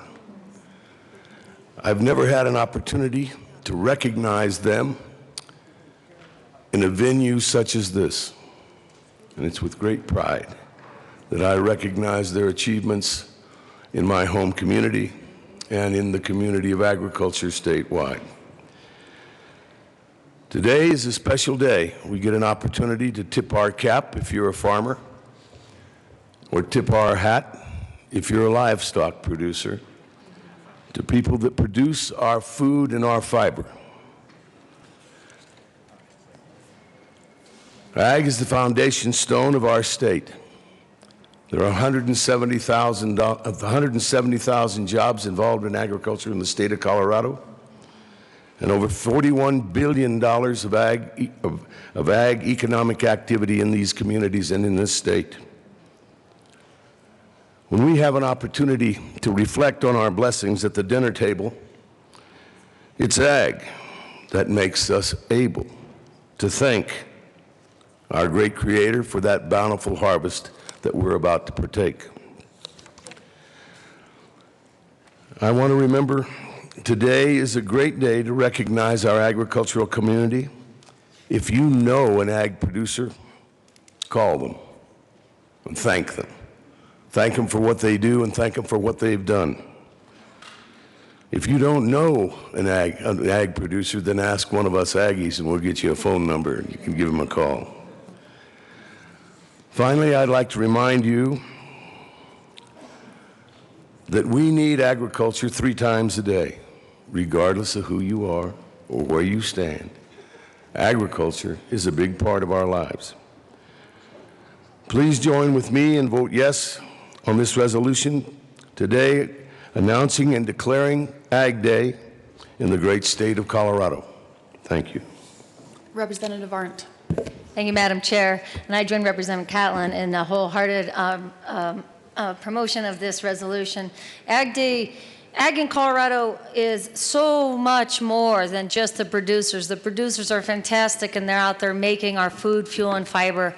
But ag is also economics, it's business, it's innovation, it's creativity, it's open space, it's environmental protection, it's the understanding of how our waters flow. It's education. Ag education is a huge part of our ag sector. Colorado State University is in my district. We know all the, if you look at the CSU under the Dean of the College of Ag, we've got agronomy. I could go on all the different departments. It's forest.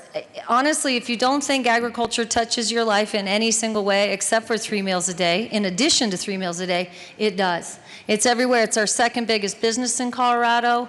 It's the future of ag is bright. It's these young people. They're creative. They're innovative. There's GPS. There's all sorts of new techniques. And as my colleague, Representative Catlin says, if you don't know a producer, call one. But I'd say ask if you can come visit their farm. Go out there and you see what's happening.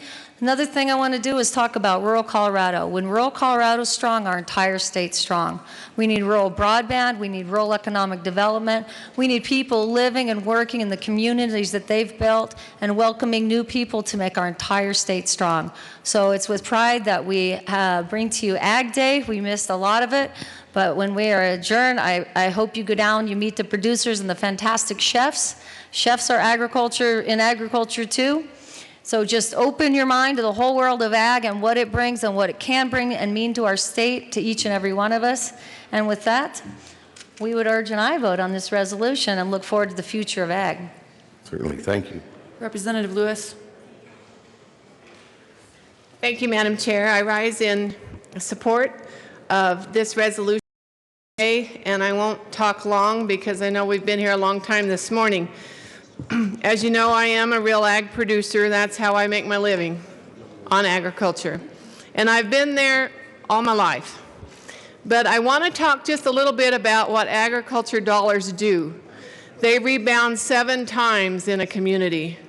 It's different than other types of ways of making a living. When we pay our checks for wherever it goes in the little communities we come from, those checks go through 7 times because of the banks, the cattle auction barns, the feed stores, and we usually always shop locally. As I got ready to think about today, this is the end of March and it's very dry. So I want you to continue to pray for moisture for the eastern plains of Colorado. And I remembered that when I was a high school sophomore, right in 1973, a 3-foot snowstorm came, and I remembered the National Guard coming in with choppers to help feed cattle. I was a 16-year-old girl, and when I crawled in that chopper, we went out and fed the cattle. My dad was too busy. I lived with my dad. He was taking the tractor and trying to get cattle fed the best we could. But when I went up in that chopper, we fed the cattle, and right before we got all down, I said, wait a minute, guys, set it back down, set it back down. And there was a little calf. And I went and got that little calf, and they thought, boy, this old girl's strong, which I was. And through the 3 feet of snow, I got that calf to the chopper. We brought that calf home. Of course, the young guys flying the chopper that day weren't too excited because the calf had to go to the bathroom in the chopper. Left it a little smelly, but by golly, we saved that one calf because that year we lost a lot of cattle with that storm. 3 feet on the level at Muddy Valley Ranch, where I'm from, 7 feet on the level on the New Mexico-Colorado border. It was a devastating storm, and I'll never forget it. A couple years ago, some friends of mine from Weld County said, Kimmy, you're not going to believe it, but there's an old Air Force guy that knows you. We think it's you. They asked him what his most memorable thing was of being in the Air Force and what he's done for the state of Colorado through the National Guard. And he said one time there was this blonde-headed girl, and she made us go capture one calf. And that was me. God bless you all. Thank you. Representative Mitch Bush. Thank you, Madam Speaker Pro Tem. Representative Lewis, thank you. Representative Catlin, thank you so much. And Representative Arndt for this resolution. I represent ranchers and farmers in Routt County, rural northwest Colorado. And I first started working with ranchers in the early 1980s. And while I'm not a rancher, I've worked with my ranching friends for many years, and I'm an honorary member, I pay dues actually, of the Routt County Cattlewomen. 2 things. One, think about, and we don't have them this March, but think about a ground blizzard with winds of 40 miles an hour. Think about it being cold, and then think about standing out there in the field pulling a calf. And pulling a calf is not a fun thing to do. It's very, very difficult. 2, one of my ranching friends once said to me, we were talking about casinos, and he said, you know, Diane, we don't need to gamble. We do it every day. We do it every day. Ranchers depend on water. They depend on commodity prices, which is much worse than gambling. And they depend on us to support them. By us, I mean us here in this room. And so please support your local rancher, and I'd give you some phone numbers too.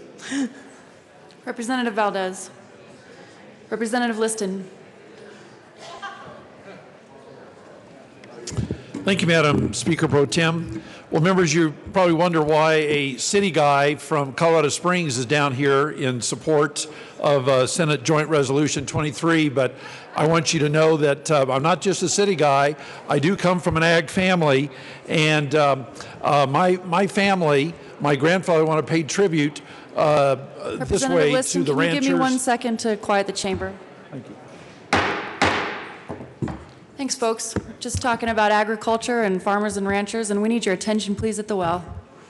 Thank you, Madam Speaker Pro Tem. So I want to pay tribute to the ranchers and farmers and the ag people here in Colorado because I can relate to it very well. My grandfather was the first dryland cotton farmer in the state of Texas in Hale County, which is where Plainview, Texas is. And I'm proud to say that we still have our family farm. It still is with us today. And I wish that I could have brought the picture that I have at home of my grandfather in the early 1920s, just before the Dust Bowl. It's a picture that would be iconic to many of you. It shows my grandfather out in the cotton farm in his hat, and my mother, who was maybe at that time maybe 5 years old, and my uncle, who was 3 years old, out there picking cotton in the hot heat of West Texas. And many people don't realize or give credit to the ranchers and farmers. They're entrepreneurs, they're risk takers, as we've heard. They feed and clothe all of us, not just us, the world, quite frankly. They provide jobs, good jobs. They're the ultimate conservationists for what they do, the land, the soil, everything else. I want to commend to you a book that I wish every one of you would read. If you haven't read it, I strongly encourage you to know how hard and what the turmoil is of the ranchers and farmers. It's called The Worst Hard Times. The Worst Hard Times. I encourage you to get it. It's by Timothy Egan. If you will read that book, it tells the true day-to-day stories of what the people of the Dust Bowl went through in West Texas and Oklahoma and Southeast Colorado and Kansas.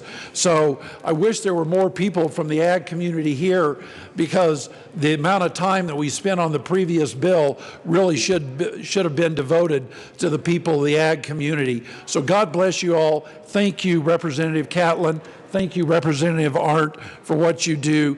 A lot of us do appreciate everything. Thank you very much. Representative Buck. Thank you, Madam Chair. Appreciate it, and I appreciate Representative Arndt and Representative Catlin for bringing this resolution. I know my parents are watching. I want to thank Bill and Sylvia Webster, as my father was just inducted to the FFA Ag Hall of Fame. I want to thank you all for what you do for agriculture. I want to thank my parents for raising me in an agricultural environment, and it's kind of makes you tough, and I think that's what you need to serve down here. So thank you. Representative McKean. Thank you, Madam Speaker Pro Tem. Thank you, Representative Catlin. Thank you, Representative Arndt. You know, I get up today in support of this resolution, but we always talk about farmers, and I see people out there eating their meals. We talk a lot about what they produce. We were poor farmers, and what it produced were people who knew how to fix things. It produced people who knew how to solve problems. Farming produces people who have to figure stuff out.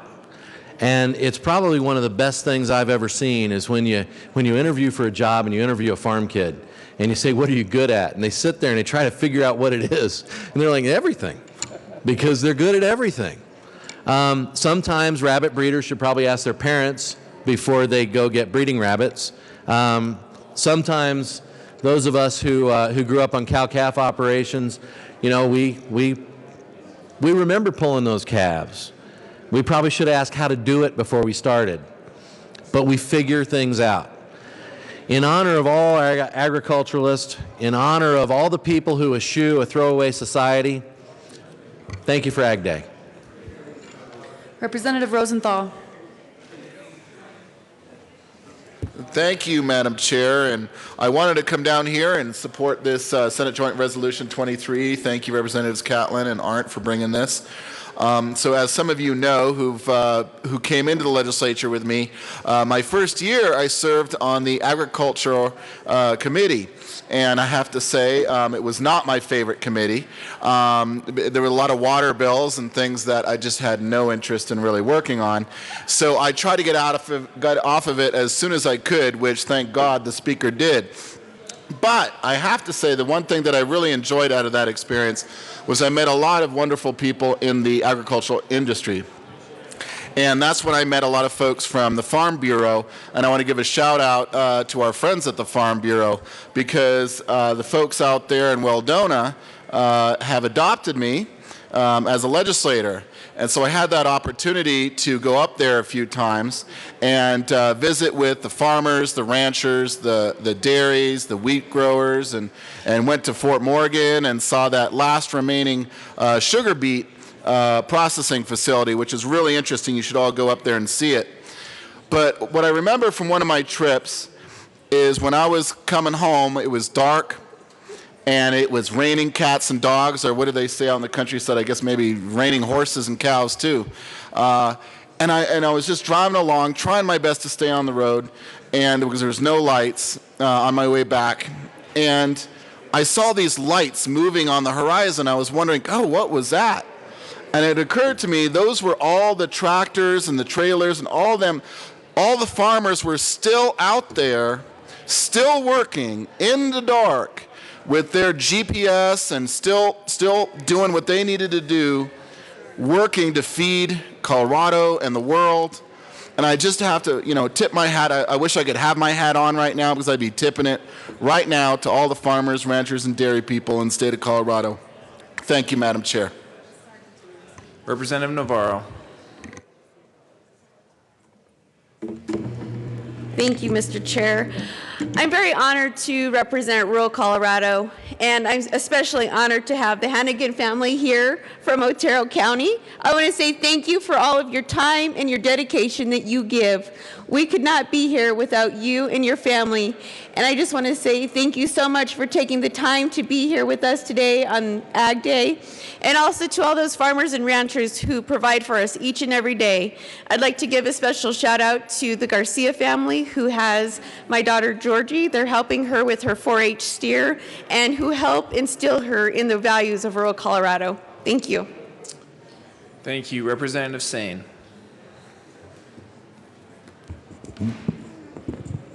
Thank you, Mr. Chair. I want to give a special shout out to our former Commissioner of Agriculture, Don Ament, who's over here on the right-hand side. Everybody give him a big hand.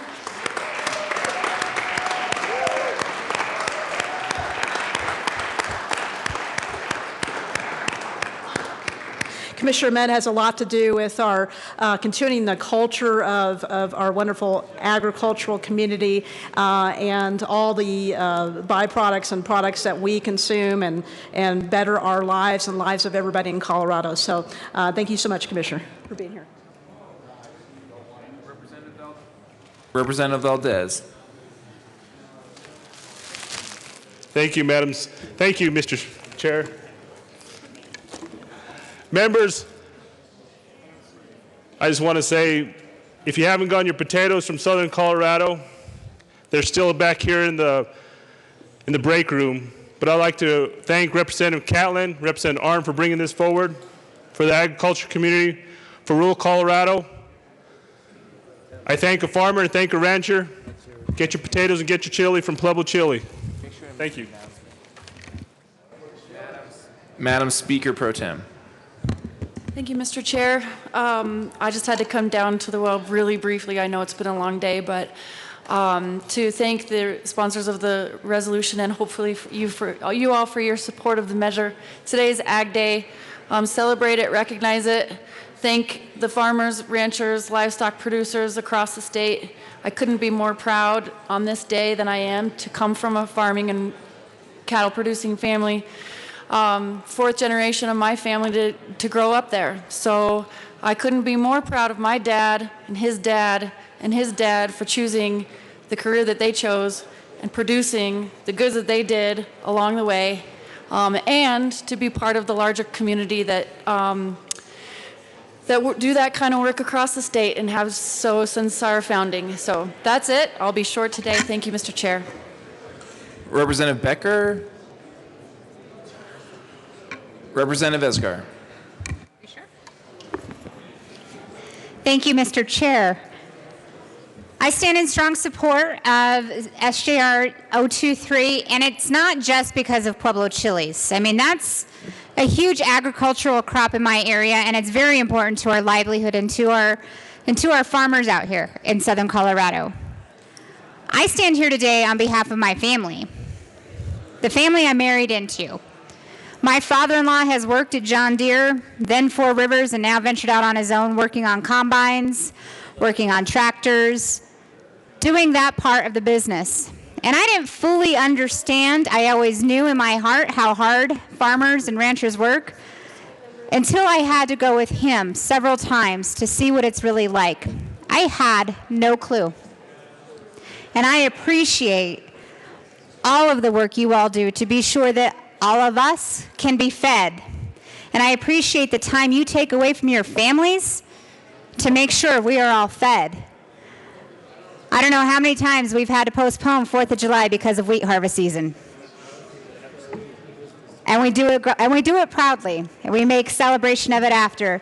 I just want to say thank you to all of our Colorado farmers and ranchers for all the work you do today and every single day.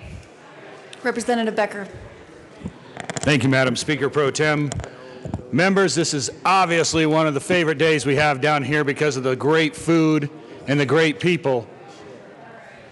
But remember, when you say farmer and rancher, I say friend, neighbor, and family member.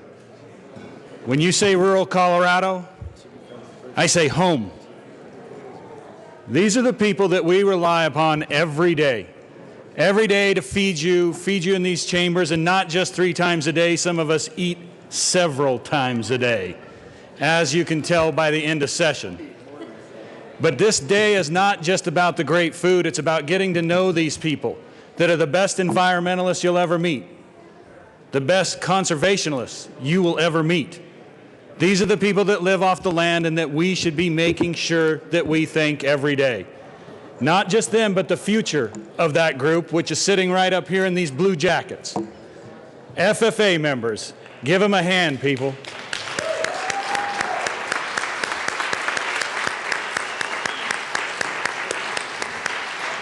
I'm telling you, those FFA jackets are the new letter jacket for our schools. This is the crew that's going to lead the nation up here. This is the crew that we're looking forward to not only growing our food, but being the next leaders in this great state. Make sure you take the time to get to know these people. Make sure you understand where your food comes from, and please never take that for granted. Thank you. Representative Catlin. Thank you, Madam Speaker Pro Tem. I wanted to say something real quickly. You know, today is the day that I get to honor the people that can coax a living up out of the land. That is something that is an incredible talent.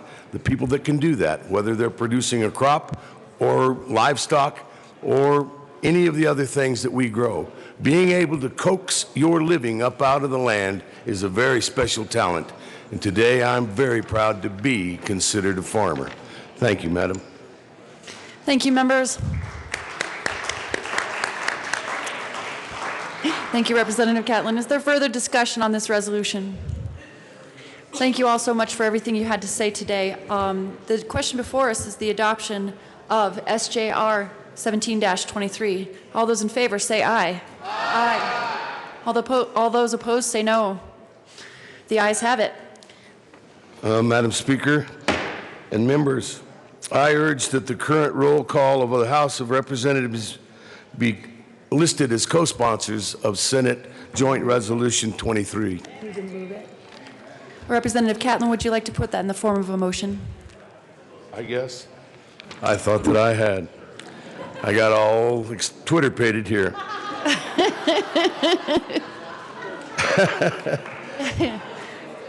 I move that the current roll call of the House be added as co-sponsors of Senate Joint Resolution 23.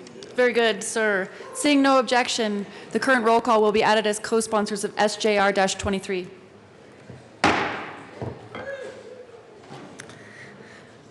And now we're on to announcements and introductions. Representative Lebsack. Thank you. And members of the House Local Government Committee, we're going to start at 2:15 to give you a chance to go to the bathroom and grab a bite to eat. 2:15. local government. Representative Rosenthal. Thank you, Madam Speaker Pro Tem. And so we do have a group of students from Southeast Denver who are here today from the Denver Academy. We'd like to give them all a big hand and thank you for all your hard work. And students, I'd also like to congratulate Katie Butler, who is in your school.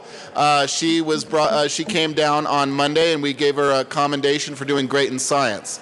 So when you see her, let her know that she's doing a great job in school. Thank you, students. Representative Pabon. Representative Kraftharp. I called Pabon. Thank you, Madam Speaker Pro Tem. I just want to let people know that House Bill 1270, which is scheduled for Business Affairs and Labor tomorrow, will be laid over until Tuesday. So that'll give you a little bit of extra time to do your homework. Thank you. Representative Pabon keeps yielding the floor. Representative Pedersen. Thank you, Madam Speaker Pro Tem. Members, in case I missed any of you, the House Education Committee meeting today is canceled. We will be hearing that bill next week. Representative Pabon, finally. Thank you, Madam Speaker Pro Tem. Members of Finance, we are not canceled today. We are going immediately. Do not stop and talk. Do not pass go. Come directly to LSBA. We have two bills. We are going to lay over House Bill 1222, but we are going to hear our Senate bills today immediately upon adjournment. See you there immediately. Representative Foote. Thank you, Madam Speaker Pro Tem. House State Affairs will be meeting at 2:15. Across the way in room 271, we have three bills on the calendar. Senate Bill 5, Senate Bill 6, Senate Bill 7. We'll meet at 2:15. If you want to hear about guns, come on by. We'll be talking about it quite a bit. All right, Representative Mitch Bush. Follow that. Thank you, Madam Speaker Pro Tem. Well, I don't have quite as exciting an announcement, but Transportation Energy will be meeting at 2:10. That's 2:10 in our basement usual hearing room. Our usual hearing room, 0112. We will be hearing one bill, and it is House Bill 1242, transportation funding. Thank you. If there's no further announcements and introductions, Representative Garnett, Mr. Assistant Majority Leader. Thank you, Madam Speaker Pro Tem. I move the House stay in adjournment until 1:30 today. Seeing no objections, the House will stand in adjournment hang on. Wait. Sorry. Let me make a better motion than that. Okay, please proceed. I move that the House stay in adjournment until, stand in recess until 3:30 today. Are you sure? Yes, that's okay. the proper motion. Thank you. Seeing no objection, till 3? 3:30. Seeing no objection, the House will stand in recess until 3:30 this afternoon.